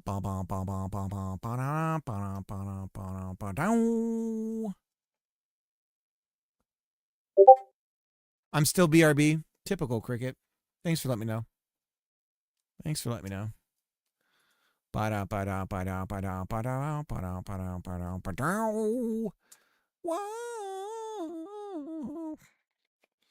Node. And we're shitting the bed here, so we're doing something wrong here. Wow.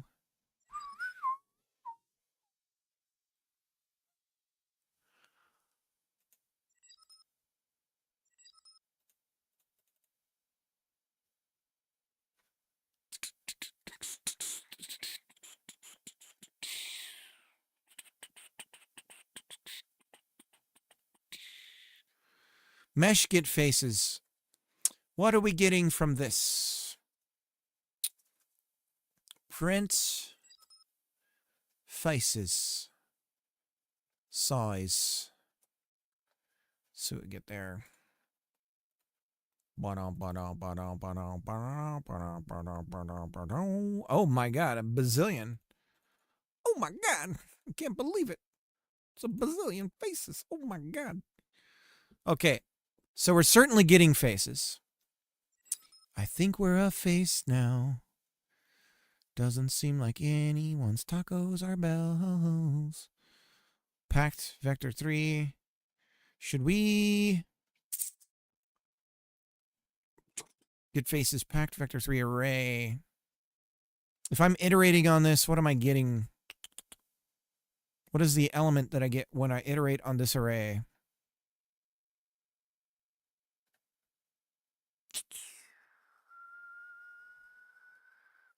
Vertice. Let's print out vertice.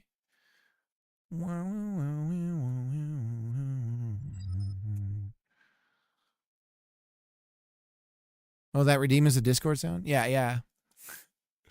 Yep. It's the best way to get my attention, apparently. Look at all them vertices. Okay, so we do have vertices. We are creating a new convex, and we are appending these points to the vertices, and it don't work. Therefore, let us create our own packed whatever it is, and then we'll assign that to the thingy. How about that? Points. Do I add? Is there a thing that I do to add the shape points here? Negative. Shape. Packed vector 3 array. Var points. Packed vector 3 array. Okay. And then we just append the verts to this points. And then we see what we have there. And hopefully we have a number greater than 0. Let's see. Clear this out. We do. We do, my fair lady. Thus, we say convex points. Let's do it before. So we'll say convex point size. And then we'll say convex points equals points. And see if we still have the same number.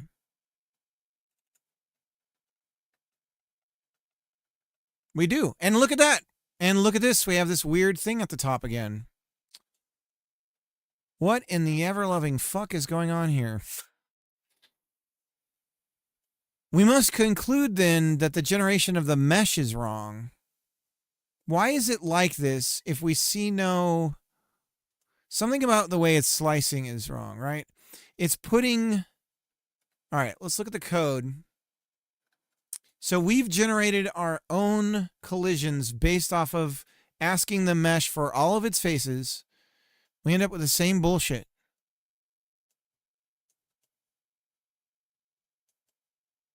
Why? What does it look like from above? How is this even existing here?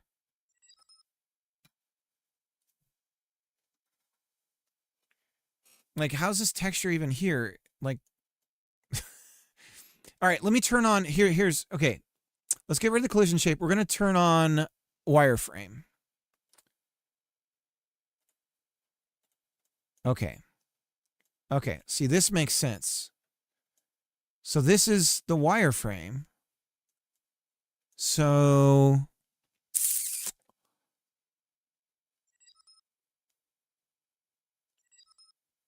the collision isn't, yeah.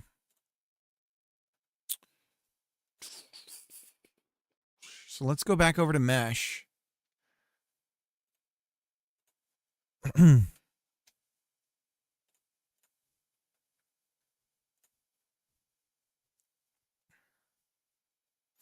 It must be something about building because it's convex.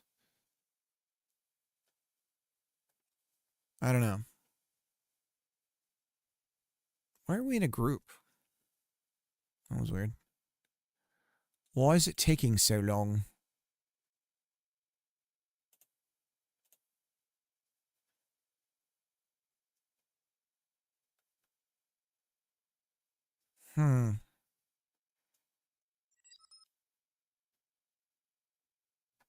Is it a race war? I don't know.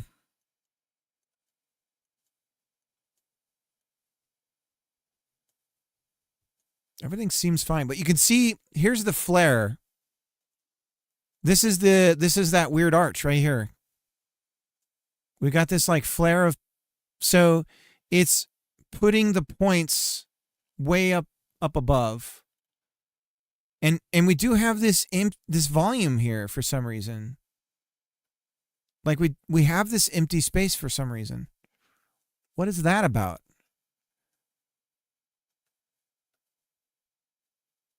I wonder if there's like a cleanup.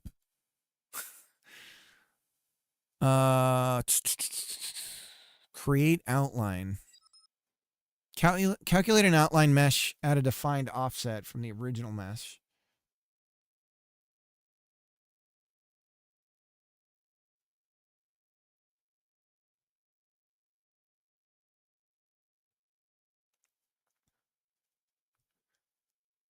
Create an outline. And I can have a margin. What if I do this? It'll just bake a new mesh.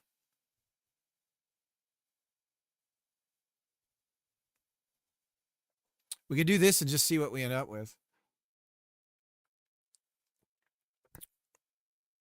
Generate triangle mesh. It uses only primitive types. Get faces.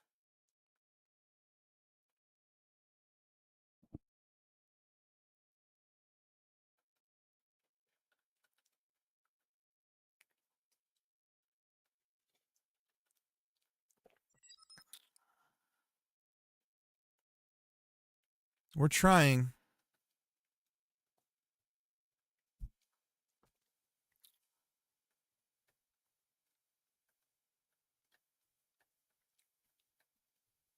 Array format.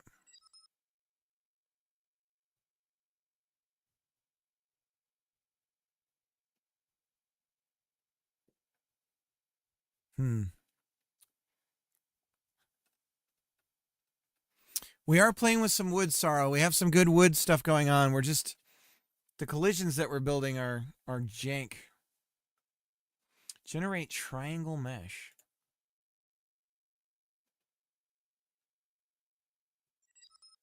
BVH tree structure.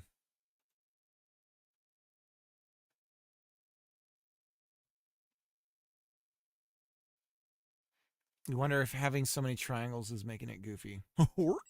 Gosh. Maybe you're right.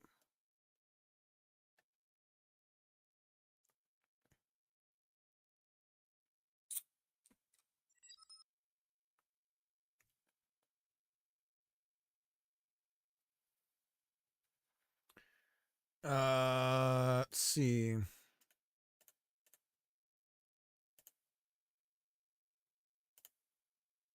So we have our mesh instance here. And we are radial segments is 24 or 64. You were saying it could be as low as like 20 in the 20s. What was it? Let's just do 16.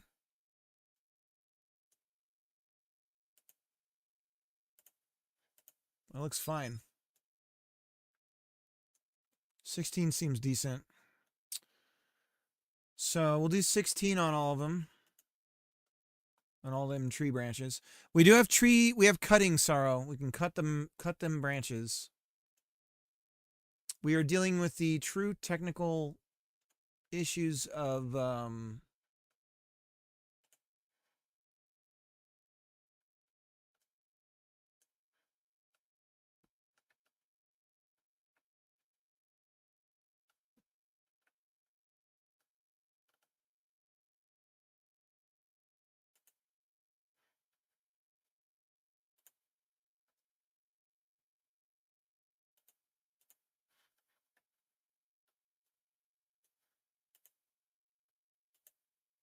generating the collisions. Once we slice the mesh, we put a collision on it based on the meshes itself, and we're running into some weirdness. Let's look at how it generates the center point right now. See, now we're rational. We're in the center. But I'm wondering too if the thing that we use to generate the spots is a problem.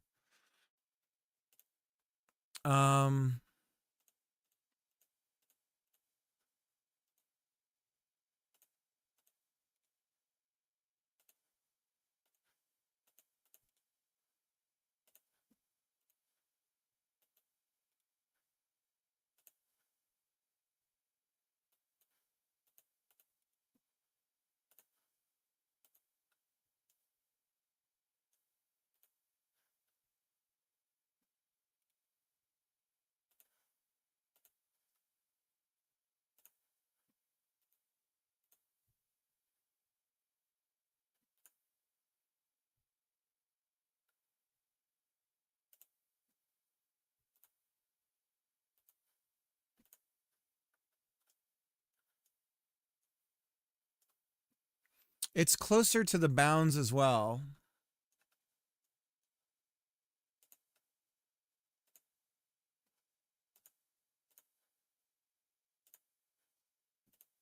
Okay. Maybe things will just work. I was changing a lot of code here, so we'll try and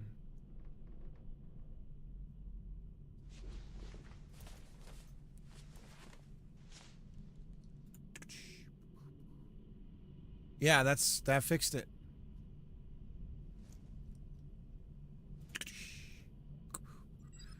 So that's concerning though.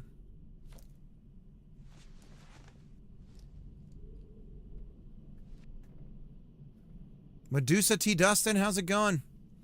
We're chopping wood, buddy.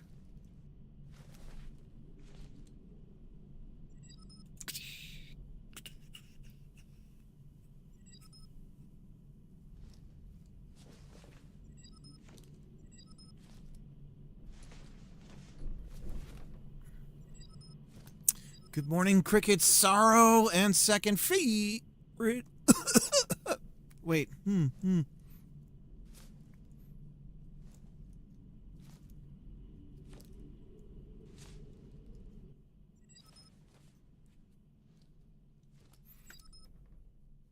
Beaver Simulator to massive success.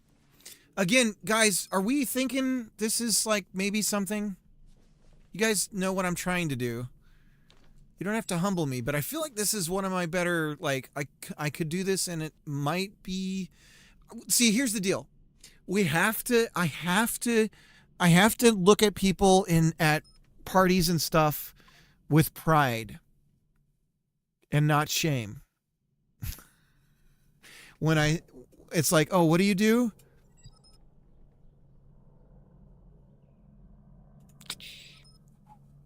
Nope, that one's fucked up. But maybe I didn't fix the mesh. Let's see. Maybe I didn't fix that one. Nope, that one's fine. That's weird, right? Why did that one get messed up? What? Bloody hell. Bloody hell. Why did that one screw up?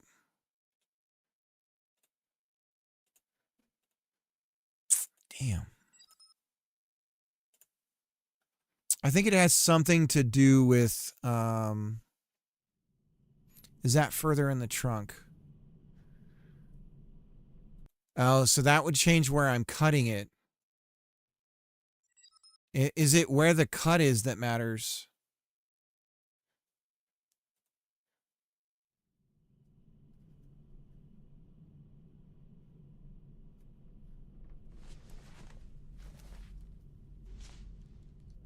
Let me try doing like a further out cut.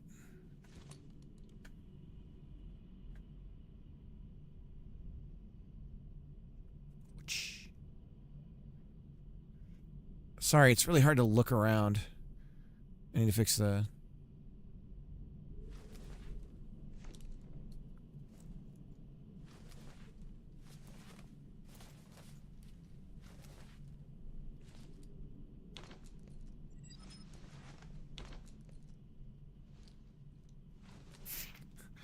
Yes, Sarah.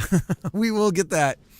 I'm not so concerned about that right now because I have to detect if it's overlapping and stuff. And in order for that to work properly, I have to generate the spliced mesh correctly. Otherwise, all that's going to actually cause weirdness. We'll get there.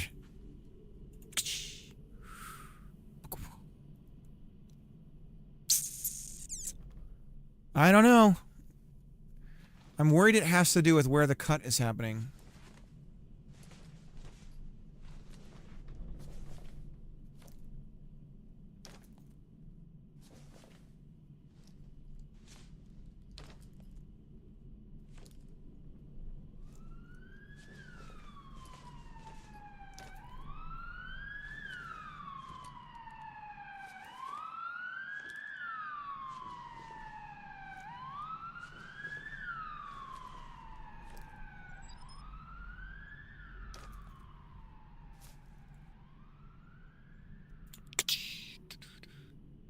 Yeah, see, that one's a little weird.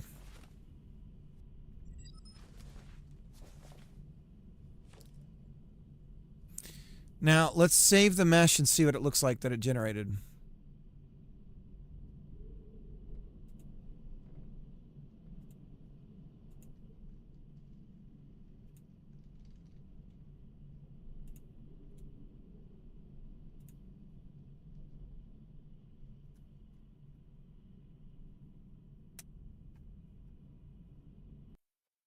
Take a look at it.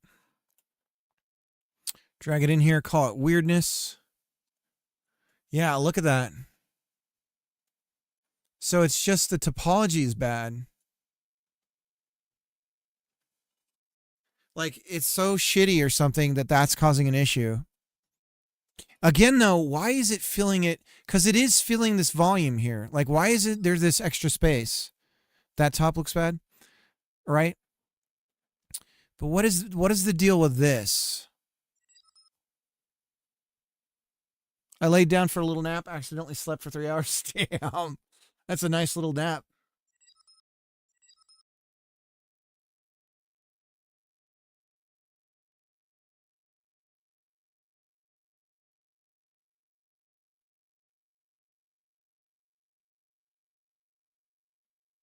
So big fan of this development.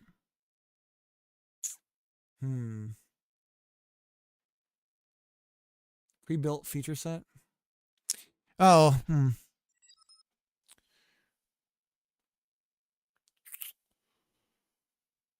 What is this about? What is this extra space about? Because it thinks something's there. Overdraw? Unshaded. Normal wireframe.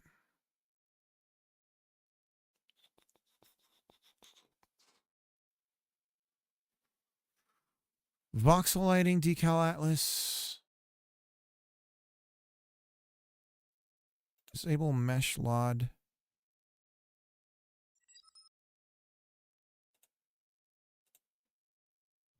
Motion blur. Mesh instance. Is there something here?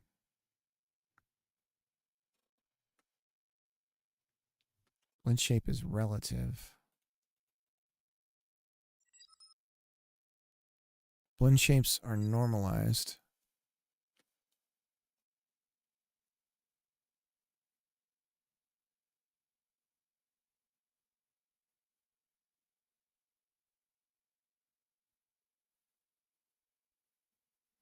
I think collisions are fighting when they're created.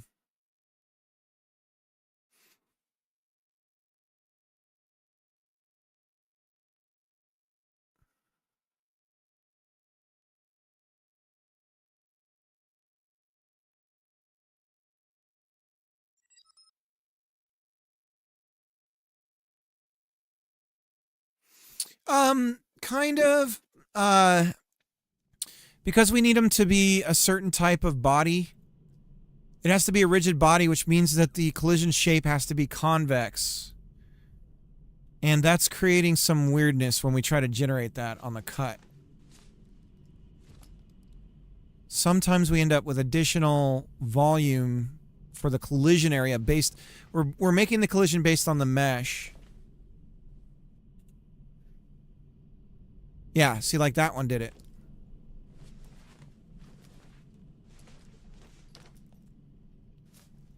So my guess is... You want my wild guess. This is a floating point issue. This is something weird with floats. If I had to guess.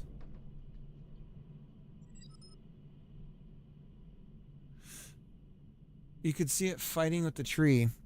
That, the tree, I'm pretty sure the tree has nothing to do with any of it though, because we're taking this thing here when we do the cut, right?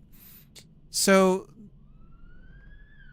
it's the collision shape is generated and then we swap everything out. So it's the generation of the collision itself that's the problem. So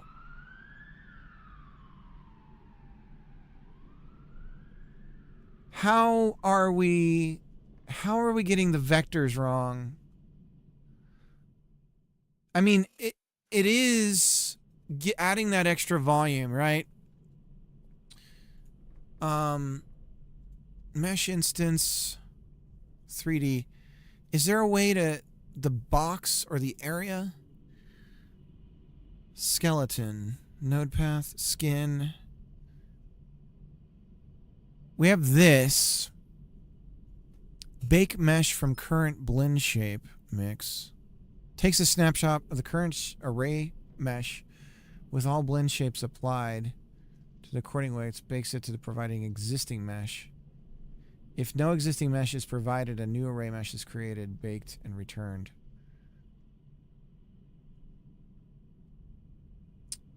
Mesh data needs to return from the GPU.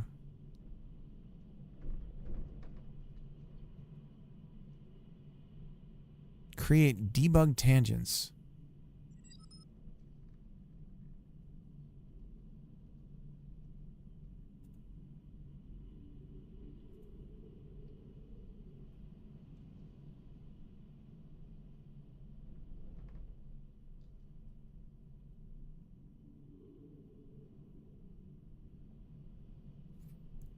The tree still has a collision on it, so when you're trying to create a new collision, you're still intersecting. But that, but remember when we had the mesh and I created the collision shape itself from the mesh, we ended up with the same result? There's no tree involved in that. I mean, I can remove the, we could disable, like when we climb the tree, I could disable the collision on the tree.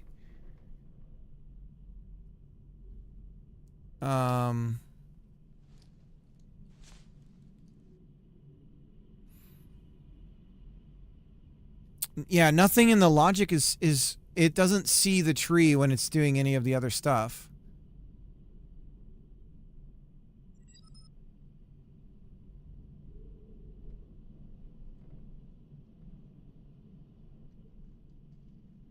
What can I ask you what problem you're trying to troubleshoot right now? Cuz are you talking about the oddity with the shape gen sometimes, or is this something else? I just want to make sure we're on the same page.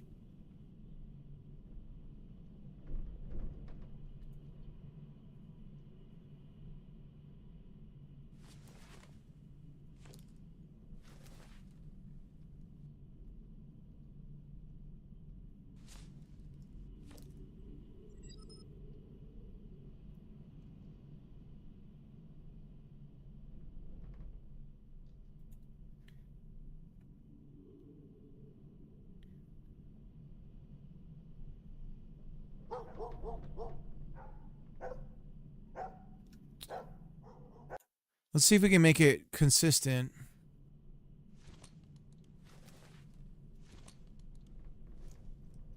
If I can reproduce the same issue every time.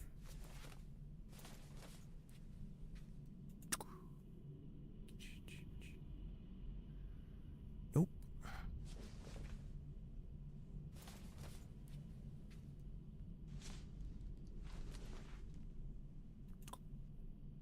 So that one did it.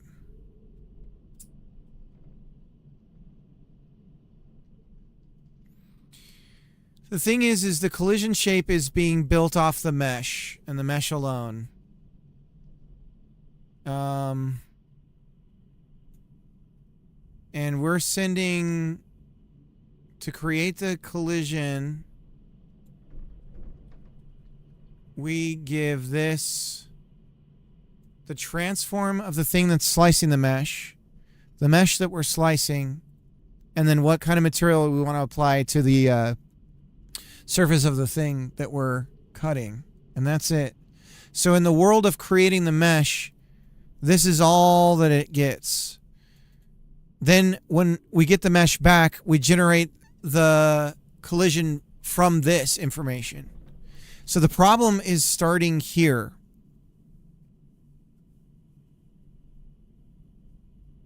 Here we go, CSG box. This is the problem.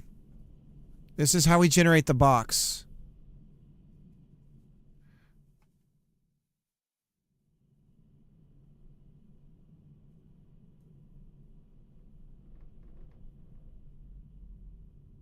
CSG position. And then we create a size. So this is where he's something in this is wrong. This is the problem.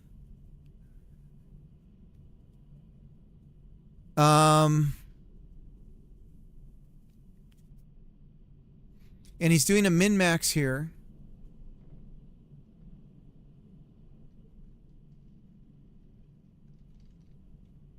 Okay, so this is where things are going wrong. Interesting that there was a space there. This is what creates the box. So this is part of the issue. I don't know why the bounding box matters. I'm guessing that the points that are to the bounds of where the box is supposed to be are like getting like end up at the end of that box, even though if the box is incised right, the points, the vertice points for some reason are bound to the edge, like the ones that would touch the edge of the box are getting stretched to that end or something like that, if that makes sense. So we're doing a divide by 2 here, and we're adding 2 values here, max and min. What does max give us? Does it give us a float? Max at is a vex 3 on a max on a vector 3 should give us a float. So this is part of the problem for sure.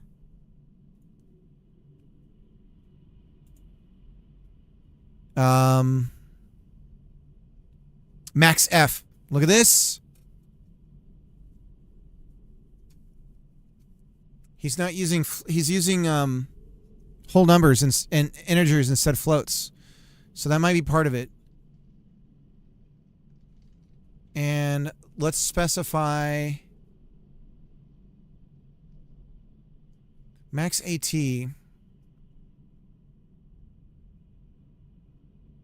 Then he's doing some math here with the division. See, he's specifying float for the divider, so he knows he needs to do that. But these values would be integers. They would get rounded. And then this needs to be a float.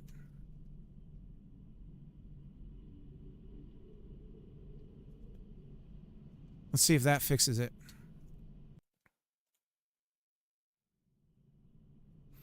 This is one of those intermittent issues, though, so it's going to be hard to believe that it's fixed, if it is. Invalid function type max F. Cannot convert argument 1 from vector 3 to float. So why is max with float? Oh.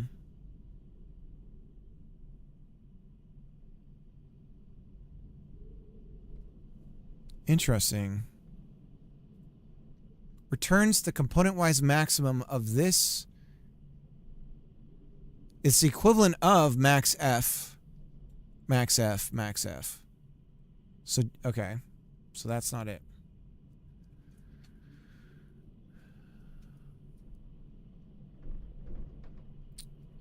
To local V.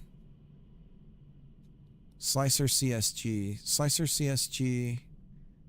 CSG mesh 3D. CSG mesh 3D. CSG mesh 3D.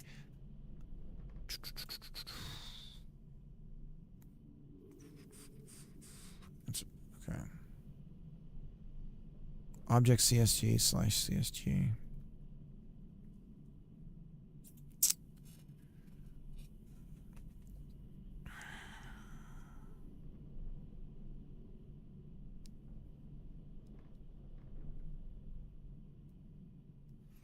I don't know what any of this math is doing, though.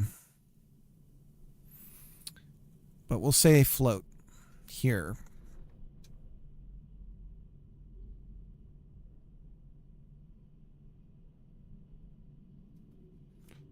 And let's try again.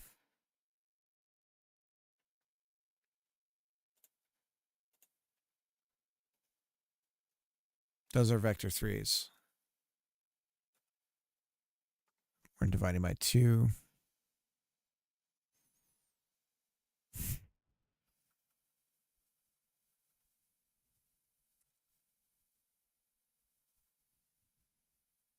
This is the real problem, though. Size.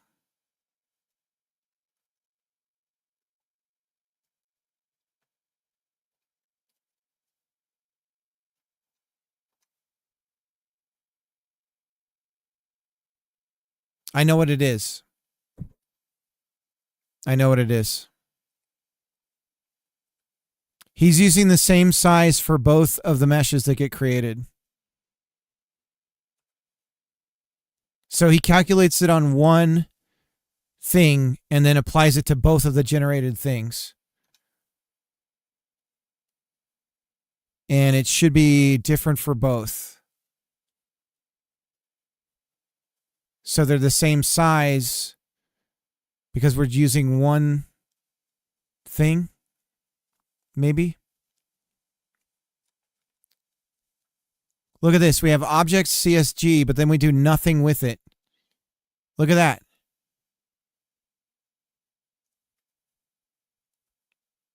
This just sits here and does jack shit.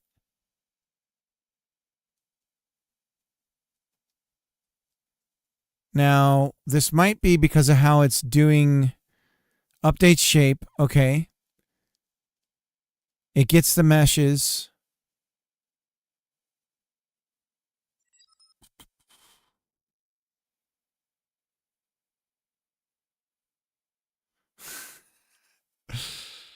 Oh, God. This is why I should just write this myself, right?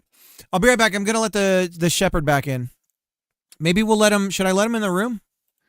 He might drive me insane, though.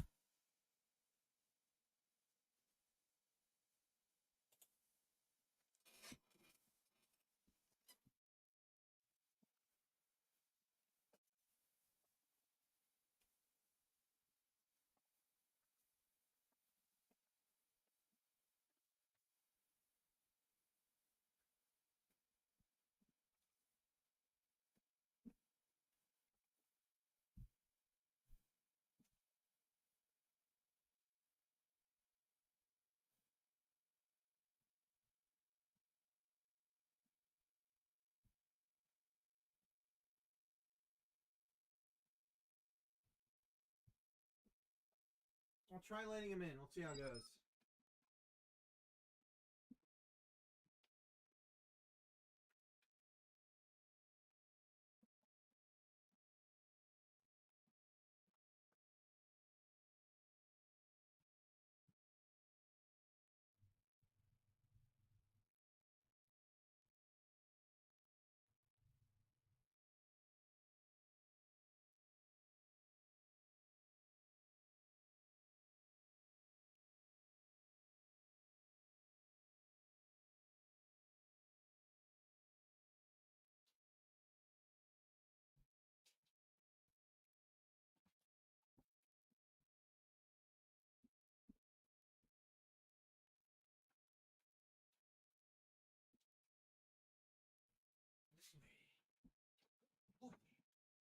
Yep, I'm here, and I see you, and I love you too. Oh boy, you don't have to go on the computer. You don't have to go underneath the computer. Yeah, you can sit there, and I can sit here and work. Okay? That sound good? That sound good, handsome? Okay. I'm gonna be talking, but I'm not talking to you. Okay? Hey, bud. Missed you. Oh, Jesus Christ! I love you too. Oh God, I love you. Oh Jesus. Okay. All right, you guys may catch a glimpse of a Jeremy Sheps in the background. Mayhaps. There he goes. I got the couch set up so he can hang out there. Oh. Oh, I missed you too. I missed you too. Oh, you gonna say hi to everybody? Oh my God. Oh my God, I missed you. Oh, I love you too. I love you too. I love you too. I know. We haven't been together all day. I know, just this morning, huh? All right. You're going to push me back. Okay, I missed you. Okay. All right. Do you see how he forces me to give him little smooches? He like ramps. Dude, straight underfoot. Why? Calvin. Dude. I could be in here not streaming and he won't do this. I'm streaming and then he's like, let me get under the computer and unplug things. If I have to ask him to stop like 3 times, I gotta boot him. It's because it's warm. That's what everyone says, but it's no different than any other spot.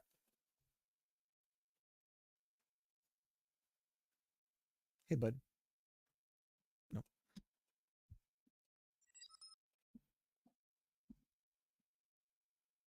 I know. That way he can knock it down, right?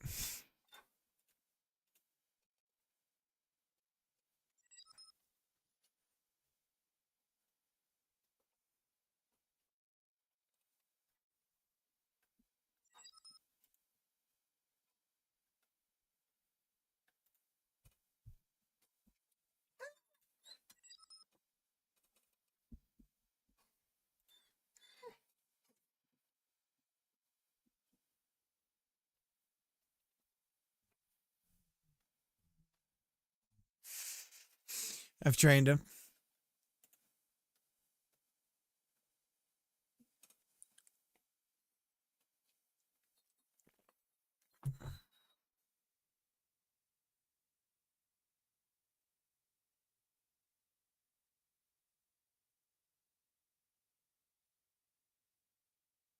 CSG that holds the main mesh.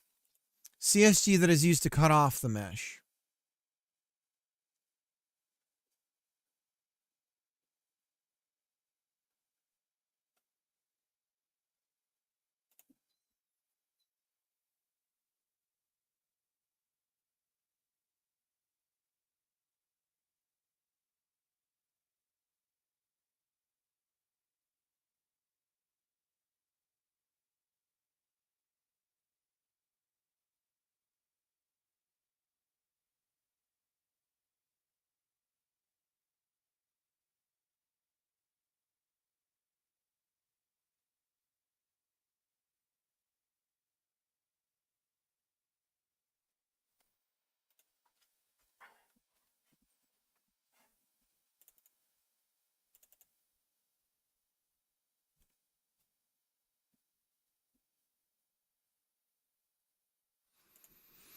And then we're doing these operations here.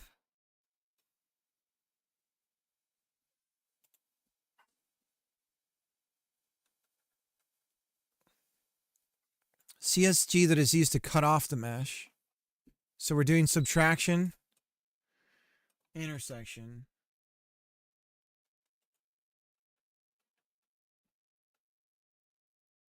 CSG box.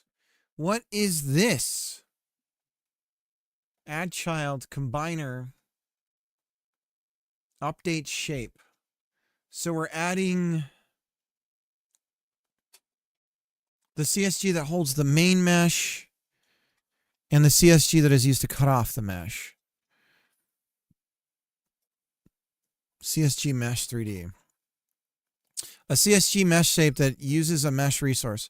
This CSG node allows you to use any mesh resource as a CSG shape, provided it's manifold.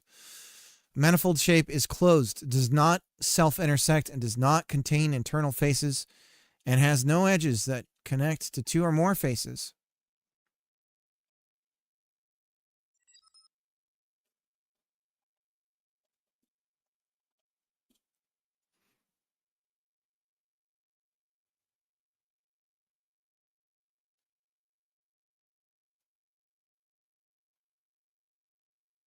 It's snowing in North Carolina. Nice.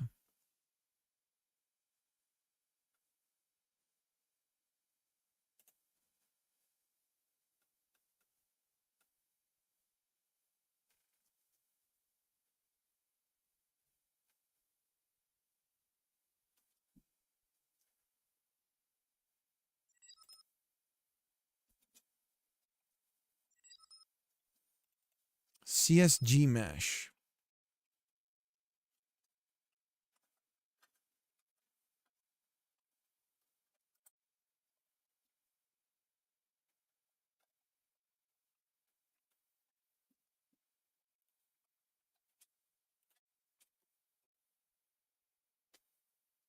Calvin.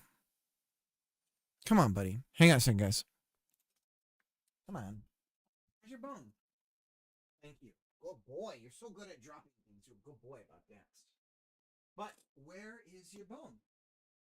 That's the real question. If we find that, you can choose on that. Let's find your chewy bony.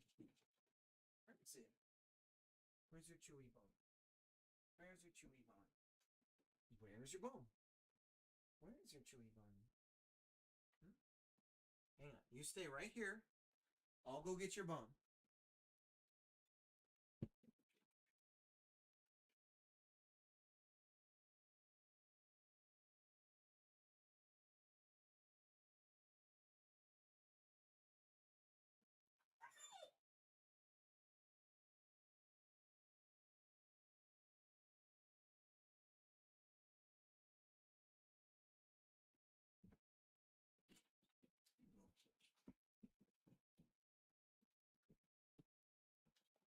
There we go.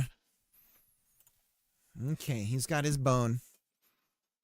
Did you drop it already? You know how to get it. I'm not getting it for you. Recently started snowing here too, but yeah, weak snow also. Interesting.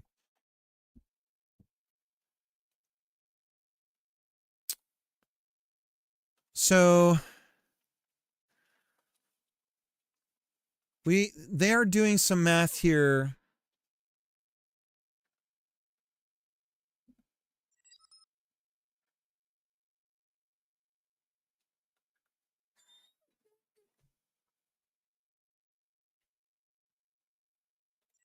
Mesh get faces.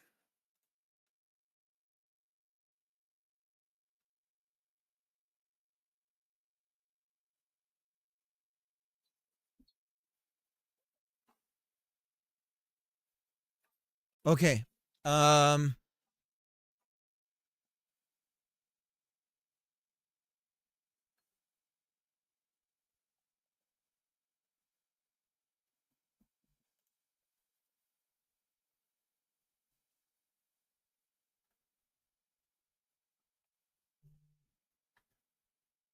Here's where we do it.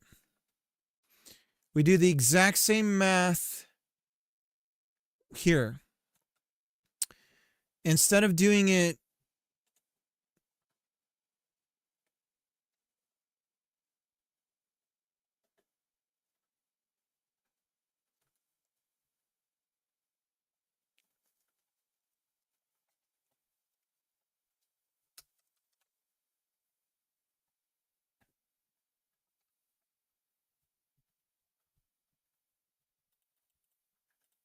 there's also create multiple convex collisions. Yeah. Let's try that. That's some low-hanging fruit there. So presently we're using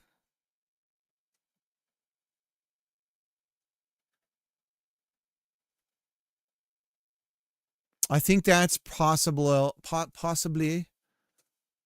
Now it says here this helper creates a static body 3D. No. Yes. Hang on.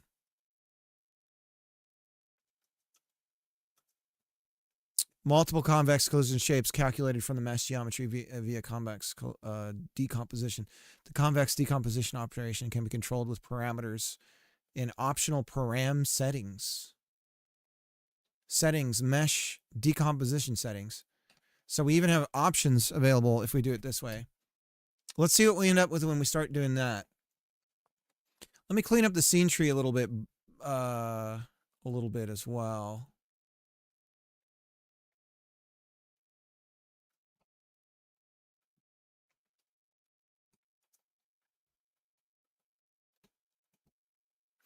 But I can tell you for certain that something is wrong with... So we're creating the bounding box for the mesh with this. And assuredly the math is wrong here. So this may be contributing to the problem.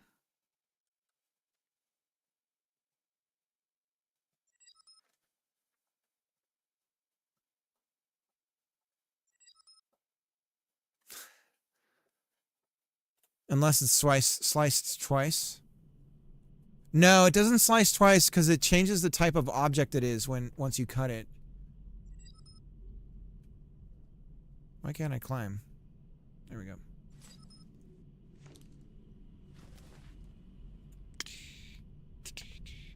So now we're looking for the problem. Ugh.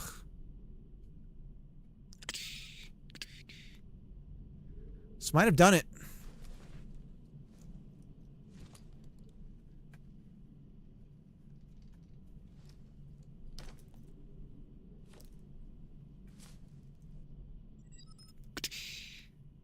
Nope. No, sir. And again, if we take this mesh, see the bounding box? Look at that. That's the CSG. It's the full length. It's the full length. That's the problem. So we need to update the box. That's got to be part of the issue. Because why would it have the verts fit the bound?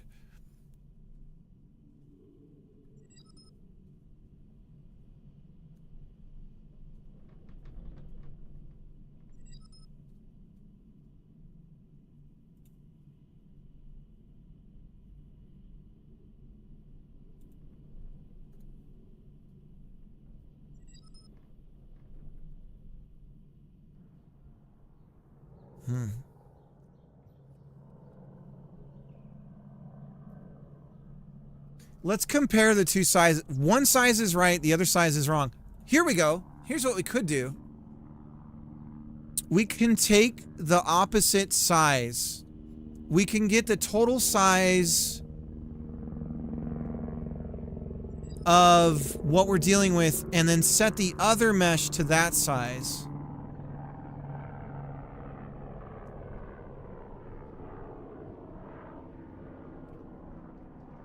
So we're subtracting here.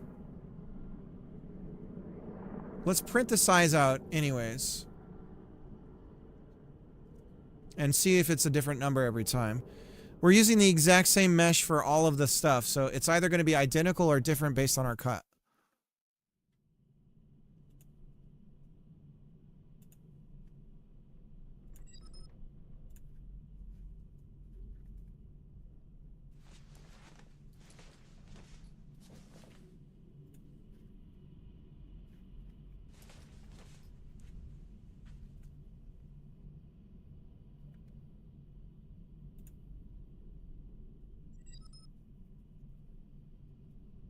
So it's different every time.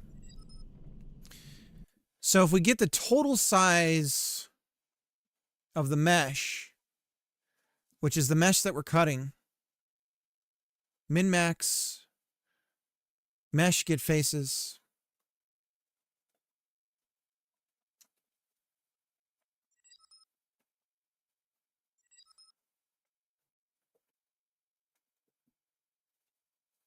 Min-max. So we're getting all the faces. For each vector, we're doing something called LV. CSG to local. Dude, stop. Stop.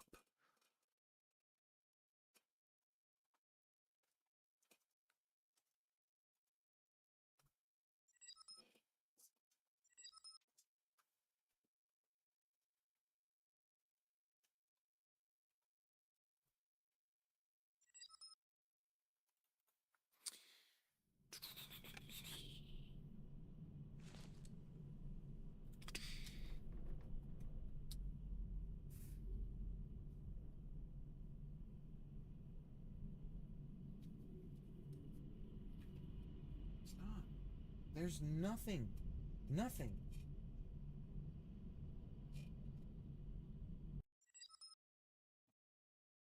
Bullion, how's it going?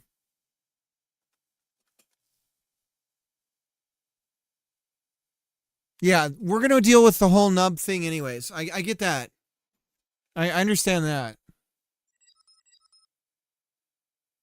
Mesh convex decomposition settings, there might be a few. What are you doing, man? Shut up and take my money! Calvin, just exist in the room with me and be happy. Why? All right. Gifted sub to Bullion from Medusa T. Dustin. I appreciate that, Medusa. Dustin.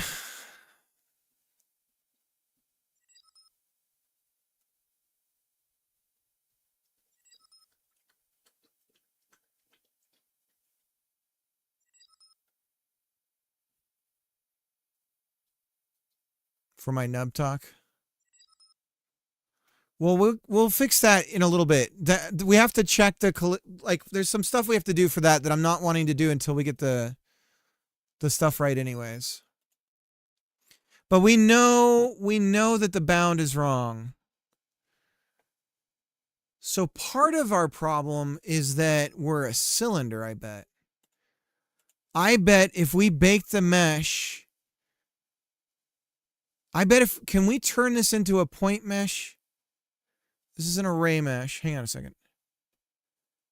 Because right now we're a cylinder mesh. Can we convert a cylinder mesh into a point mesh? I bet this has something to do with it. Because it's doing all this like Godot-y stuff to it, right? So I wonder if this is part of it.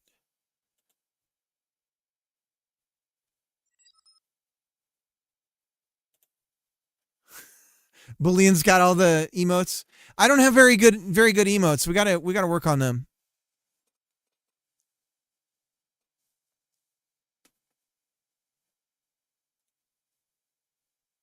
Save as. Mesh instance.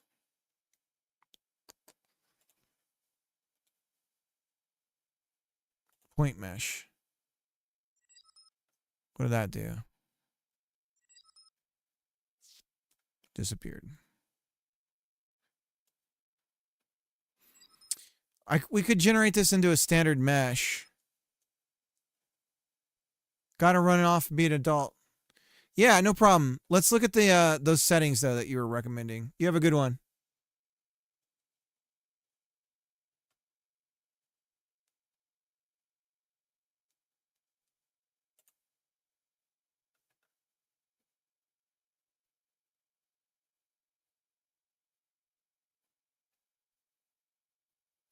So we have this mesh decomposition settings.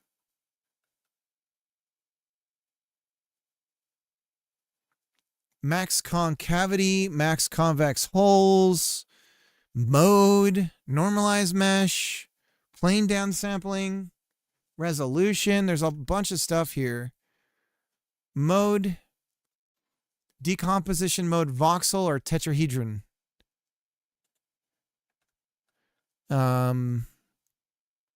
Convex approximation.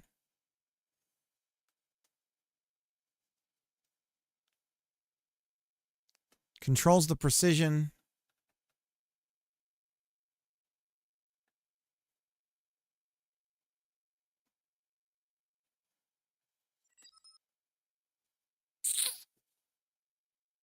Normalized mesh.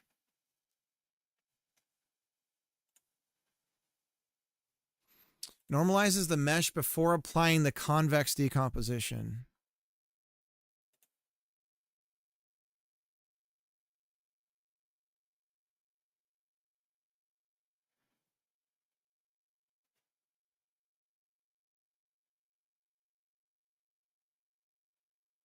Jesus, if I knew what any of these did. But, okay, we know we're creating a custom CSG. This is something we know.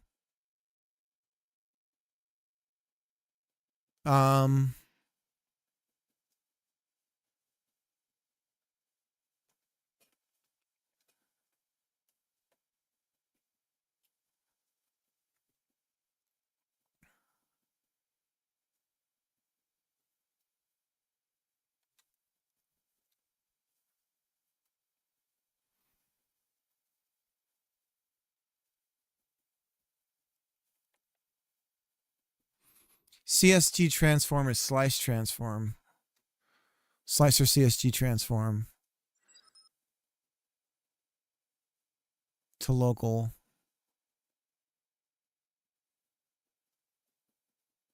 So this is offsetting.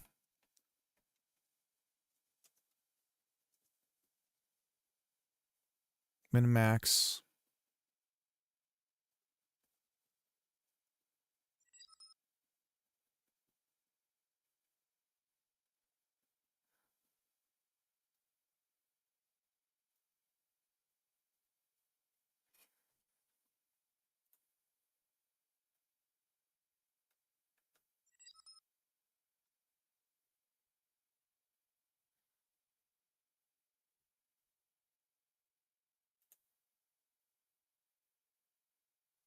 Primitive mesh.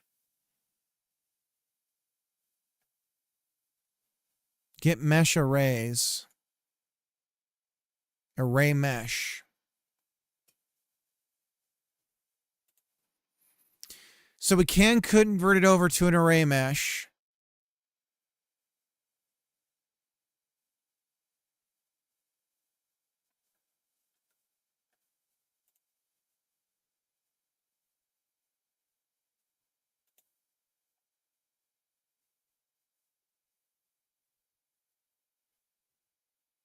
So this is how to make to create a new surface. Okay. Gonna be lurking around working on my project. Bullion. All right, thank you. See, have a good work session. Bust some ass. Do a shout out to Bullion. Bullion. The tastiest dev. Bullion.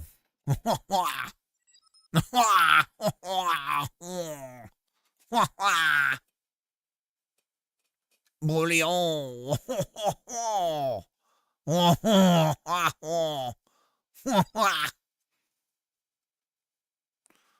Object CSG. So we can get the size from this. All right, let's compare the two.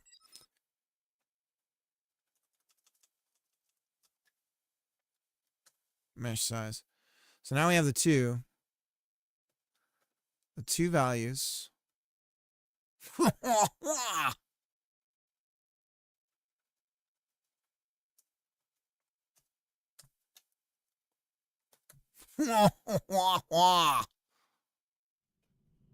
Sound like Snoopy.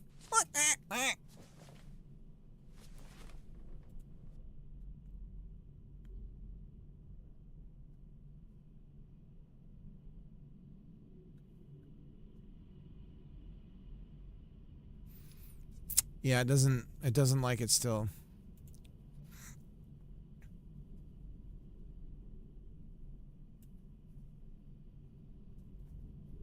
Here's what we'll do.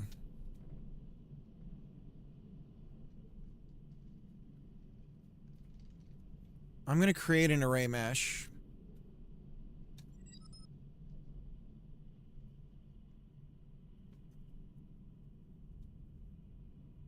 And then we're going to assign array mesh here. We're going to look for mesh anywhere else in here. Or how about we reassign mesh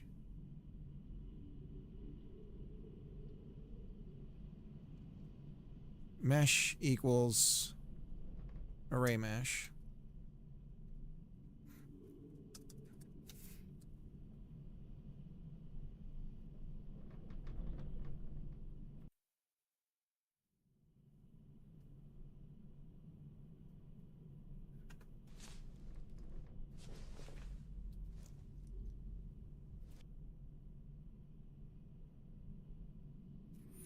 Size I can't get on array mesh.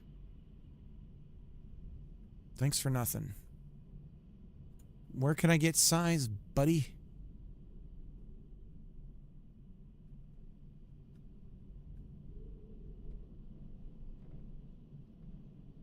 Box mesh.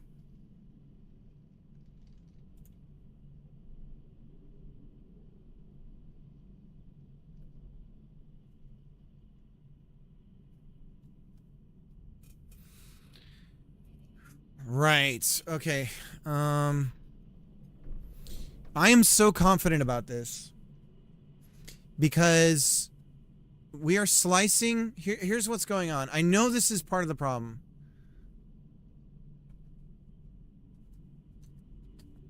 We are using this original mesh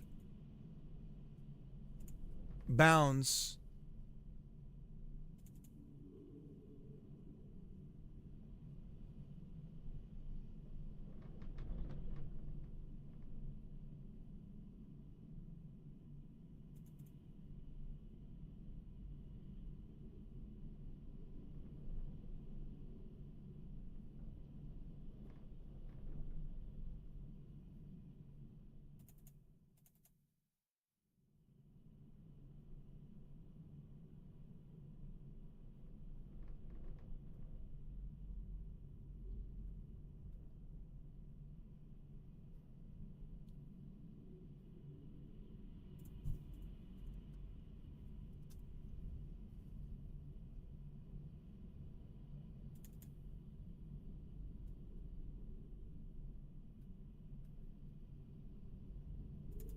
Right here.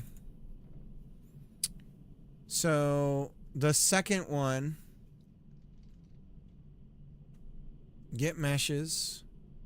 If we have meshes. Now this is what's confusing to me is why are we getting, must be something about when we do update shape that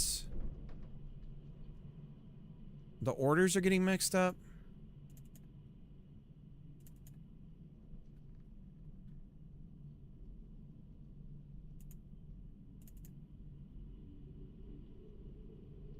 Because why wouldn't one be 0 and the other be 1? I'm just going to try this just because I feel like it. Oops. We're still doing the size nonsense. Get rid of that. Yeah, didn't like that.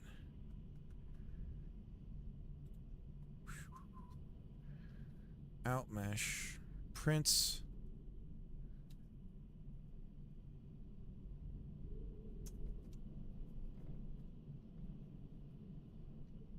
Come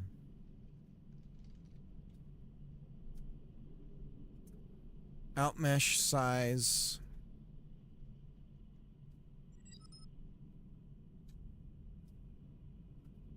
Outmesh 2 size.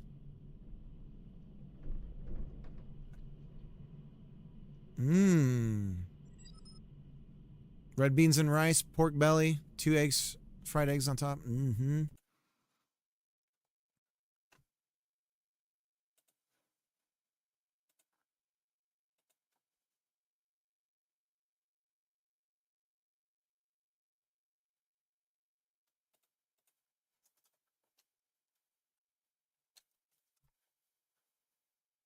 You know how I got the dog to calm down? I just jacked up the heat in the house. And suddenly he's real sweepy. I'm real sweepy, Papa. I think I'll close my eyes and go to sweeps. So this is creating an array mesh. So we don't have access to size. So how do you get the bounds of the, it's got a box around it. How do I get that?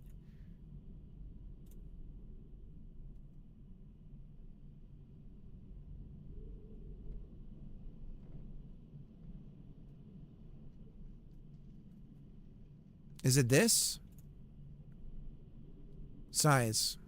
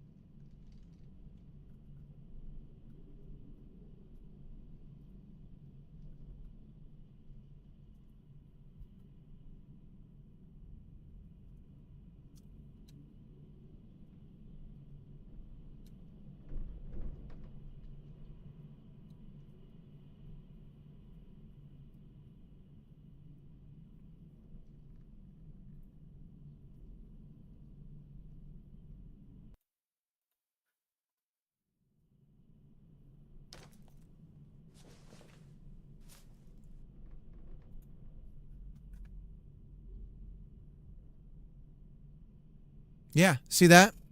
It's 2. It needs to be the size minus the other one.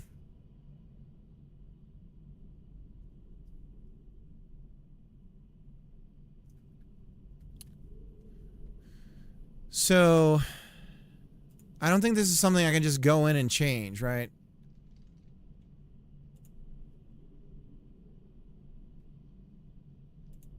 Okay, we know it's an array mesh. It ends up being an array mesh.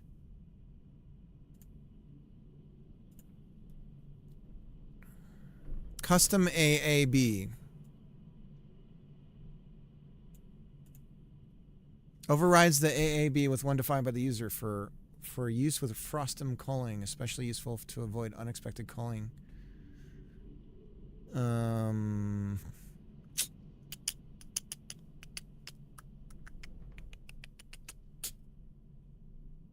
So we know it's the second one.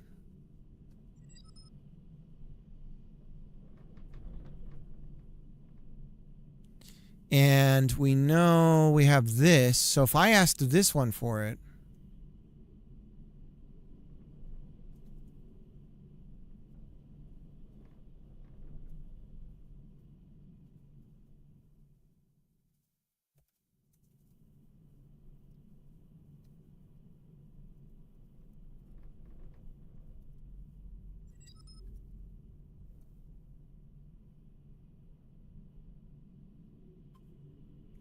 well, we know it's if it's setting this thing that I'm just calling the box, if that's part of the problem, I know that's wrong. Like, it doesn't need to be as big as it is.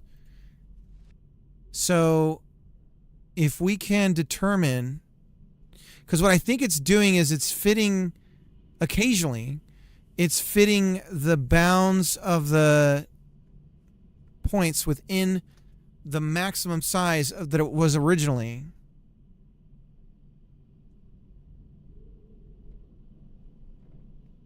And so there's our size. There it is right there.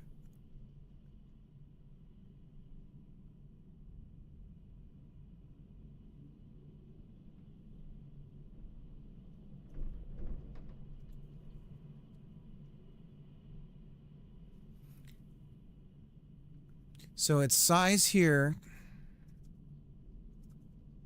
So I'm wondering if I can just assign, once we know this size, we could do the math on it, I think, and get it to be the right size. I just don't know how it works for, like, there's an offset, right? There's like a center point. Position. So if I adjust the size, the position might get screwed up. So I might have to do an offset on it, if this is part of the problem.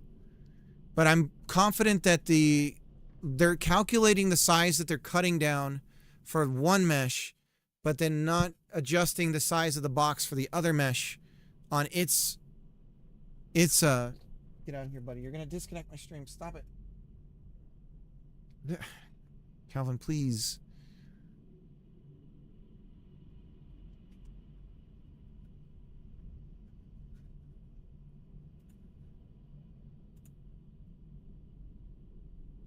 Okay, so not the same number.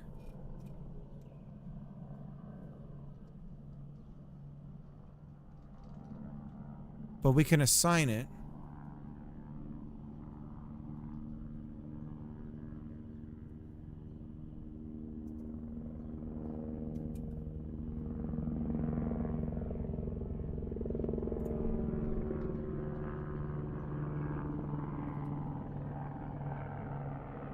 Custom.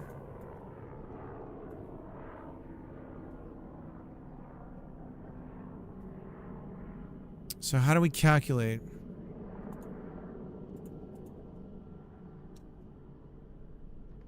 Let's look at the two with not just the size.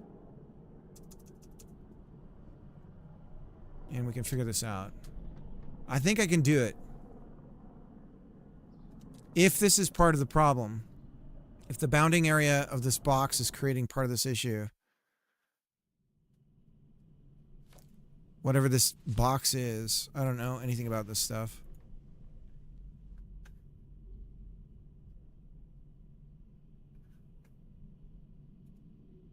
Right. Offset. So our position is to the right.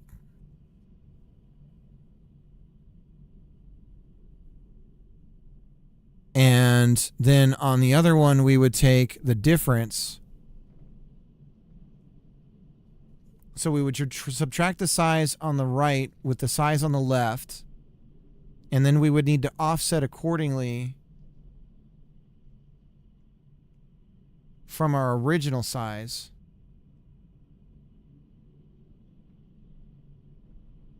Maybe. But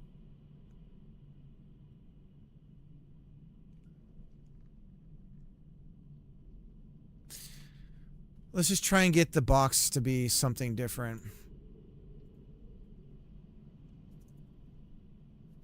See, I don't know if changing this will stretch and skew the mesh, though. What the dog doing? So how about this? Custom AABB equals outmesh to size. Get AABB size divided by 2.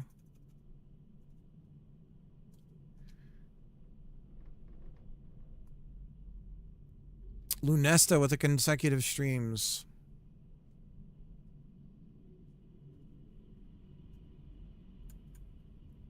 Can we instantiate this with position and size? Okay.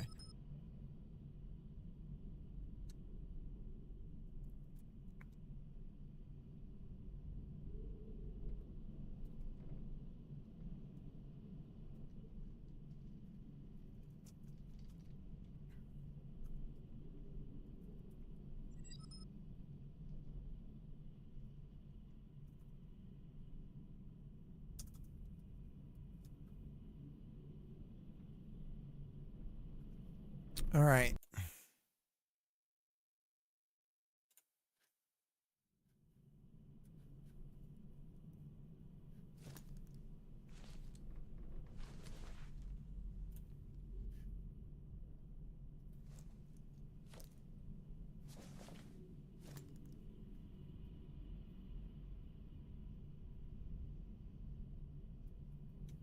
Okay, didn't change it.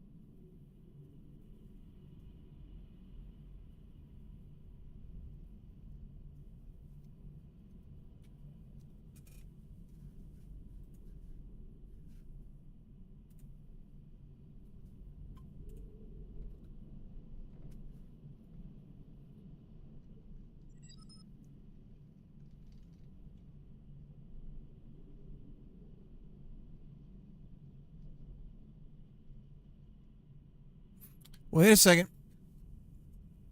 Did I just forget to save? Because we got something.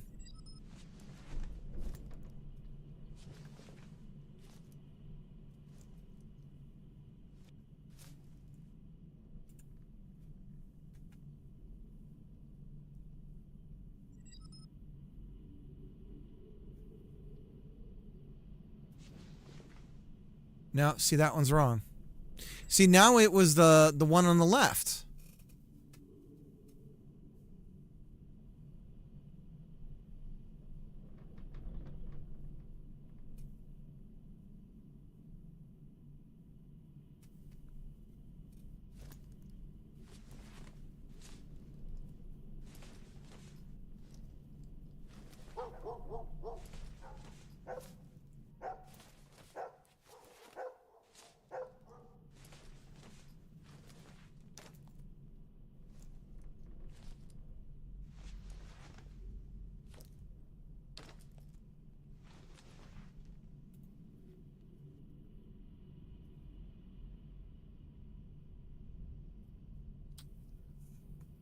See, the size is right on this. So what makes it wrong?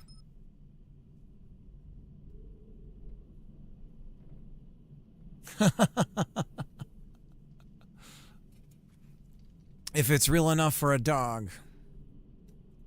Calvin never does that. He doesn't bark at the television or anything. He's really chill when it comes to that kind of stuff. Our dog, Mr. Pig, is awful. Just like Calvin walks in the... Because Mr. Pig sleeps in the kids' room and Calvin's out here. And if there's any sound of Calvin doing anything in the room, Mr. Pig is like... And... Oh, God. Cricket, did you see my super funny entrance earlier? No, I totally missed a Tappier. What was it?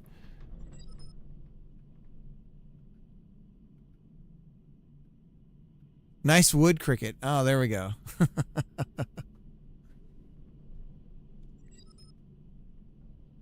Same with Bob. I used to not be able to watch your stream when Calvin was having his ear issues because it would set Bob off. I have to mute him all the time. That's funny.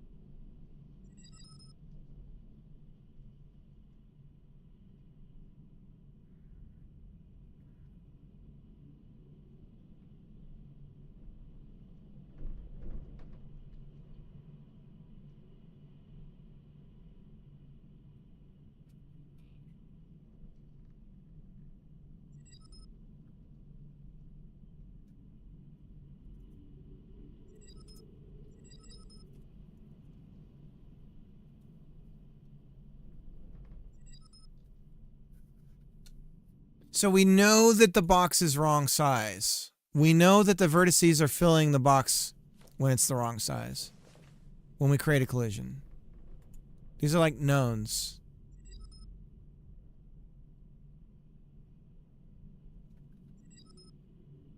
Just happened right now.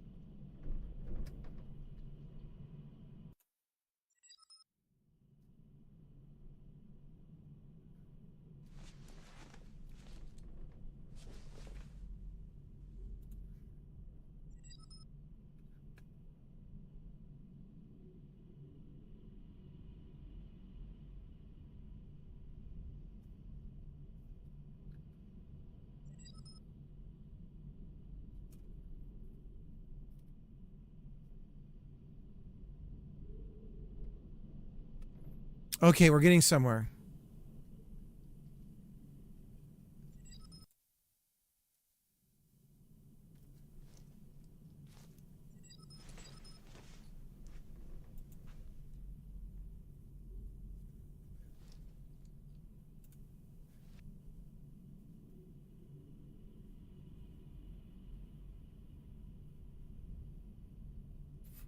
So this case, it was the first one that's wrong.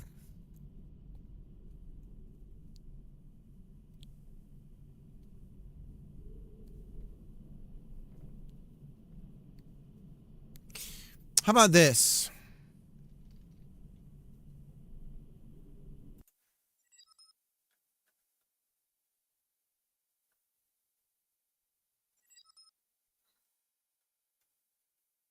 I almost need a playground where I can just generate a log and cut it.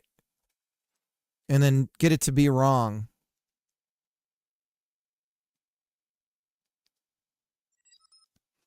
But we are updating shape. We're getting meshes.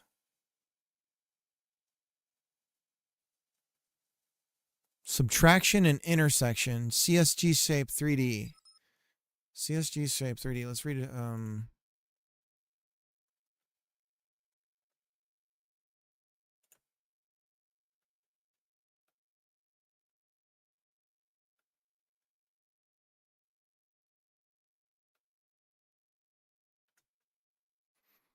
Only the intersection remains. The rest is removed. The second shape is subtracted from the first, leaving a dent with its shape.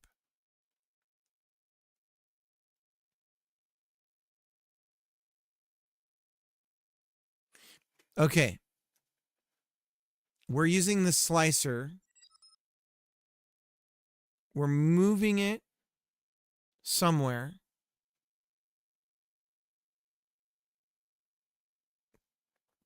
And then we're using that as a way to slice it. So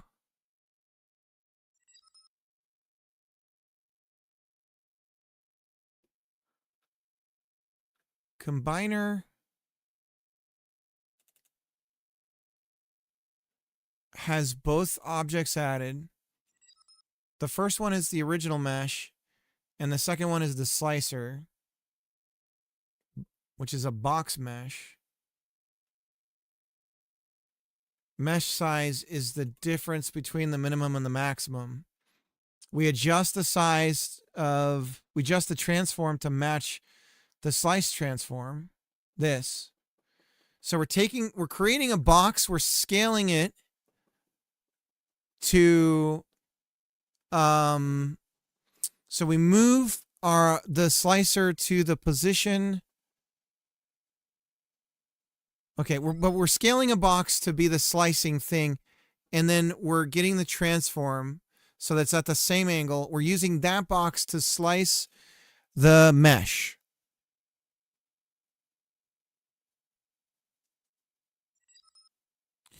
And somehow in doing that, when we do subtraction, we can sometimes end up with the bounding, what they're calling the CSG mesh 3D, can end up being too big, or the AABB size is too big. Whatever the fuck that is. And somehow that's contributing to, when we generate a collision mesh off the mesh, when that size is wrong, we get unexpected results.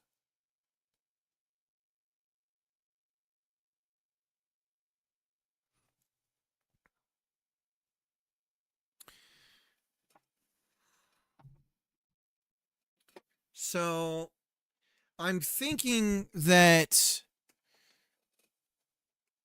let me just, on a whim, let me just try this. I'm just going to change the order we're doing it in.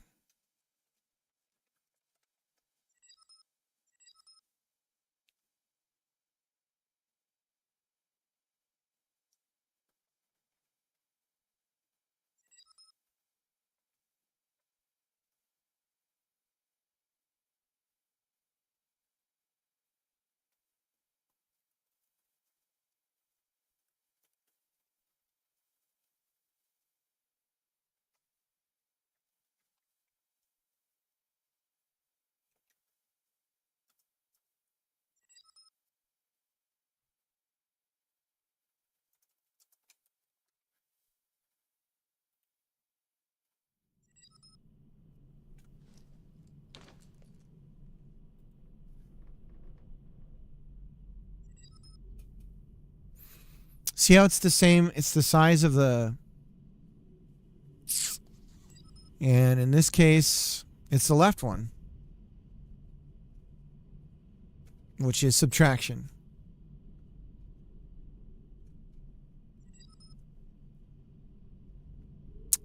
What? Okay, so what we're seeing is that intersection is the most accurate. So what if we used intersection for both, and we just move the box that we're doing the slice with. So we resize the box to go on the other side, and we intersect with that instead. So we're using intersection for both instead of subtraction. Because it seems like it's the subtraction operation that's causing the issue. Because it's always the out mesh, the first one, not the second one.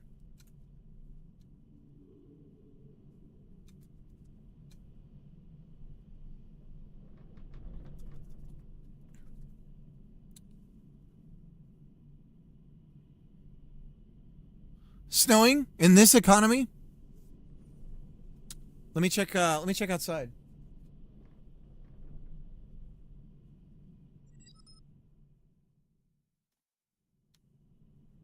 The sky looks primed for snow, but there is no snow.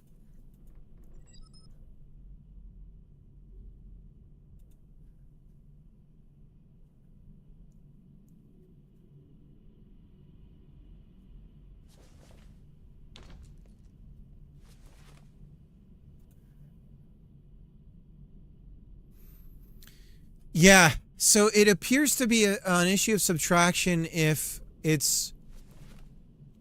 So I think I can make it happen on this one if I cut it from this side.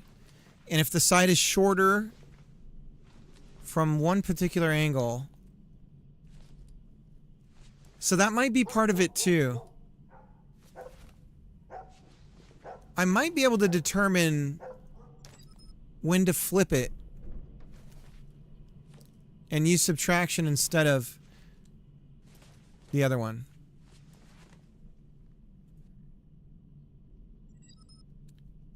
Okay, I think I can. All right, I think I can. So I think if we look at the mesh size for the slicer, this is our clue when we should flip the operation, and maybe we'll just do that. I don't understand why.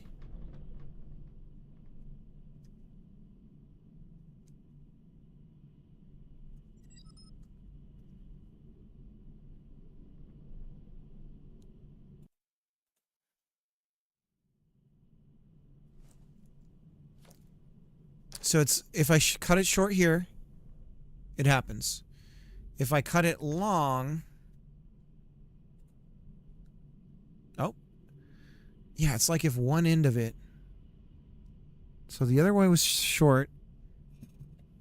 Both times. The closer we are to the center. But it's always subtraction. So let me try this. We'll invert the size of the bounding slicing box, and we'll use subtraction on it. What do you think? What do you think?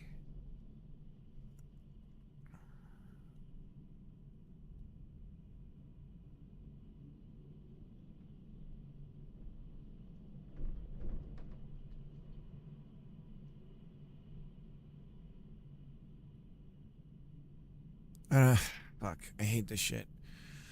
Because I'm just in, like, voodoo math territory here.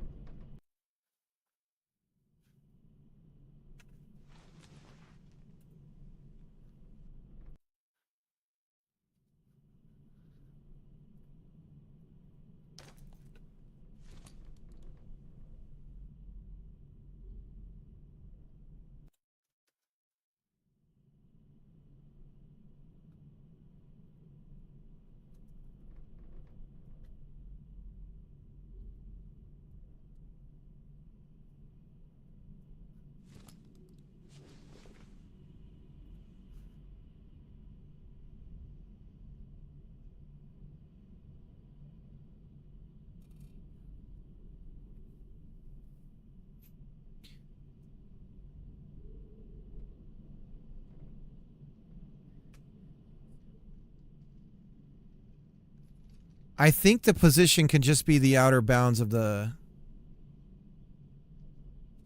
mesh. So whatever the original size of the mesh was,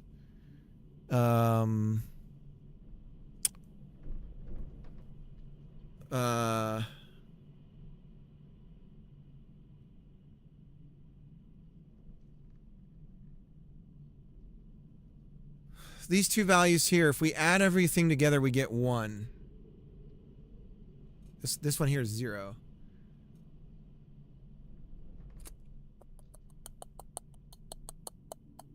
No, that's not 1. That is 2. That is 2. 0.25. That's what we get if we add them together. 0.25. So we get the original bounds. So we want to take the size, this, subtract it from the original size of the mesh.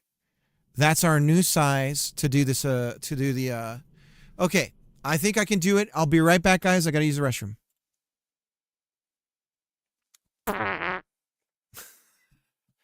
Give me a second. Oh, you know what? Could we do the camera for... I could put the camera on now. You guys could watch the dog. But I'll be right back. Hey, handsome.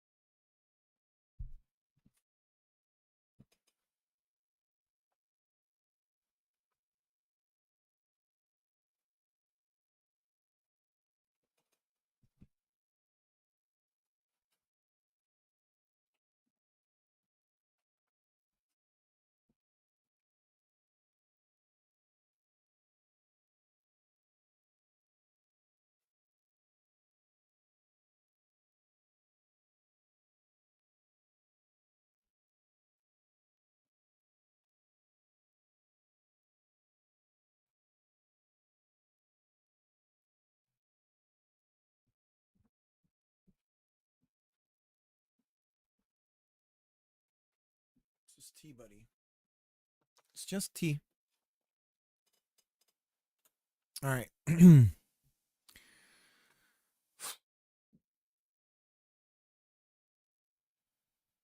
So I had a thought here. If I can reverse engineer this.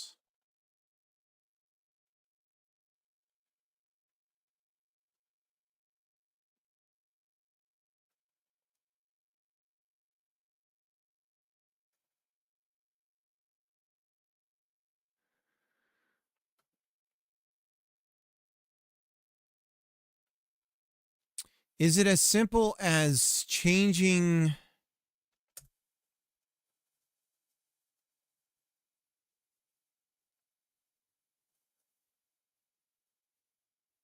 the subtraction for the min and the max?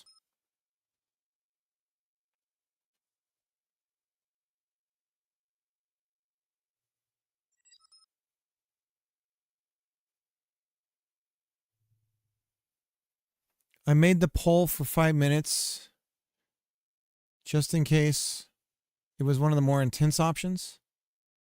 And apparently you can't stop it. Both? I'll vote 2. Here we go.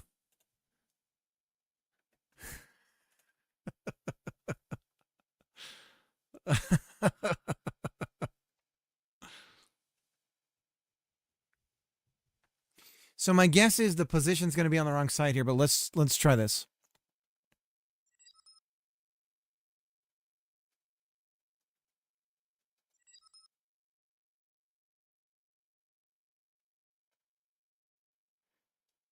So we're going to have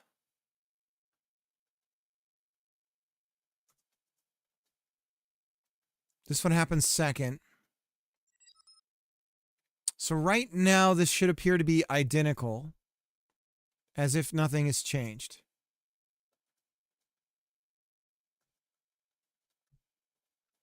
Let's double check and make sure that's true.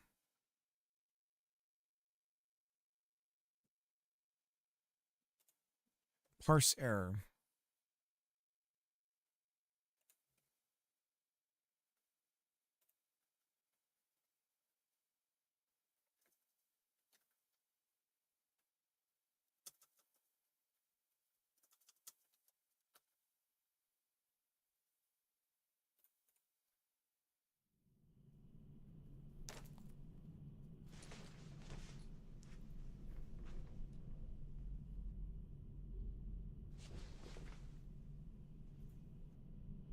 Okay. And again, it's always the one with subtraction.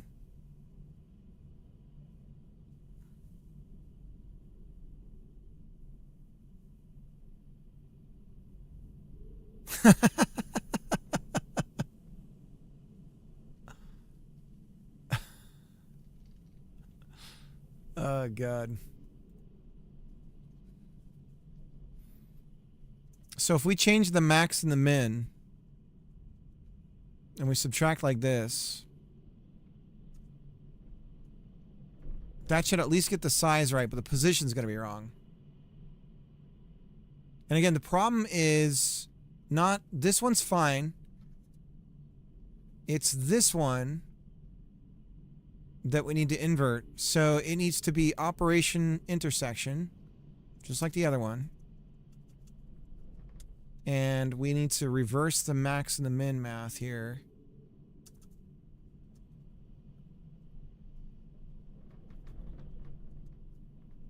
Watch, it's that simple. It's not going to be, though, I don't think, because...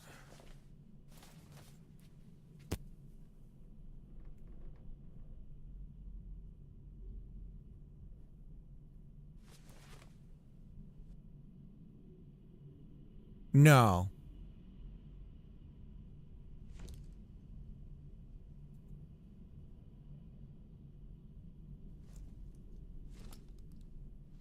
Okay. So now the transform's wrong, but it looks like it fixed it. I think the problem is we're cutting...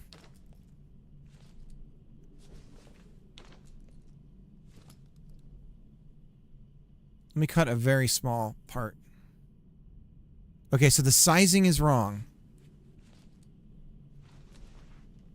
Nope, that's the little piece. Is it? No.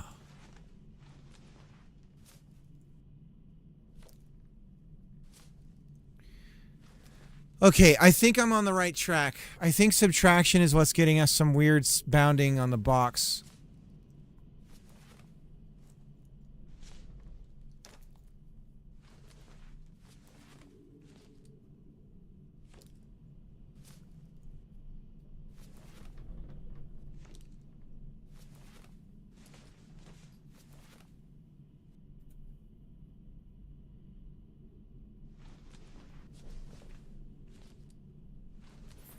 So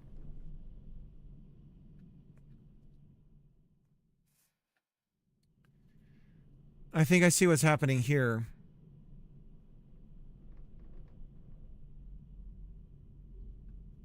The other one goes away.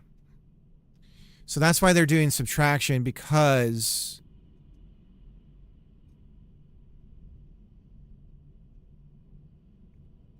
but we have the math for size.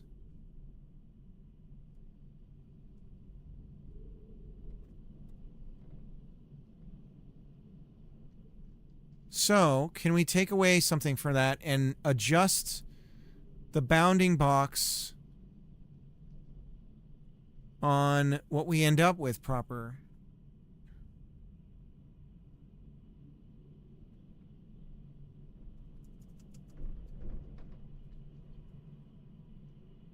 So the operation is on subtraction. We know that's wrong.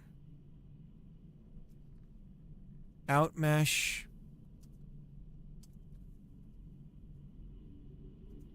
Custom. ABB equals AABB.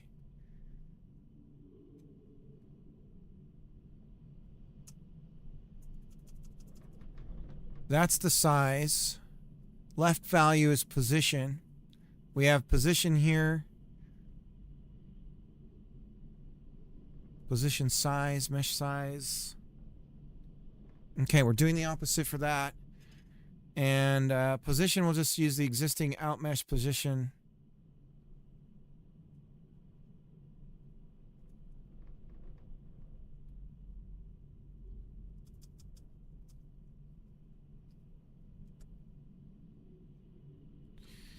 So we haven't had any luck doing custom. We'll try it.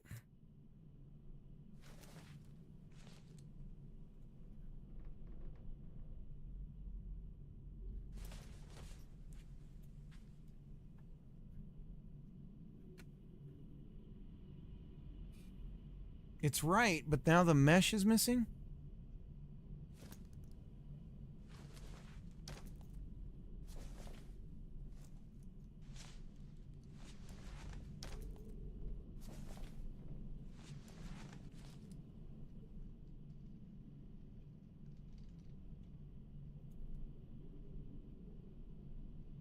Nope, that one's wrong.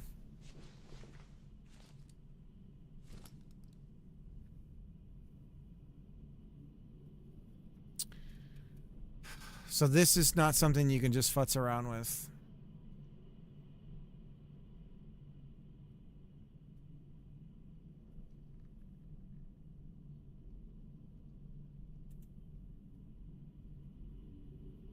Well, and also we don't do we're talking about not doing subtraction, right?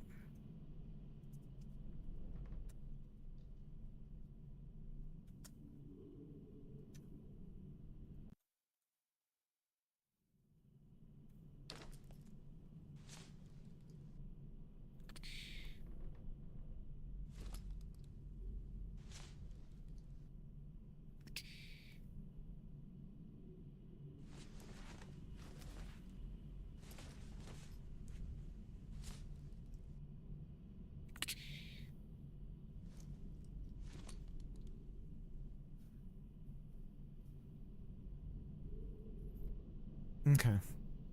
So I'm really confident about what's going on. I have an understanding of it. He's creating a cube. He's aligning the cube's transform with the transform of our cut, where our slice is. That cube is a volume that he's using to then do the following math down here on it. And he uses subtraction and then intersection to make that happen. And for some reason, subtraction, when you do it with subtraction, you can end up with whatever this AABB thing is, you can end up with a size that's incorrect.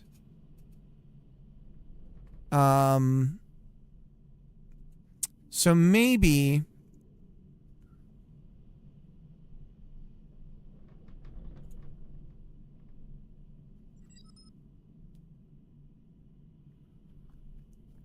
yeah.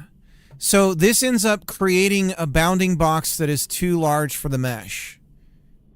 And my working theory is that any of the vertices that get to the edge of the bounds of the mesh end up snapping to the size of that box instead of the actual mesh size. That's my working theory. And that's why there's like these ones that just like point straight to pretty much the exact same spot.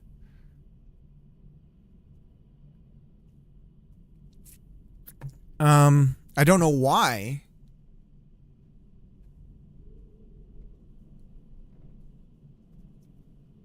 So now I'm doing this and we're empty. And so I think that the issue at this point is that the position that we're using is incorrect. So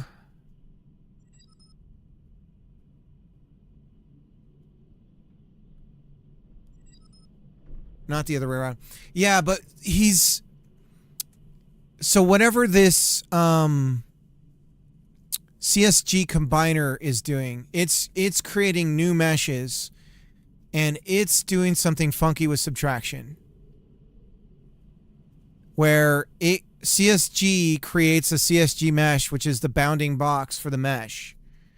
And that's setting the AABB. And that is what's screwing it up. I hate the CSG. Bros. So if I can get the position right of the box, we can get the right mesh here. Right now I'm setting it with the existing one. And we're using subtraction. If we use intersection, the shape looks right. It looks right. It's clearly not setting it in the right space. So that's a whole nother math problem we're going to have to figure out. Why can't I climb? There we go. But like if I do something crazy, let me do a weird deep slice.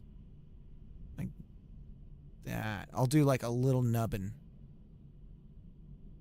Yeah, so we get the little nubbin. Nope. Wait, hang on. Okay, we have an answer for two of these. So the nubbin is right. The little nubbin is right. But the big guy is wrong. So that tells us something about where the position is. We're doing intersection for both, right? Yeah.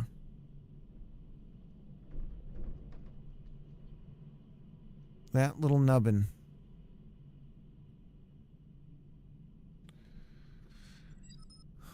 So the position of where we're doing this is wrong.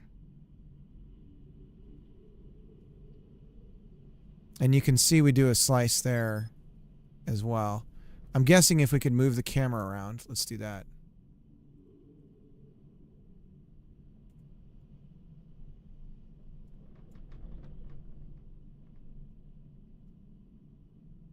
Have we cut more than... No, just the one.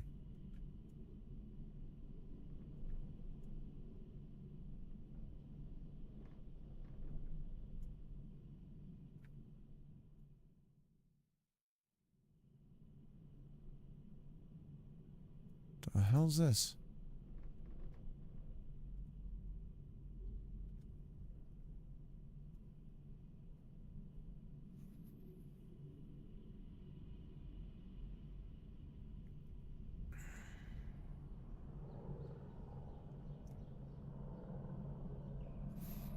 I'm confident that's what that is.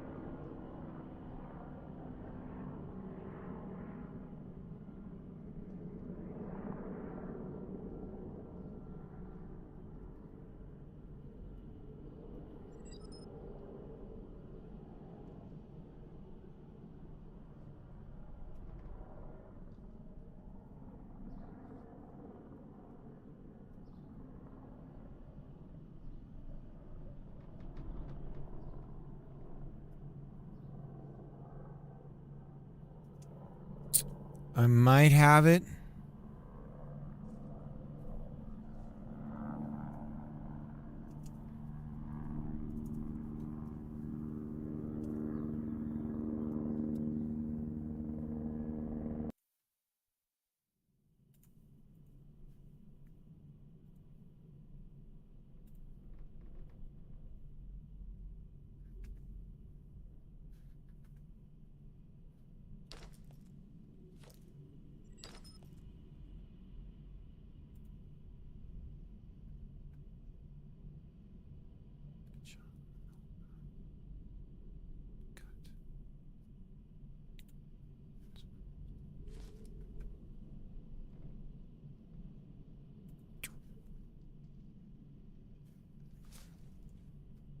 That was weird.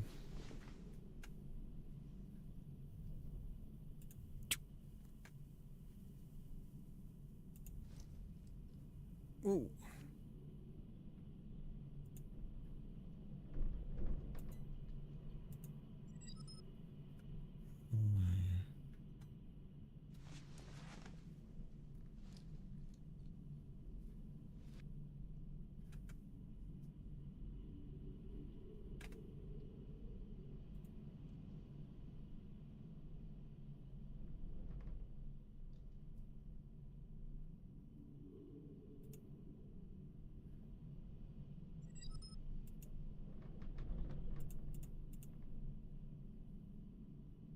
What in the Sam hell?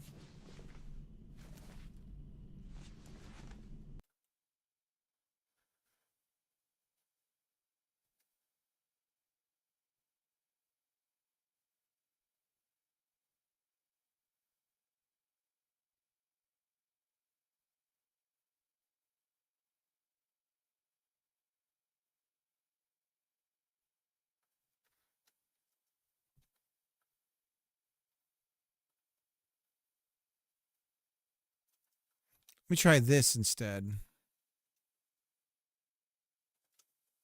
I'm just futzing around with math.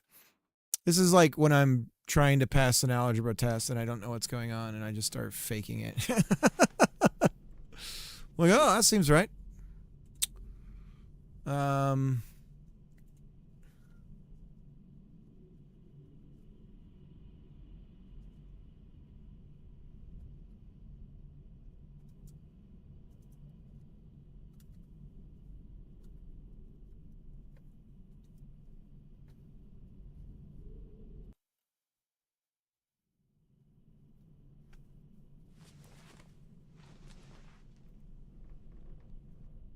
Null value. Okay, so I screwed something else up here. Let's go back.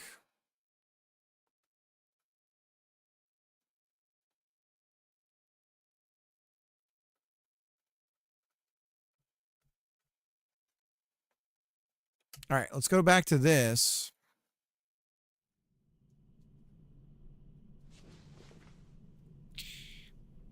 Okay, that's looking good. Okay, now we'll do the cricket math. The yoinky boinky cricket math. So we go like this. We go like this. And we start just moving things around and seeing what happens. So guys, if I do these two things to set the position of the size of the thing, how do I get the opposite of it? Do I change the sign or do I change the order of the operation? I'm going to try changing the order of the operation and see what we end up with. Okay.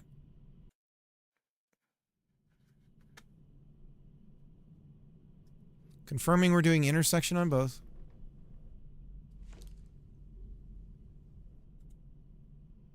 And now suddenly we're null value. So we know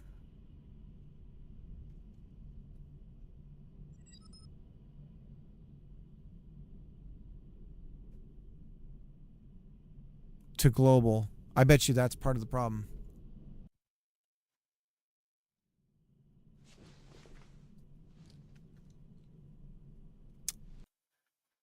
That's part of the problem. Okay. So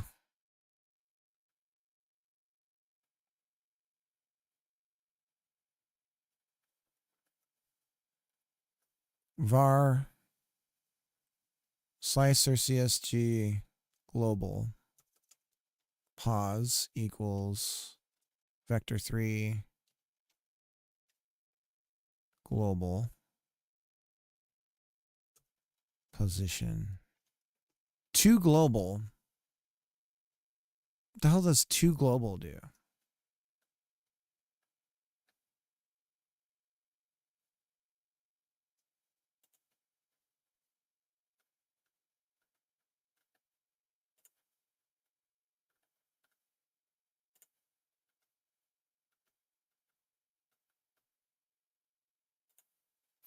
Returns the local point converted from this node's local space to global space.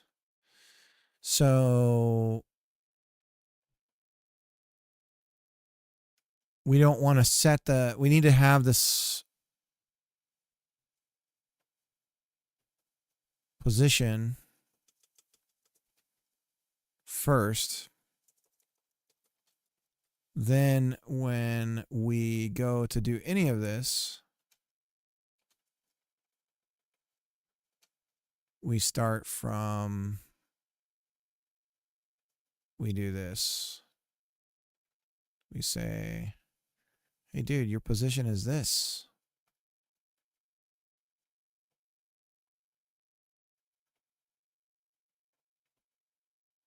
And then we do our magic on it. We do that here and here. Okay. And for our first trick, yeah, we're backwards. Yeah. Let's see if that fixes it.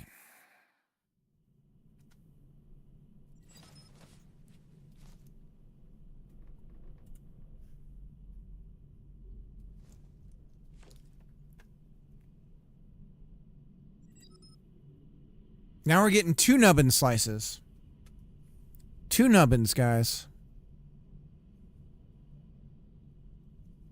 2 nubbins. 2 nubbins. So let's reverse and change the operation, like Sorrow said.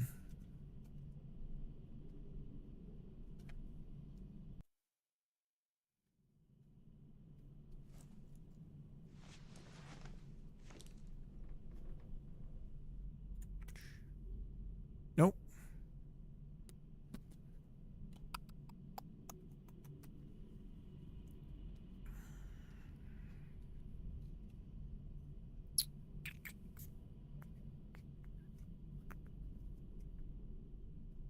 Didn't like that.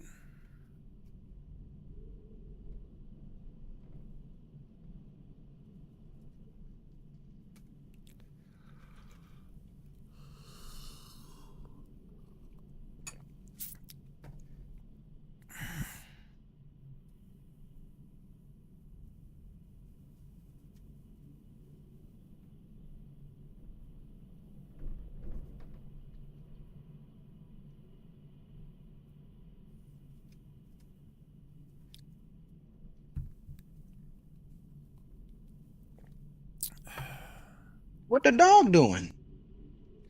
He's just chilling. He's a sleepy pup.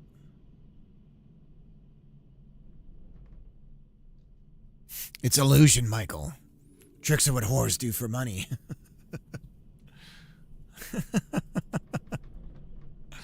Made a huge mistake.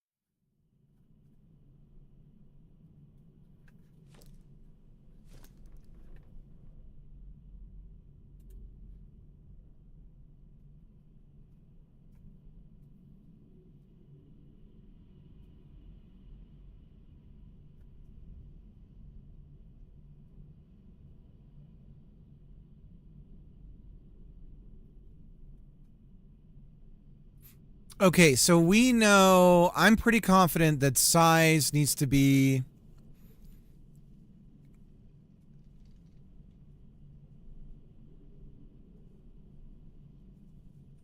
the mesh size, whatever our this size is, which we can't get. I mean, we know what it is.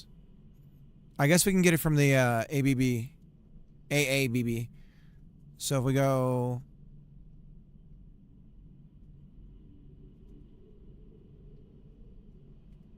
get AABB size minus, and we do this,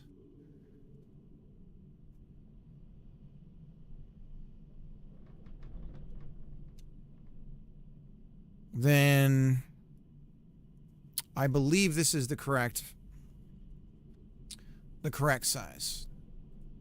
All right, I'm just working it. I'm working it out, guys.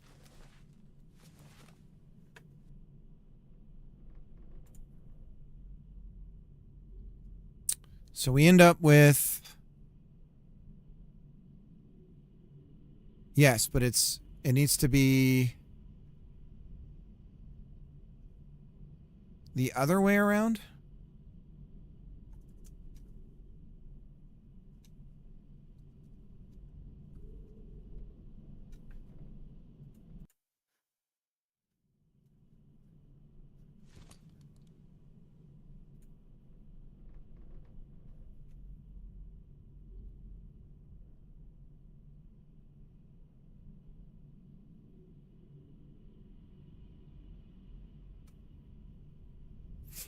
Okay, the point being that we end up with a number that is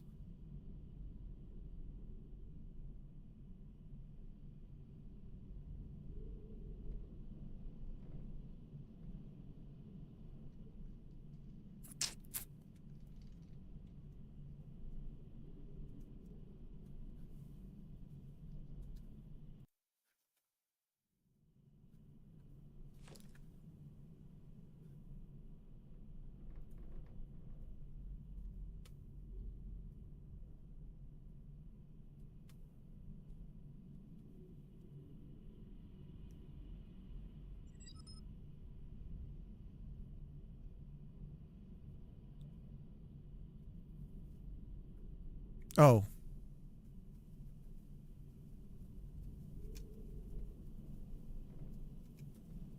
That's partly why I'm confused.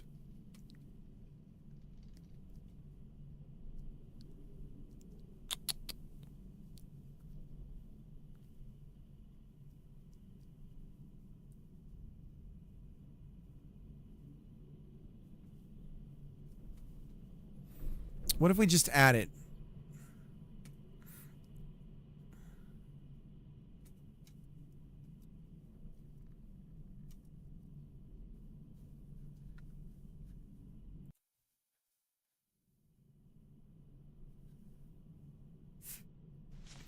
It's a great show.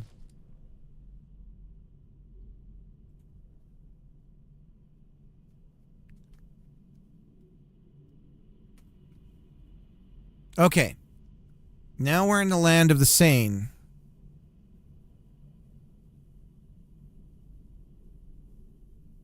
So now we need to take this sized box. Now here's what's weird. The X and the Y position are negative.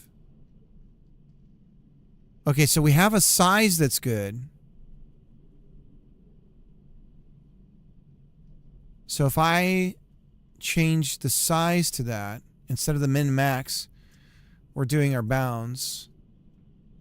Now we just need to get the offset right.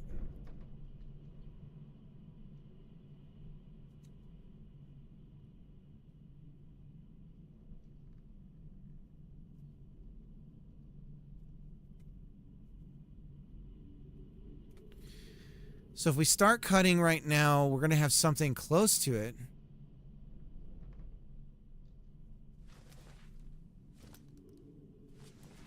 Let's try cutting really thin on this one. Oh, it fell inside. That's not helpful. Let's reload.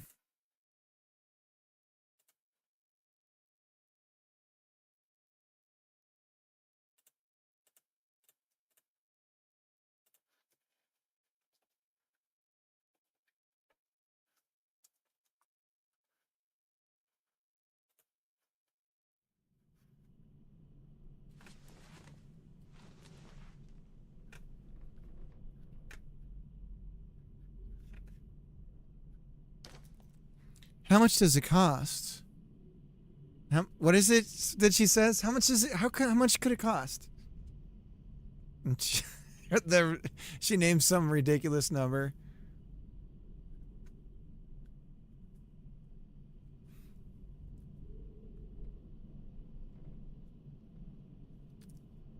How much could it cost, Michael?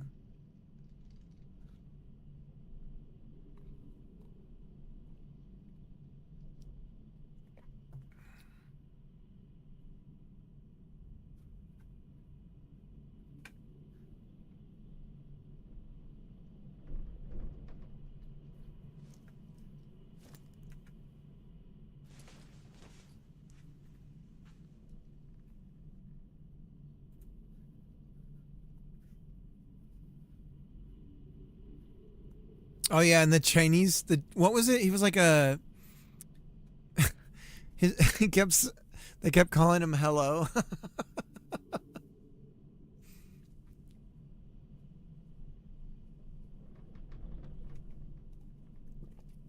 Oh god, Anyan, or something like that. Hello, hello, hello.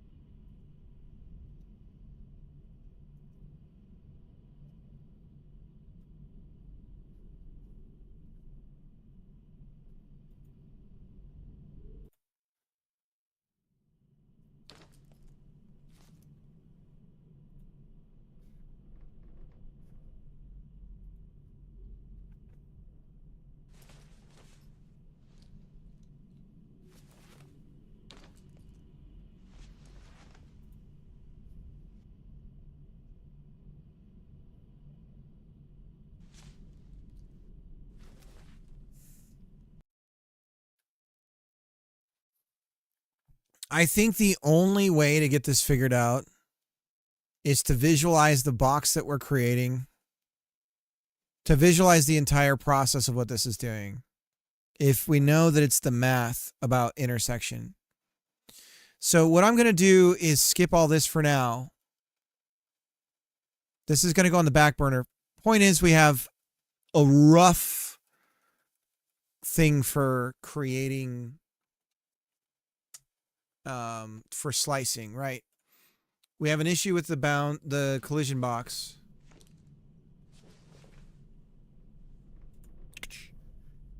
And now what we can try to do, the reason why I'm trying to solve this though is because we obviously want one side to bound and be stuck to the tree still and the other side to fall, right? But the problem is with this long piece, what we have to check is the collision of the two pieces to figure out which one is colliding with the tree. But if the other piece is creating this super long collision that's the exact same length, then it too will collide with the tree. And when we cut it, nothing will drop because it's also going to be colliding with the tree. So in that situation, it would have stayed. And I suppose we could just cut from a certain angle because we know how to produce the problem. It's always on the left side of whatever our or it's always on the right side that it can happen. I don't think that determines it though. So let's try and figure out the jamming thing that we're talking about. Something like that. Something like that. Okay. We can add the sounds for the drop too. But I think the way that I have to do this, because I remember doing something like this for the tactics game, and I ended up having to visualize what each of these things were doing. This is the critical thing. Is to visualize the box that's being made here and just seeing what it looks like compared to everything else.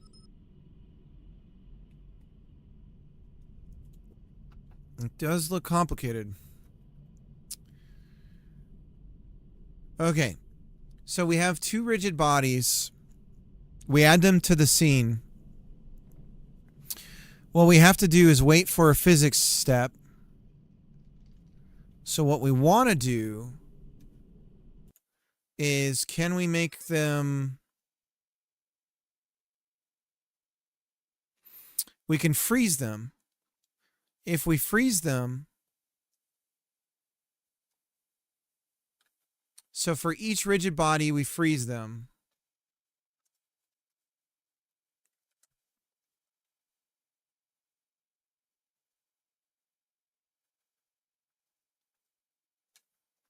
And then what we do is we wait for a physics step, and then we get a list of their collisions with this here. For each frigid body. So if we freeze them, here's what's going to happen. They won't fall.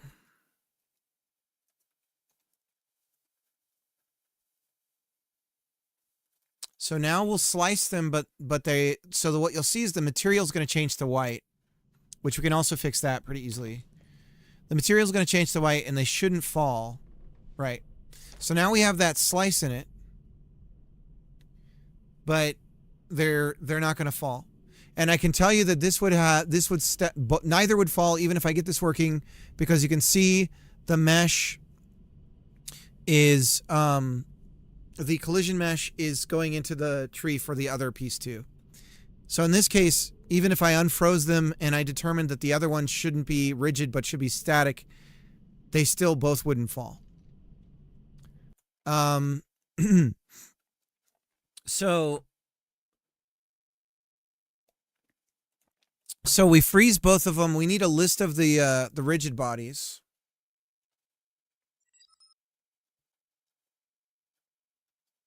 So we need an array of rigid bodies. And then for each rigid body that we create, we append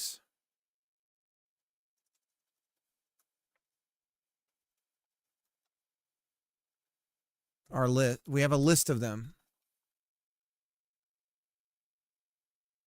And then what we do is we await the frame process, get tree, process physics frame. So we wait for a physics frame to tick. We can queue free the mesh though. Okay. So once we get a physics frame, then we can iterate on each of the rigid bodies.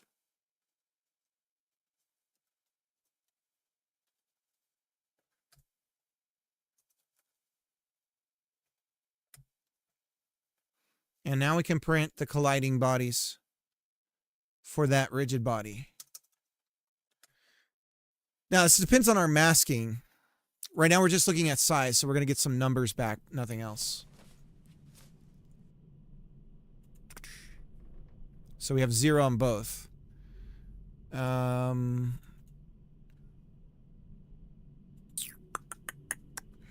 So get colliding bodies. Maybe we don't want that. Maybe we want...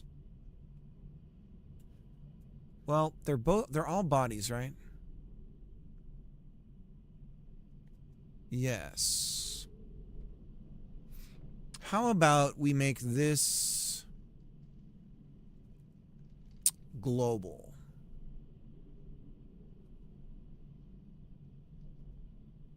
And how about we print this on our physics step? Just to see if we're getting anything. Now, the docs say that when we freeze, we need to process the physics. So maybe we need to move and slide these pieces since they're frozen. Because maybe we're not going to get anything back anyways.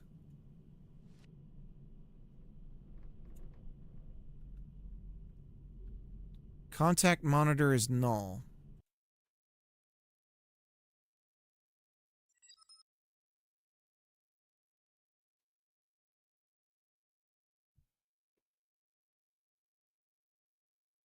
Like, make life easy, do it. Right. So let's turn on, let's not freeze them. And maybe for a brief moment, we'll see some collisions. Because maybe freezing does stop the processing of physics collisions. I don't know.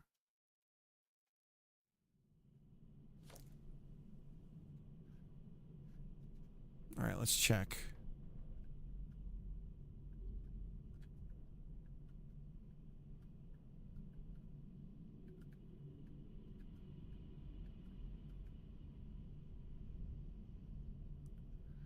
Okay, I don't see anything. Static body collisions. It collides with tree. And it masks with tree. Let's check the rigid bodies. Now, are we seeing them? See, it's still it's inside the tree.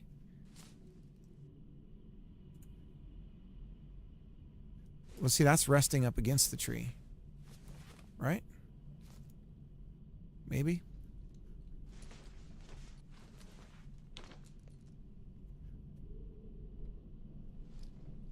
No. It can't be colliding with the tree because it's just sort of rolling into it. So let's see. Let's look at the scene tree. Rigid body. We're masked with the ground and tree.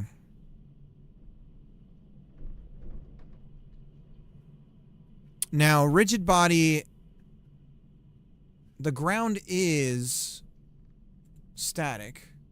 Lava. These are static bodies. Ooh, wait.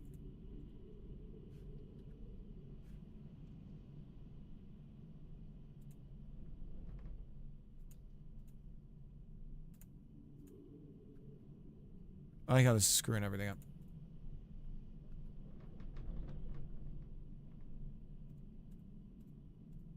Okay, hang on. Let's go back to our standard normal view. Let's get rid of these sons of bitches.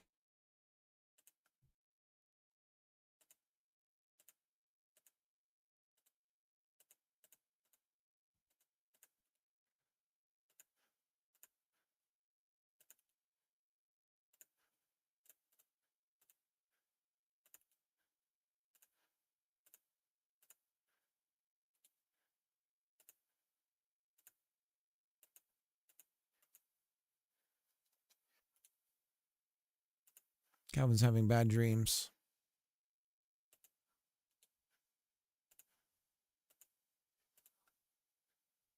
Could he possibly be worried about? Probably thinking about someone's coming after Papa. I must protect Papa.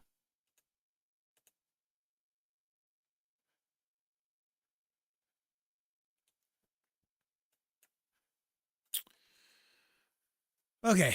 I feel like I'm doing a good job staying focused. Like, we're trying to fix things, but we're also like, it's going. We're chopping wood now.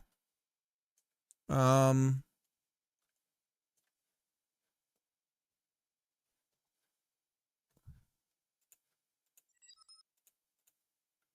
you doing? Contact monitor is null.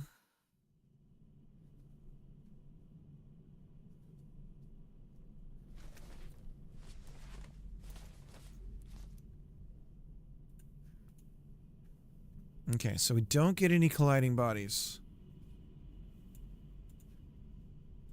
Weird. Let's double check the...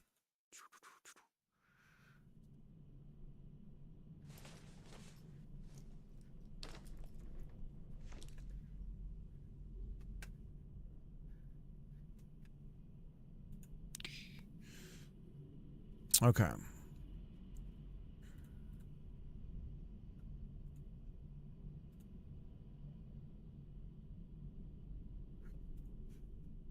So we are masked with tree on both. And this is a tree.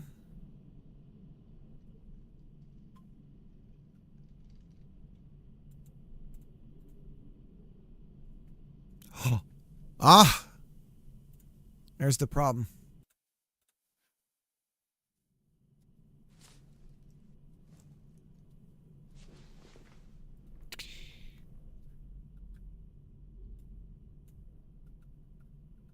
Still not seeing anything, though. But now it shouldn't hit the...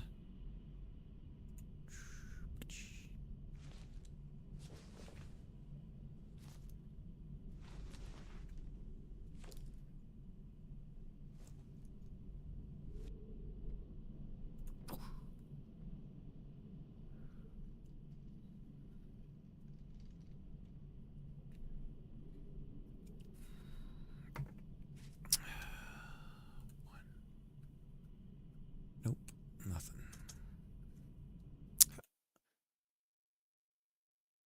Is this a different view again? No, same place. I just have this.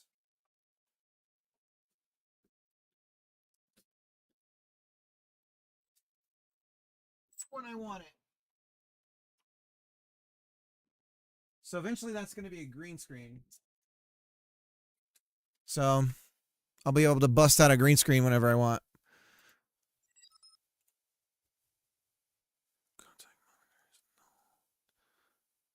Contact monitor is null. I am in a closet, yeah. I'm also in a closet.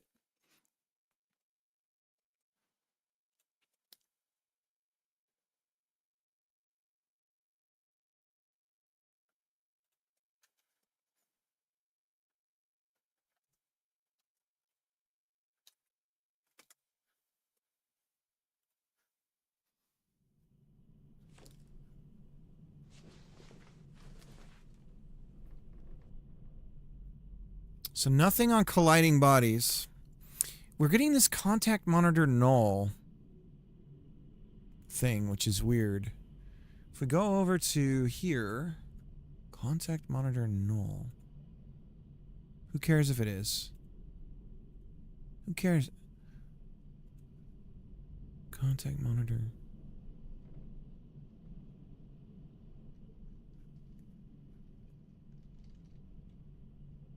If true, the rigid body will emit signals when it collides with another body. So maybe we do want that? for when we generate the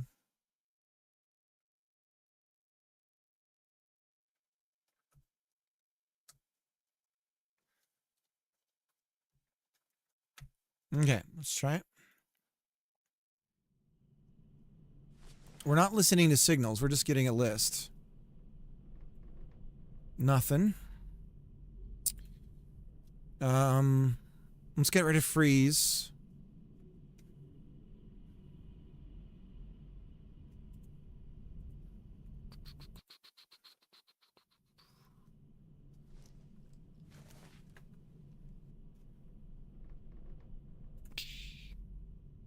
Anything?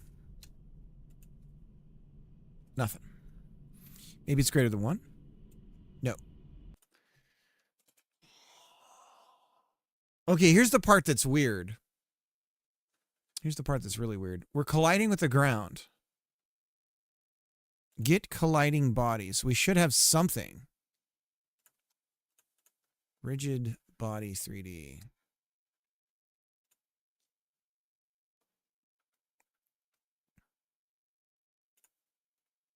Returns a list of bodies colliding with this one. Requires contact monitor to be set to true and maximum contacts report to be set high enough to detect all the collisions. Results of this test are not immediate after moving objects for performance list conditions. Once per frame, once per the physics step. Considers using signals instead. Your mom. I'm not going to use signals. I hate them. Max contacts reported. So we need to adjust that number. Max contacts reported. Okay. We got it.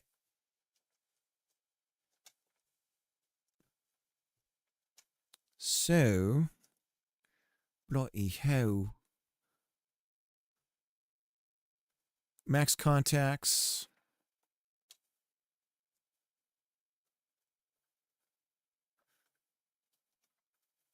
Let's just set it to 3. And let's go back to freeze. Turn that on. Wouldn't that be lovely if that works? Freeze equals true. Contact monitor is on. Max contacts is set to 3. Okay. Now we cut. We have jack shit still. Let's get rid of freeze. And let's roll it again. There we go. Okay, so we have to, do we have to let it linger? I'm such a fool for you. We gotta go up to the physics body, move and slide. Test move. Move and collide. Motion. Can we do no? Can we do nothing and get some results? Motion being 0. Vector. So, let's try it. We can freeze it. We have our list of rigid bodies.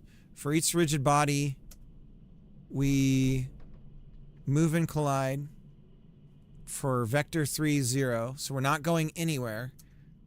This is only when we're frozen, so we could check if we're frozen too. But, regardless, it's not what we care about now. What we care about is getting a list of collisions, baby. 0. Because we exist inside of something. We should have that as a result. Now, contact monitor. Freeze. Freeze.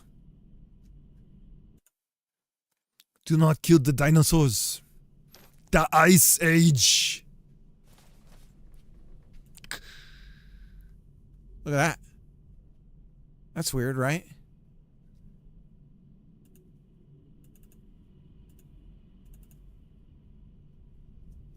We just sort of moved.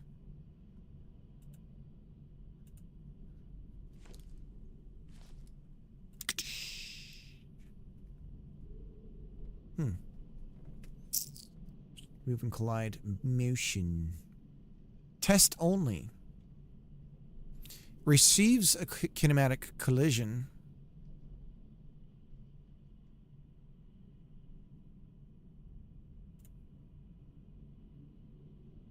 Holds collision data for the movement of physics body, usually from move and collide.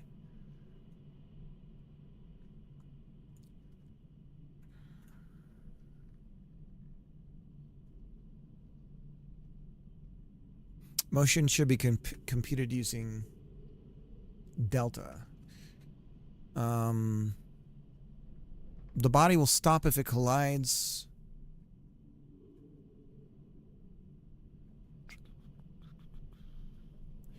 It was weird. So we'll do test only.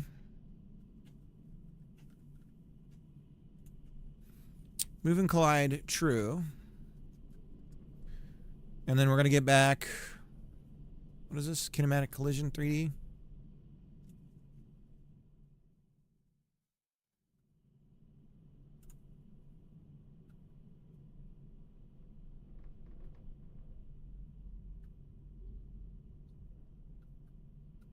Get collider. Is this an array? Is it an array of it? Negative.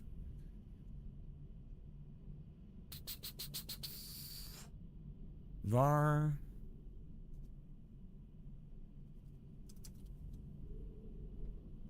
Collisions.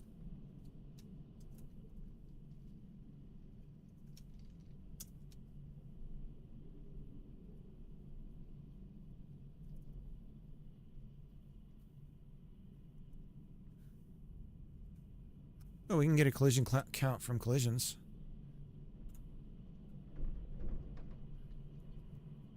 Okay.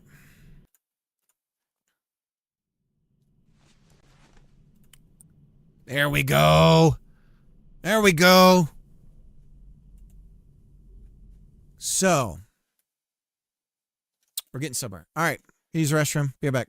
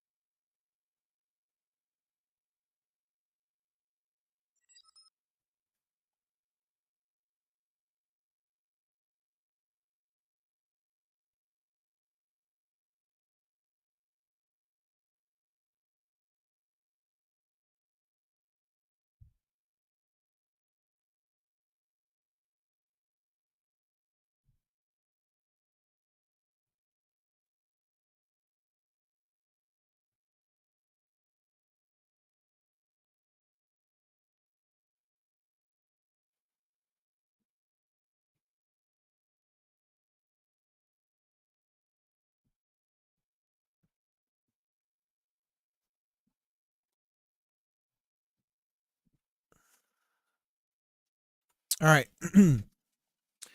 Ba-ba-ba-ba-bum. Da-da-da-da. Get collision count. Get collider object. We get an object back. So here's the trick to all of this. When we do all this stuff, we need to turn the bodies into branches. And then when we're detecting our collisions, we can determine, oh, we're hitting a tree.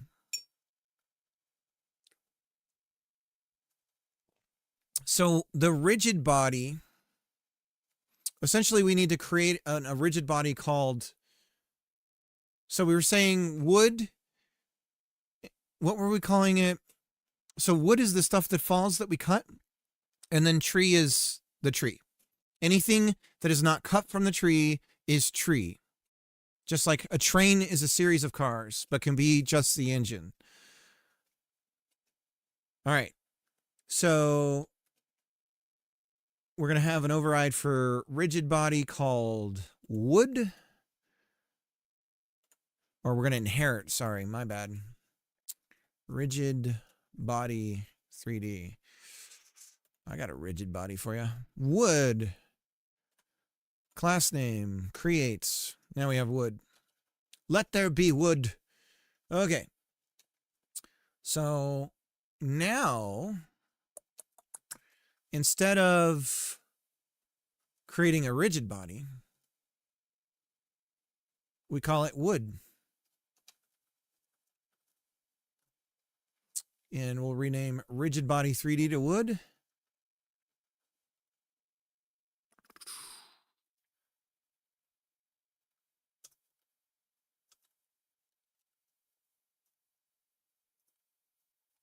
It is now wood.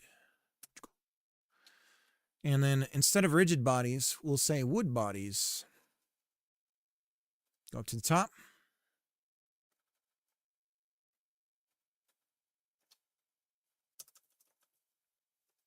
So this will just be an array of literally all of our wood.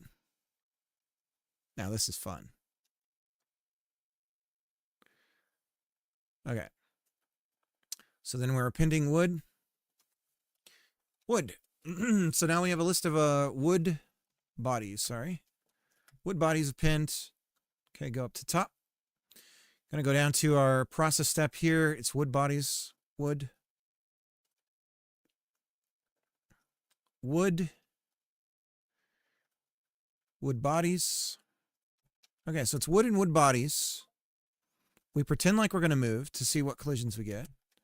Get a list of our collisions and get colliders and index. So we have to iterate on each. So we have our collision count and we do this. We say 4. Now, what this really is there's 2 wood bodies. One is wood bodies about to fall. And that's what we care about. Okay. So wood bodies about to fall. We go down here. Wood bodies about to fall. Okay. So we have a list of wood bodies that we're going to check to see which one is embedded in the tree and which one isn't, right? And then the one that's embedded in the tree, we're going to turn back into tree. Okay? So that it goes back from being a rigid body and it goes back to being a static body.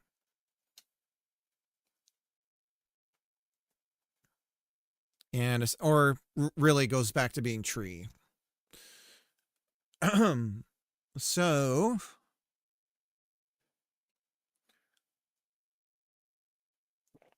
we have our collision count. Index integer in our collision count. Collisions get collision. Get collider, sorry. Index. And this returns an object. So now we can test the object and see what it is. If collisions get collider is tree object, breakpoint. So if one of these sons of bitches is in a tree, we'll hit a break.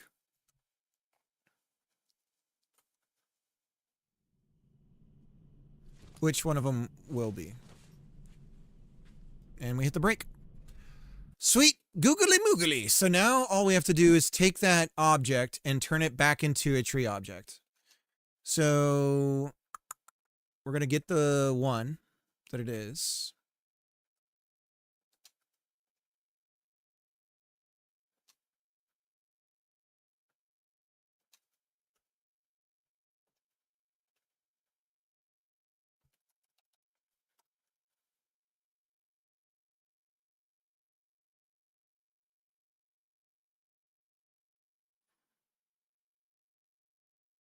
No, we know what we are. We're wood. This is the object right here.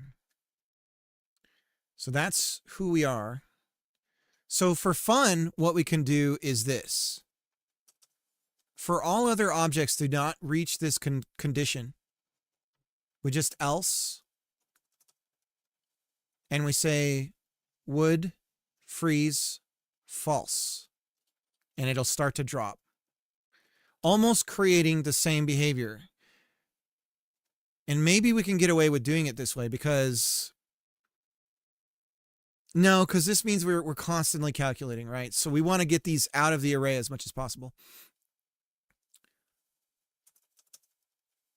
Okay, so but in this case, this should do what we were wanting to do, right? We should cut it and one side should fall and the other side should stay in the tree. Again, this depends on where the actual collision area is. There we go. So then we have a null value. Why is that? Probably because something about our bodies about to fall. What 57.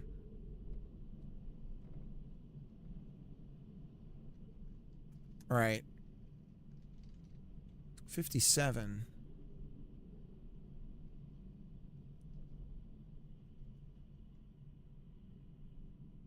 So collisions is null? Collisions is null. So it returns nothing if it finds no collisions? That's wild.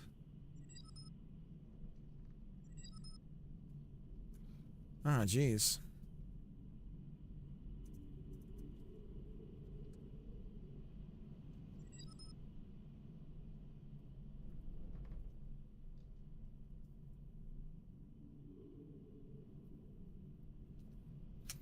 So if not collisions, we continue. There it goes. And this one we notoriously always, it builds the, so this one might not fall. Yeah, see? So this is why I was so persistent on wanting to fix the mesh, collision mesh building issue. Because the ones that are building wrong, it's embedded in the tree still, or it thinks it is, even though it's not. So we have to fix that problem, but we're not going to focus on it just yet. That's interesting, but that one fell.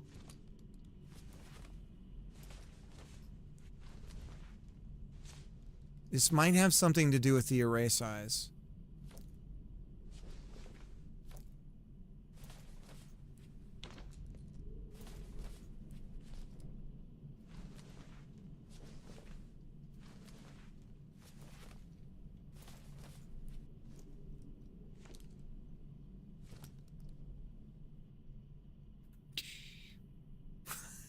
It got the wrong... Nope, see, that one was embedded. Why is the other one falling, though? Is it not deep enough? All right. So we've got some bugs. Is it possible that something about the array...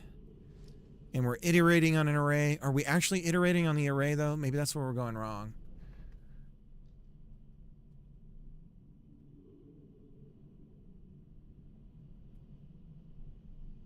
For each wood body, we're trying to move and collide.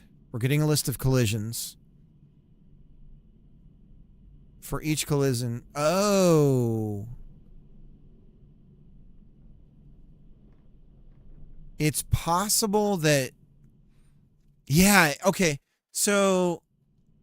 Okay, I get what's going on there. Okay.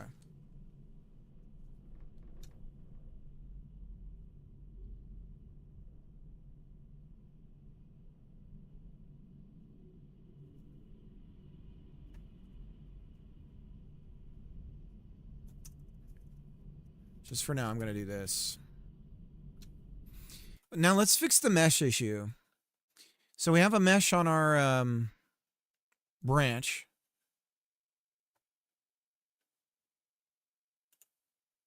Which is this lovely thing. Can we get like a wood texture? Bark.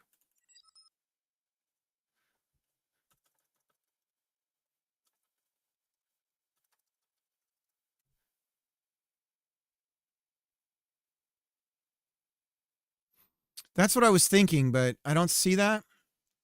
This is an oak tree.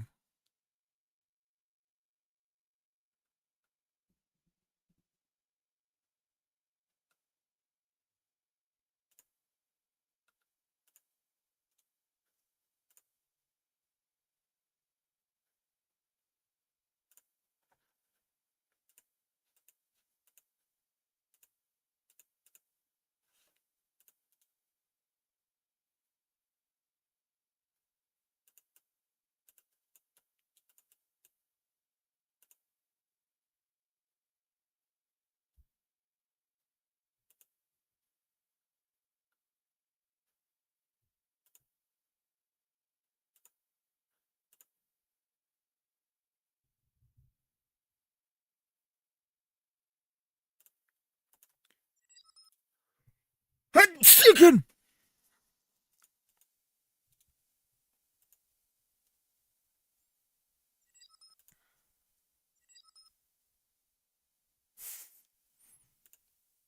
How you doing, T-Bob?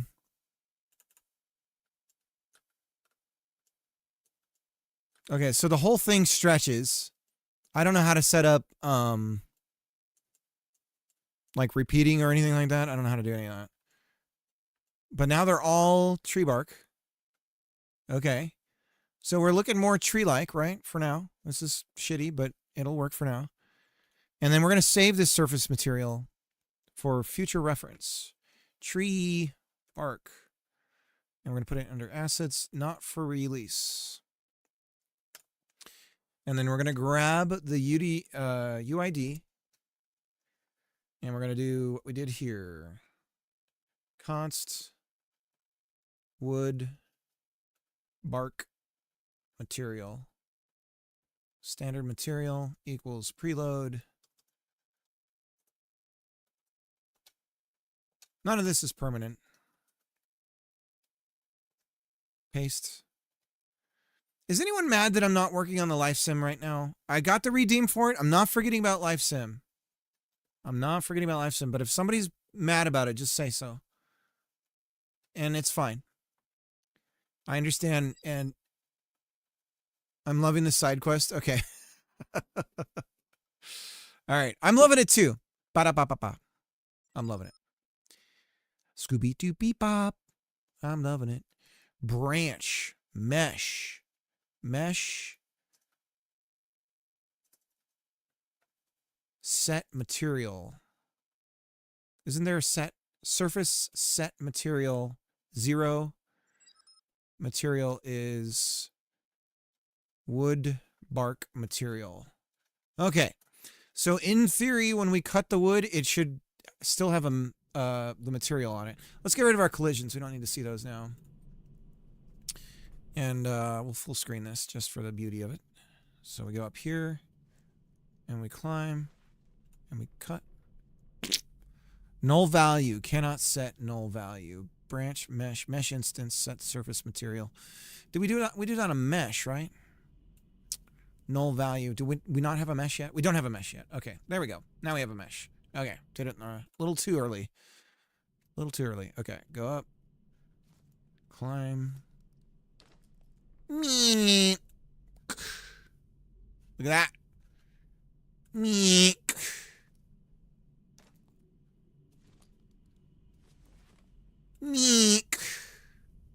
We're doing it, boys. It's working. So obviously the cutting process is going to be different, right? It's going to be more, because the way I figure it, you're going to have a free look when you're climbing. Your face, you can't really look behind you, but you can kind of look like 45 degrees to both ways. That bench would have totally hit you. Yeah.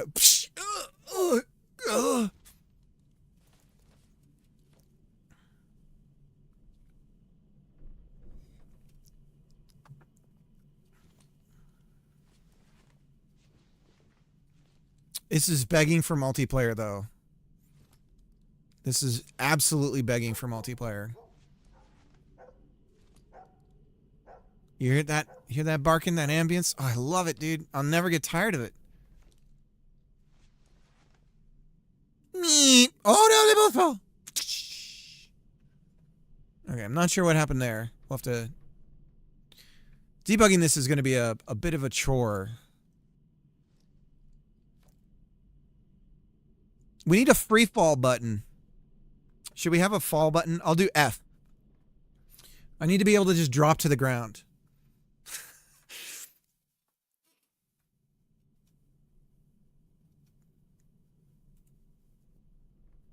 The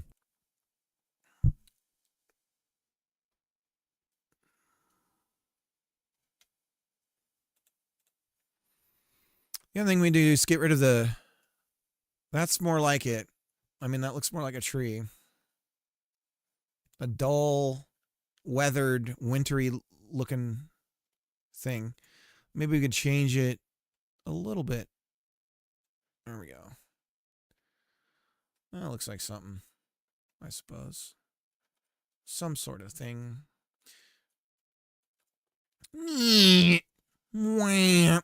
Now, I don't think we're going to need to worry about... This is... Oh, God. You know what I just thought about with multiplayer? Oh, my God.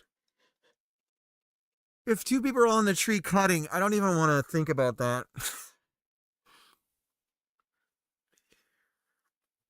I think the branches need to be separate elements. I don't think we can build the entire tree the entire tree I don't think it's a good idea to build the entire tree as a singular thing and then we're subdividing it, or we're subtracting mesh elements out and all of that stuff.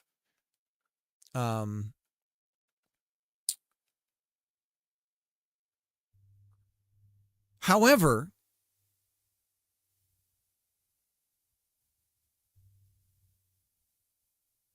it just occurred to me. Do you guys know why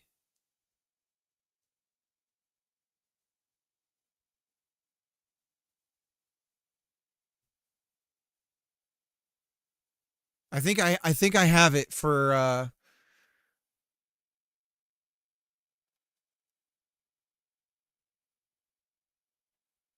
I think I have it for this.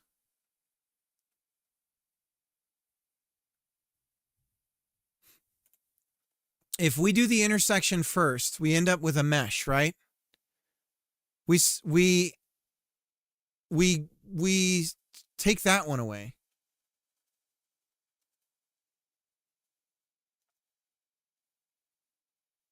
So we have this operation, slicer operation, mesh size and position. We're using intersection here. Intersection is the reliable one that works every time. When we use subtraction, we end up with a CSG box that's too big sometimes.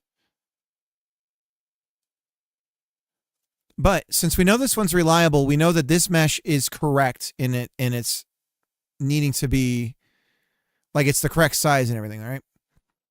So if we take that and we subtract that from the other one, the problem is again, subtraction is not working right. But if we have this one, we have what we need. What does intersection again do? Let's see.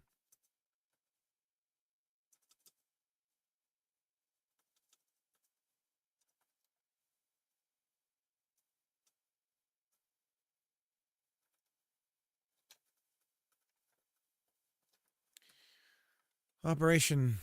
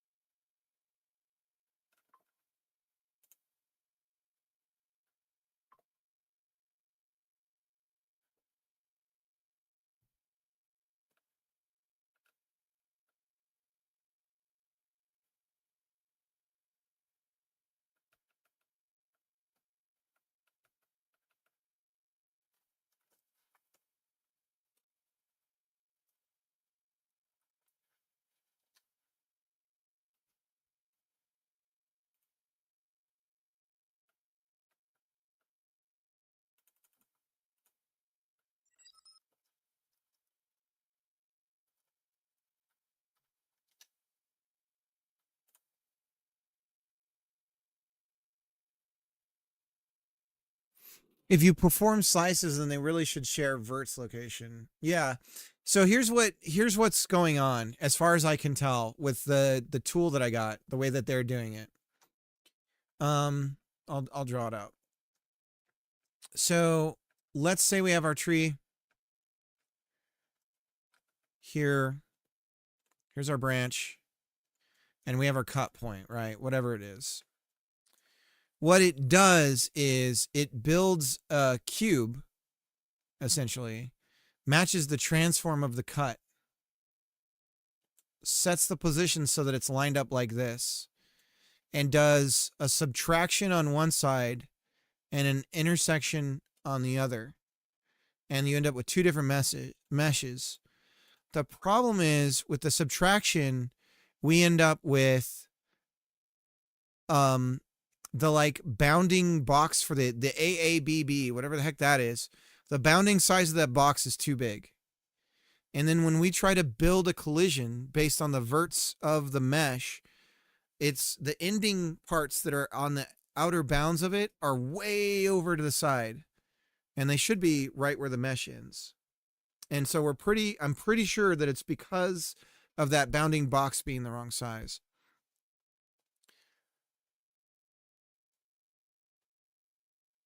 So that's my current problem with slicing things. But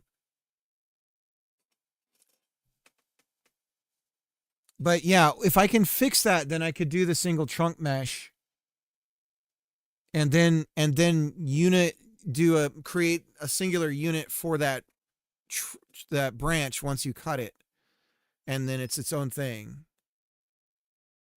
Can you visualize that? Yes. And that for troubleshooting, that's what I'm going to do, because what I figure I can do is just move it, right? And get it to be the right size for this end.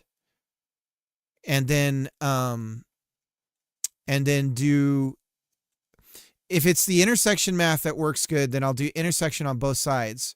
It's just that I have to create the bounding box to be on either end of, the slice point. So I have to create two of them and then use one on one and one on the other and use intersect on both.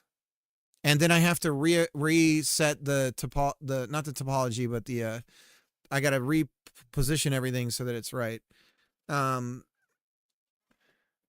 Because they both end up in the same space. They both end up at 0, 0 or whatever the origin is or something. So, but we're getting there. We're getting there. And now we know we can slice something and not process physics on it, right? So that means that we can cut a mesh and leave it as if it was attached to still. I don't know what that would do with like shaders that are affecting sway and all that kind of stuff, right? So I don't know if it would still work with things like that, but we should still be able to at least make them appear to be attached still, even though you started to cut and it's technically got a slice on it. And then we can detect how far into the animation of the cut you are. And then when we'll say the branch gives and then breaks and falls. You could swap it to a different material. Right. The other thing that I want to do too is we want to actually divide the tree. What we want to do is divide the tree with a gap, right? So that the actual cut is the distance between the saw blade. So whatever the size of the blade is, we actually want to cut like this part of the mesh is gone forever, right? And then somehow as you're cutting, if you stop cutting and you pull the blade away, you see a gap, right? And so we end up with 3 meshes, right? There's one for this side, and then the side of the one you're cutting. Kerf, is that it? I don't know the term. But then you can take, and now you can do like a progress bar, essentially, of taking whatever direction you're cutting and just trimming the mesh. It's called kerf. Okay. Yeah. So yeah, we could do that too. And that's how you get that like cut effect. And then of course you have particle effects for the wood chips, the saw sawdust and everything like that.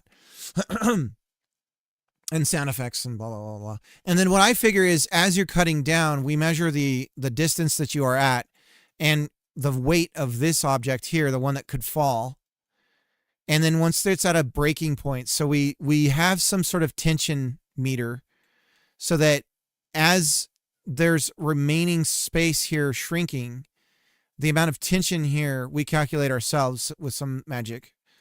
And then once it's at a breaking point, then we say, okay, the branch is going to break. And now we play a cracking sound.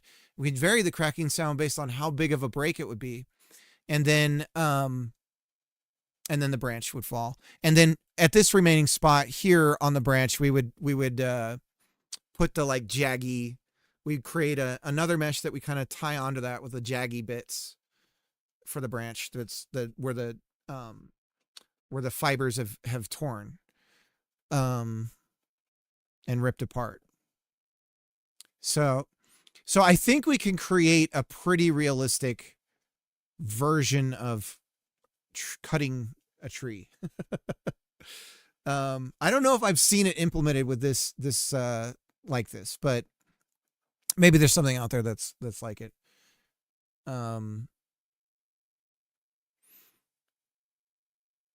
What I would love too is to bend it a little bit so that, because when you're actually cutting a branch on a tree, if you've ever done it, you'll see it start to give and you can tell it's going to happen, especially if you notch the bottom.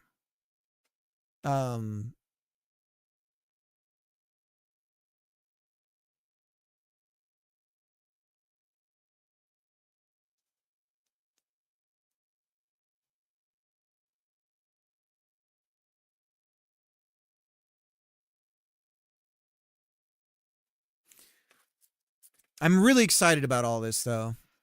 Some hurdles to jump over, but so far we're making progress. And I mean, again, like what I should do is, I guess we just keep prototyping. We do need a free fall though. So maybe I should get that going because I need to be able to drop to the ground easily just to test things. Fulcrum calculations. Yeah. Okay. Yeah. And we could base it off the wood. And I was thinking I'm going to start picking up wood of different types and weighing them.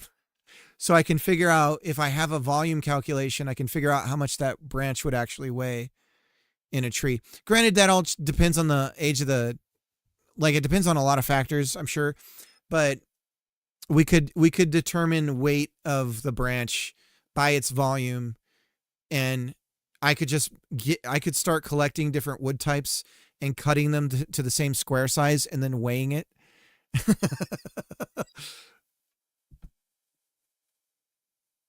Yeah. Take the distance of the branch, rotate the force and about the cut. Yeah. Yeah.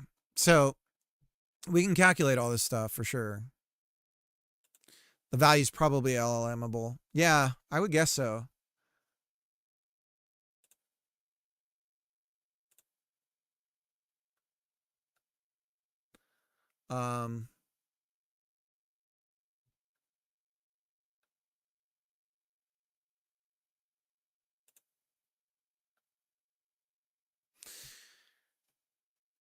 So we have a bunch of ambient sounds. I set up Toobop. I don't know if you were here, but I set it up so that the higher you go, the more we can scale the ambient sound. So there's more like you're up alone and you hear the wind more and all that stuff when you're higher up. And then we can change we have a bunch of polyphonic audios playing and we're just tweening between them we're tweeting the volumes as we're scaling up and down. And then I have a bunch of ambient sounds that play based on a random set range for a timer. And that's like a helicopter and a dog barking and stuff like that. So depending on where we are, we can design that with this. We have an random ambience preloader. So depending on the scenario, you would drag in different random ambience. So if it's like at a near a lake or something, you know, you'd have jet ski or whatever. And if you're in the city, it's something completely different and so on. And then, yeah, this is going to be more this. Oh, we can take a helicopter out. This is going to be more of, I have to design this a bit more, but this is going to be, what I'm going to do eventually is have curves. So you'll design the sound based on the height of from ground level,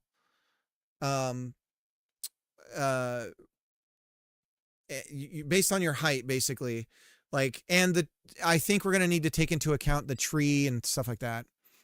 So yeah, I'm not going to focus on any of that right now, but I definitely can imagine doing it. And I don't think it would be hard to implement. I mean, I've already got everything in place to do it already. So, but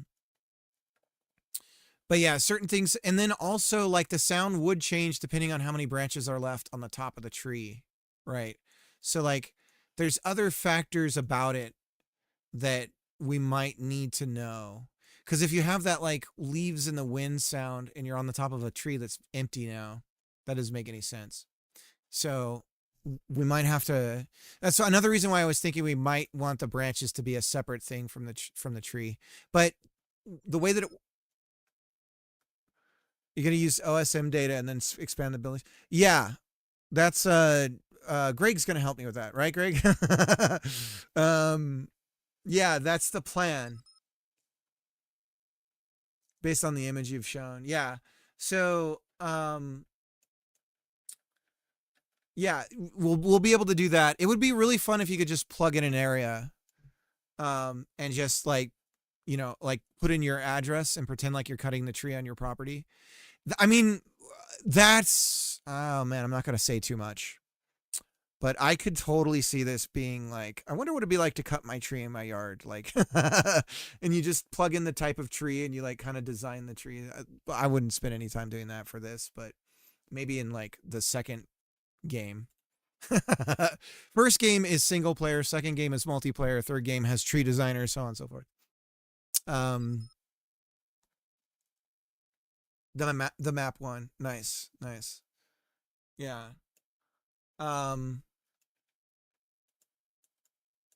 Okay, so let's get free falling going, because that would be nice to be able to just drop off the tree. Suffering no consequences to fall. Not yet, at least. And oh man, we gotta have horrific screams too. And because we want a ragdoll, right? We want to cut to third person when you're falling and show your character falling, and then ragdoll the body when it hits like a branch in just like the most horrific way, just like, even though most often there'll probably be no branches to hit on the way down. When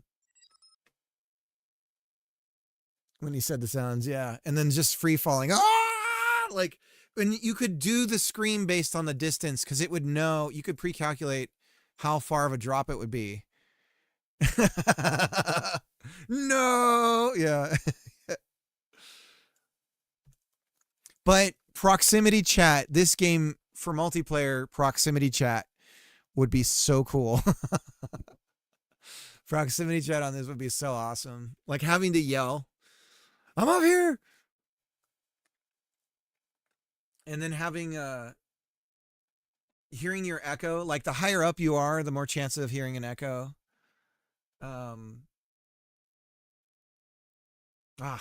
Cool stuff we can do.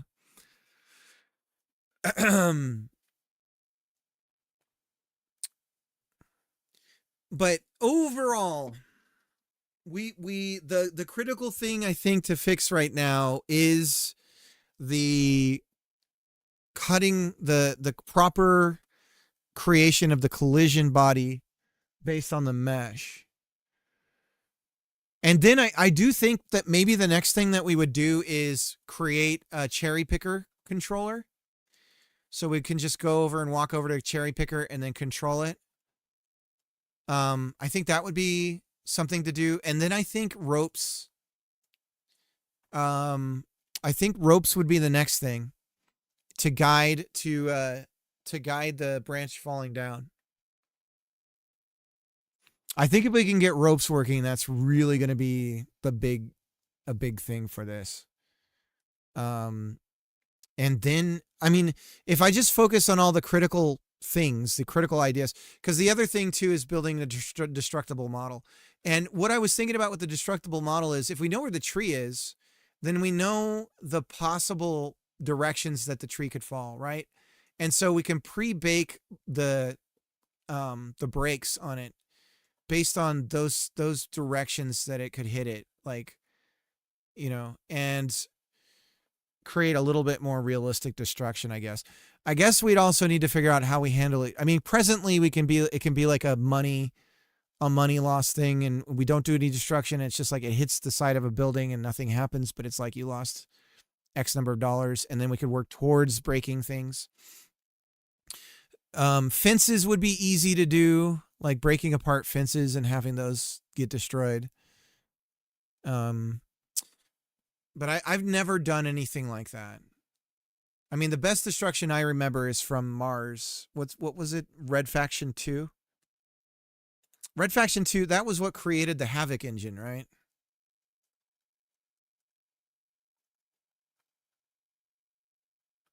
Are we gonna license Havoc for this?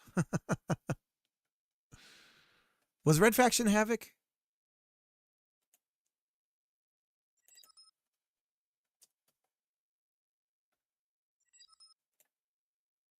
Do voxel like teardown? If I might suggest something that perhaps sounds stupid, I was most likely keep a concept of a trunk in my tree. Then I'd explore the approximate X, Y of the trunk and roughly assume that more or less head up vertically and do calculations to see which branch the nearest to that value ratably, and then select the branches on the way. When you say select the branches, what do you mean? Gentlemen, this is Democracy Manifest. Jablinski, thanks for the follow.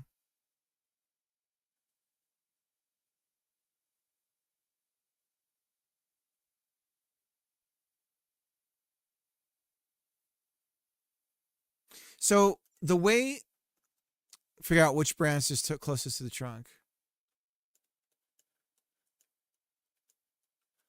Oh, I see. So that it sort of guides the player on which one they need to cut next, kind of thing.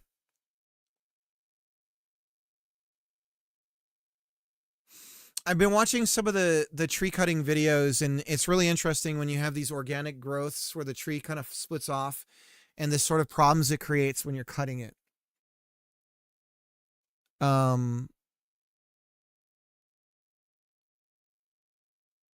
I've never done ropes. Yeah, and lets you sort the branches when you're trying to figure out physics. Oh.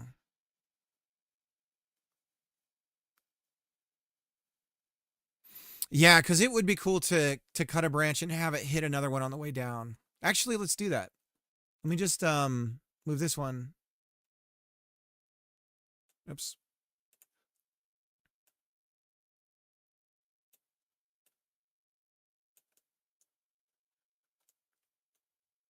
Let's do something like that. Or hit something on the way. That.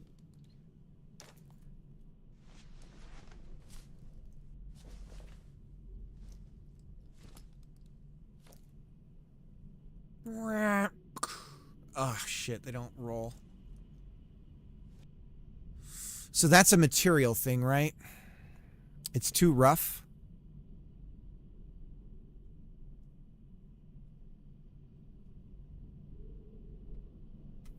Are they processing? Let me turn on.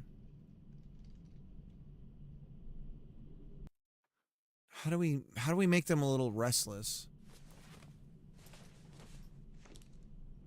We might want to make sure that we're not flat on the...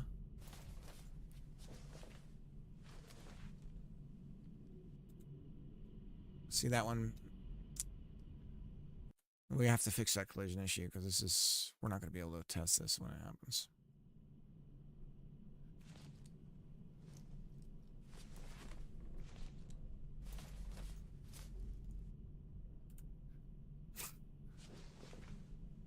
When it gets stuck, it just stays. Ah! Greg, you missed it. It was working great. Okay, that works.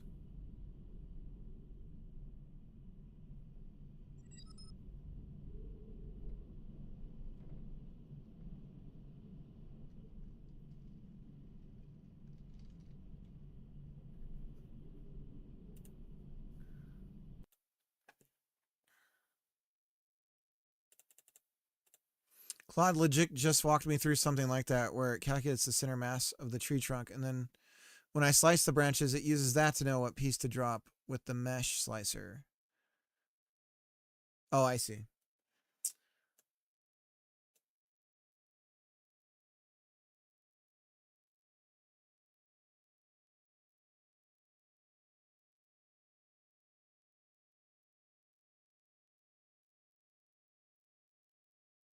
Yeah, I mean, we could do that, and we wouldn't need to do this crazy thing that I'm doing right now to pre-check um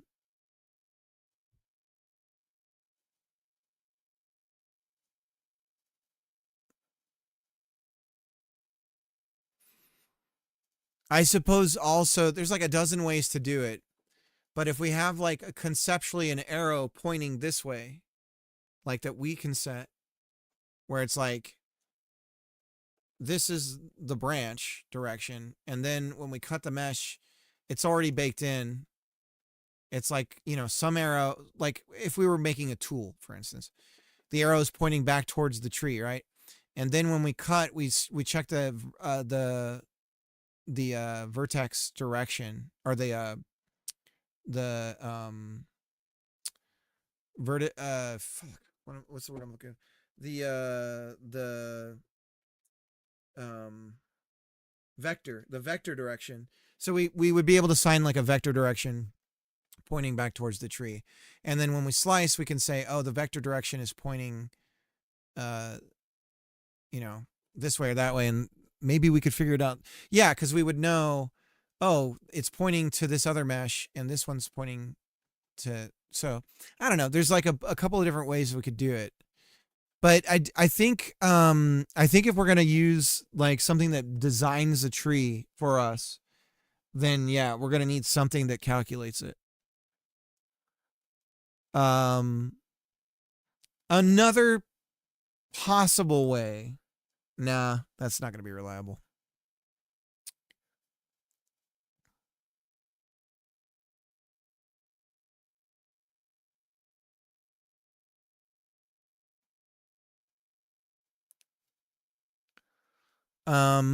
But yeah, if I bake the tree, right? So right now I'm designing it by putting these things together but if I bake the whole mesh into a single one, then I have something that I can work with that's a singular sensation. One singular sensation. I see the problem though that you guys are talking about. Right now it's actually kind of easy for me because they're these individual meshes. But if it was a singular mesh, then we have a real problem. We could do it by volume. Volume would help tremendously as well. Volume would be an easy cheat where we literally just measure the volume of one side and the other, and being that it would be a solid mesh for the whole thing, the volume would be the entire thing.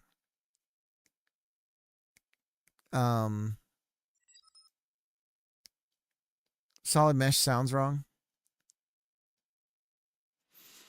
The reason why it would be a solid mesh is because we want to be able to just generate trees.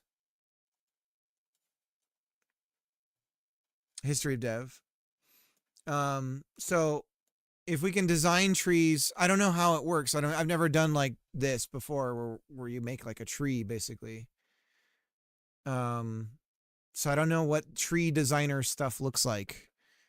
Does anyone have any references that I could check out?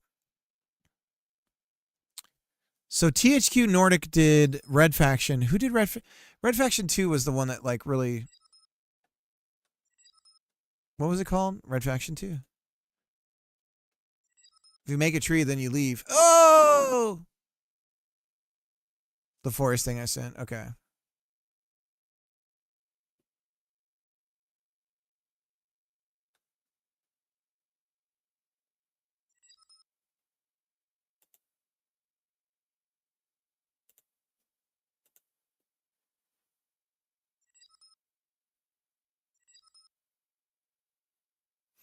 speed tree a lot, but that's crazy. Okay.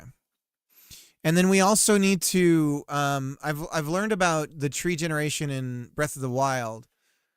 So I'd love the idea of like what appears to be really thick, treeage. And I think the way that it'll work is every tree that's not one that you can interact with is like I just place a dummy thing, and then if it's far enough away, it creates a billboarded version of a tree, and it just everything bakes, right? And then when you're climbing up, you have all this dense looking stuff. Easy tree? Okay.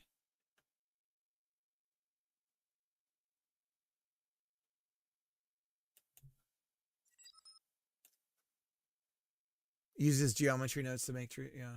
Okay. Ooh.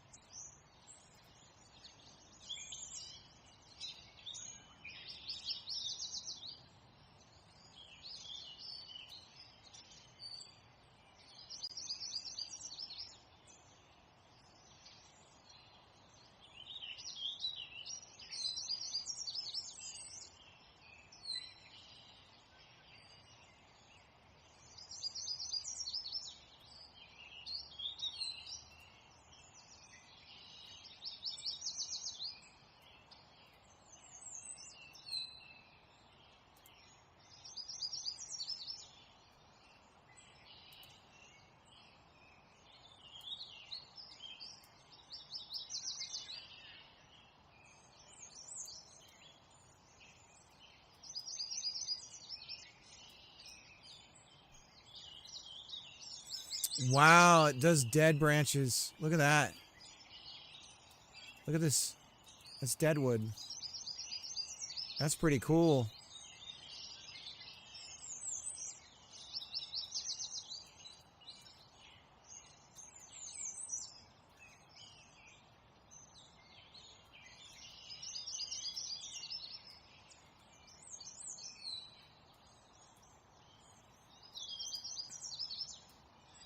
So we could have a tree that like really leans.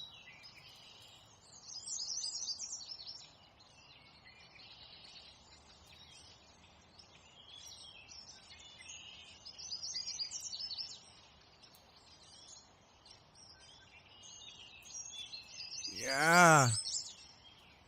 Have like so the trick too is to figure out where the sun rises and sets in the area that you're doing it and have the tree naturally have grown in a way that makes sense. But we're not going to worry about that right now. Cool. Well, we have an export. Glib. There's our tree. It's giant.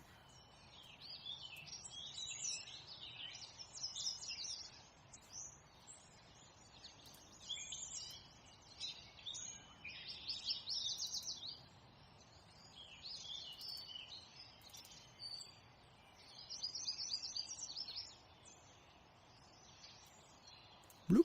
Oh my god, it's enormous!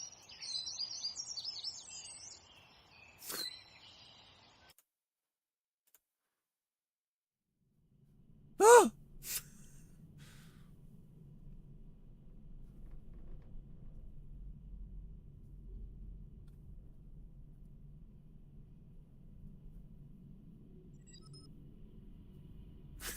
It's massive.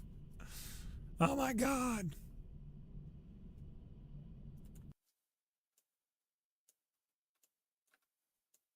It's like an RPG tree. It's the all tree. It's very sick. We must save the father tree.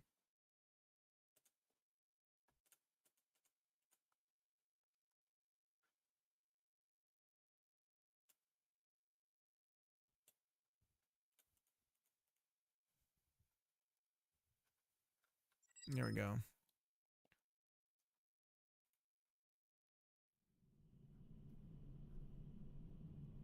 Yeah, so this is it, right? It leans over the house. How are you going to cut this down without destroying the house? Right? That's the game. Is just like these situations that you kind of have to work through. You need to have ropes. Yeah, ropes is a big one.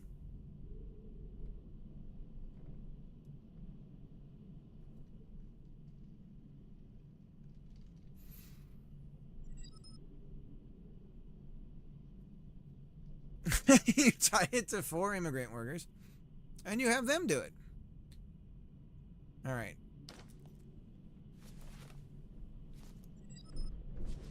So for single player, you could anchor a rope to an AI and tell them to run to the opposite direction. You could give directions, yeah. You could say, all right, tie it on the thing, and like point and stuff.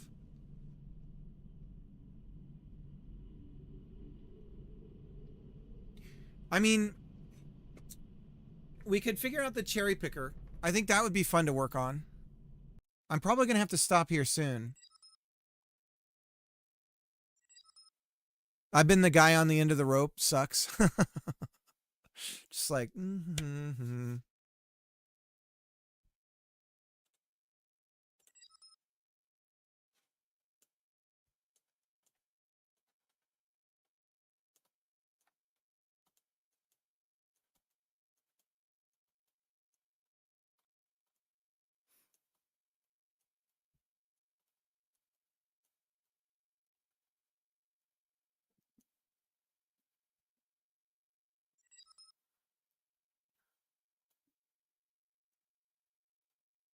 I mean, one thing we could do if we have a generator, if we have a script to generate it, is we could just build, sections of collision spaces that tell us information about what part of that tree is involved in that space. And we can test to see, is it connected to the trunk or not? Or something along those lines, just by following it down, right?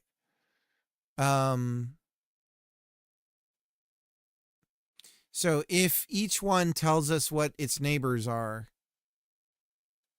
or something like that.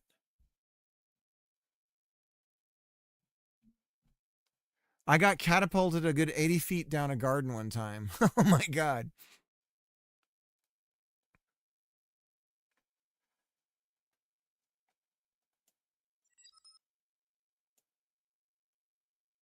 We also dropped trees and preserved and protected structures and houses. Yeah. And cars. Yeah, yeah. Yeah, exactly. Yeah.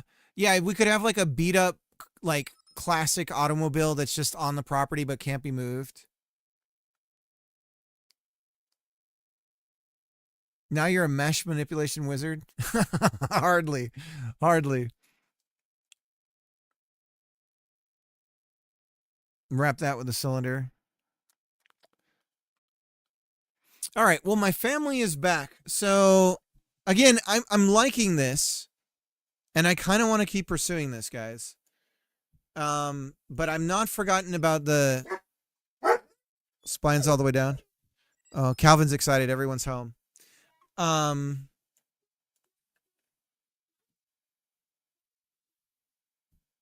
to move. Use commands that he understands. No, dude is not something he understands. Tell him to wait.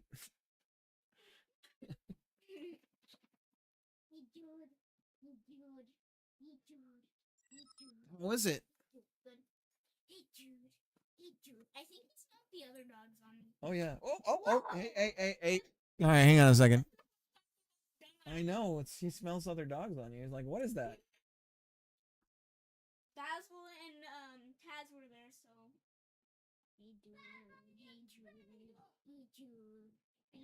Calvin. No jumping. I'll get him. I got him. Hey, come here, Cal. Good boy. Calvin. All right. I don't know why he's so excited right now. All right. Yeah, I'm gonna go. Let's go ahead and raid out. 20 of you hanging out here. Cool. But I'm not gonna forget about the I can speak. The life sim game, obviously. But I do feel like this is an idea worth pursuing. And so I think I'm going to dedicate maybe this start of the new year for this. And let's raid Yo, it's LJ.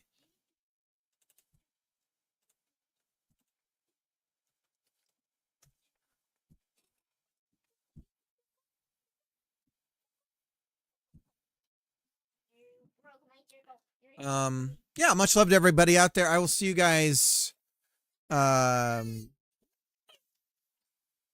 is he raiding out? No, he's just getting started. I will see you guys, not tomorrow. Tuesday. Maybe tomorrow night, but it's unlikely. All right, see you guys.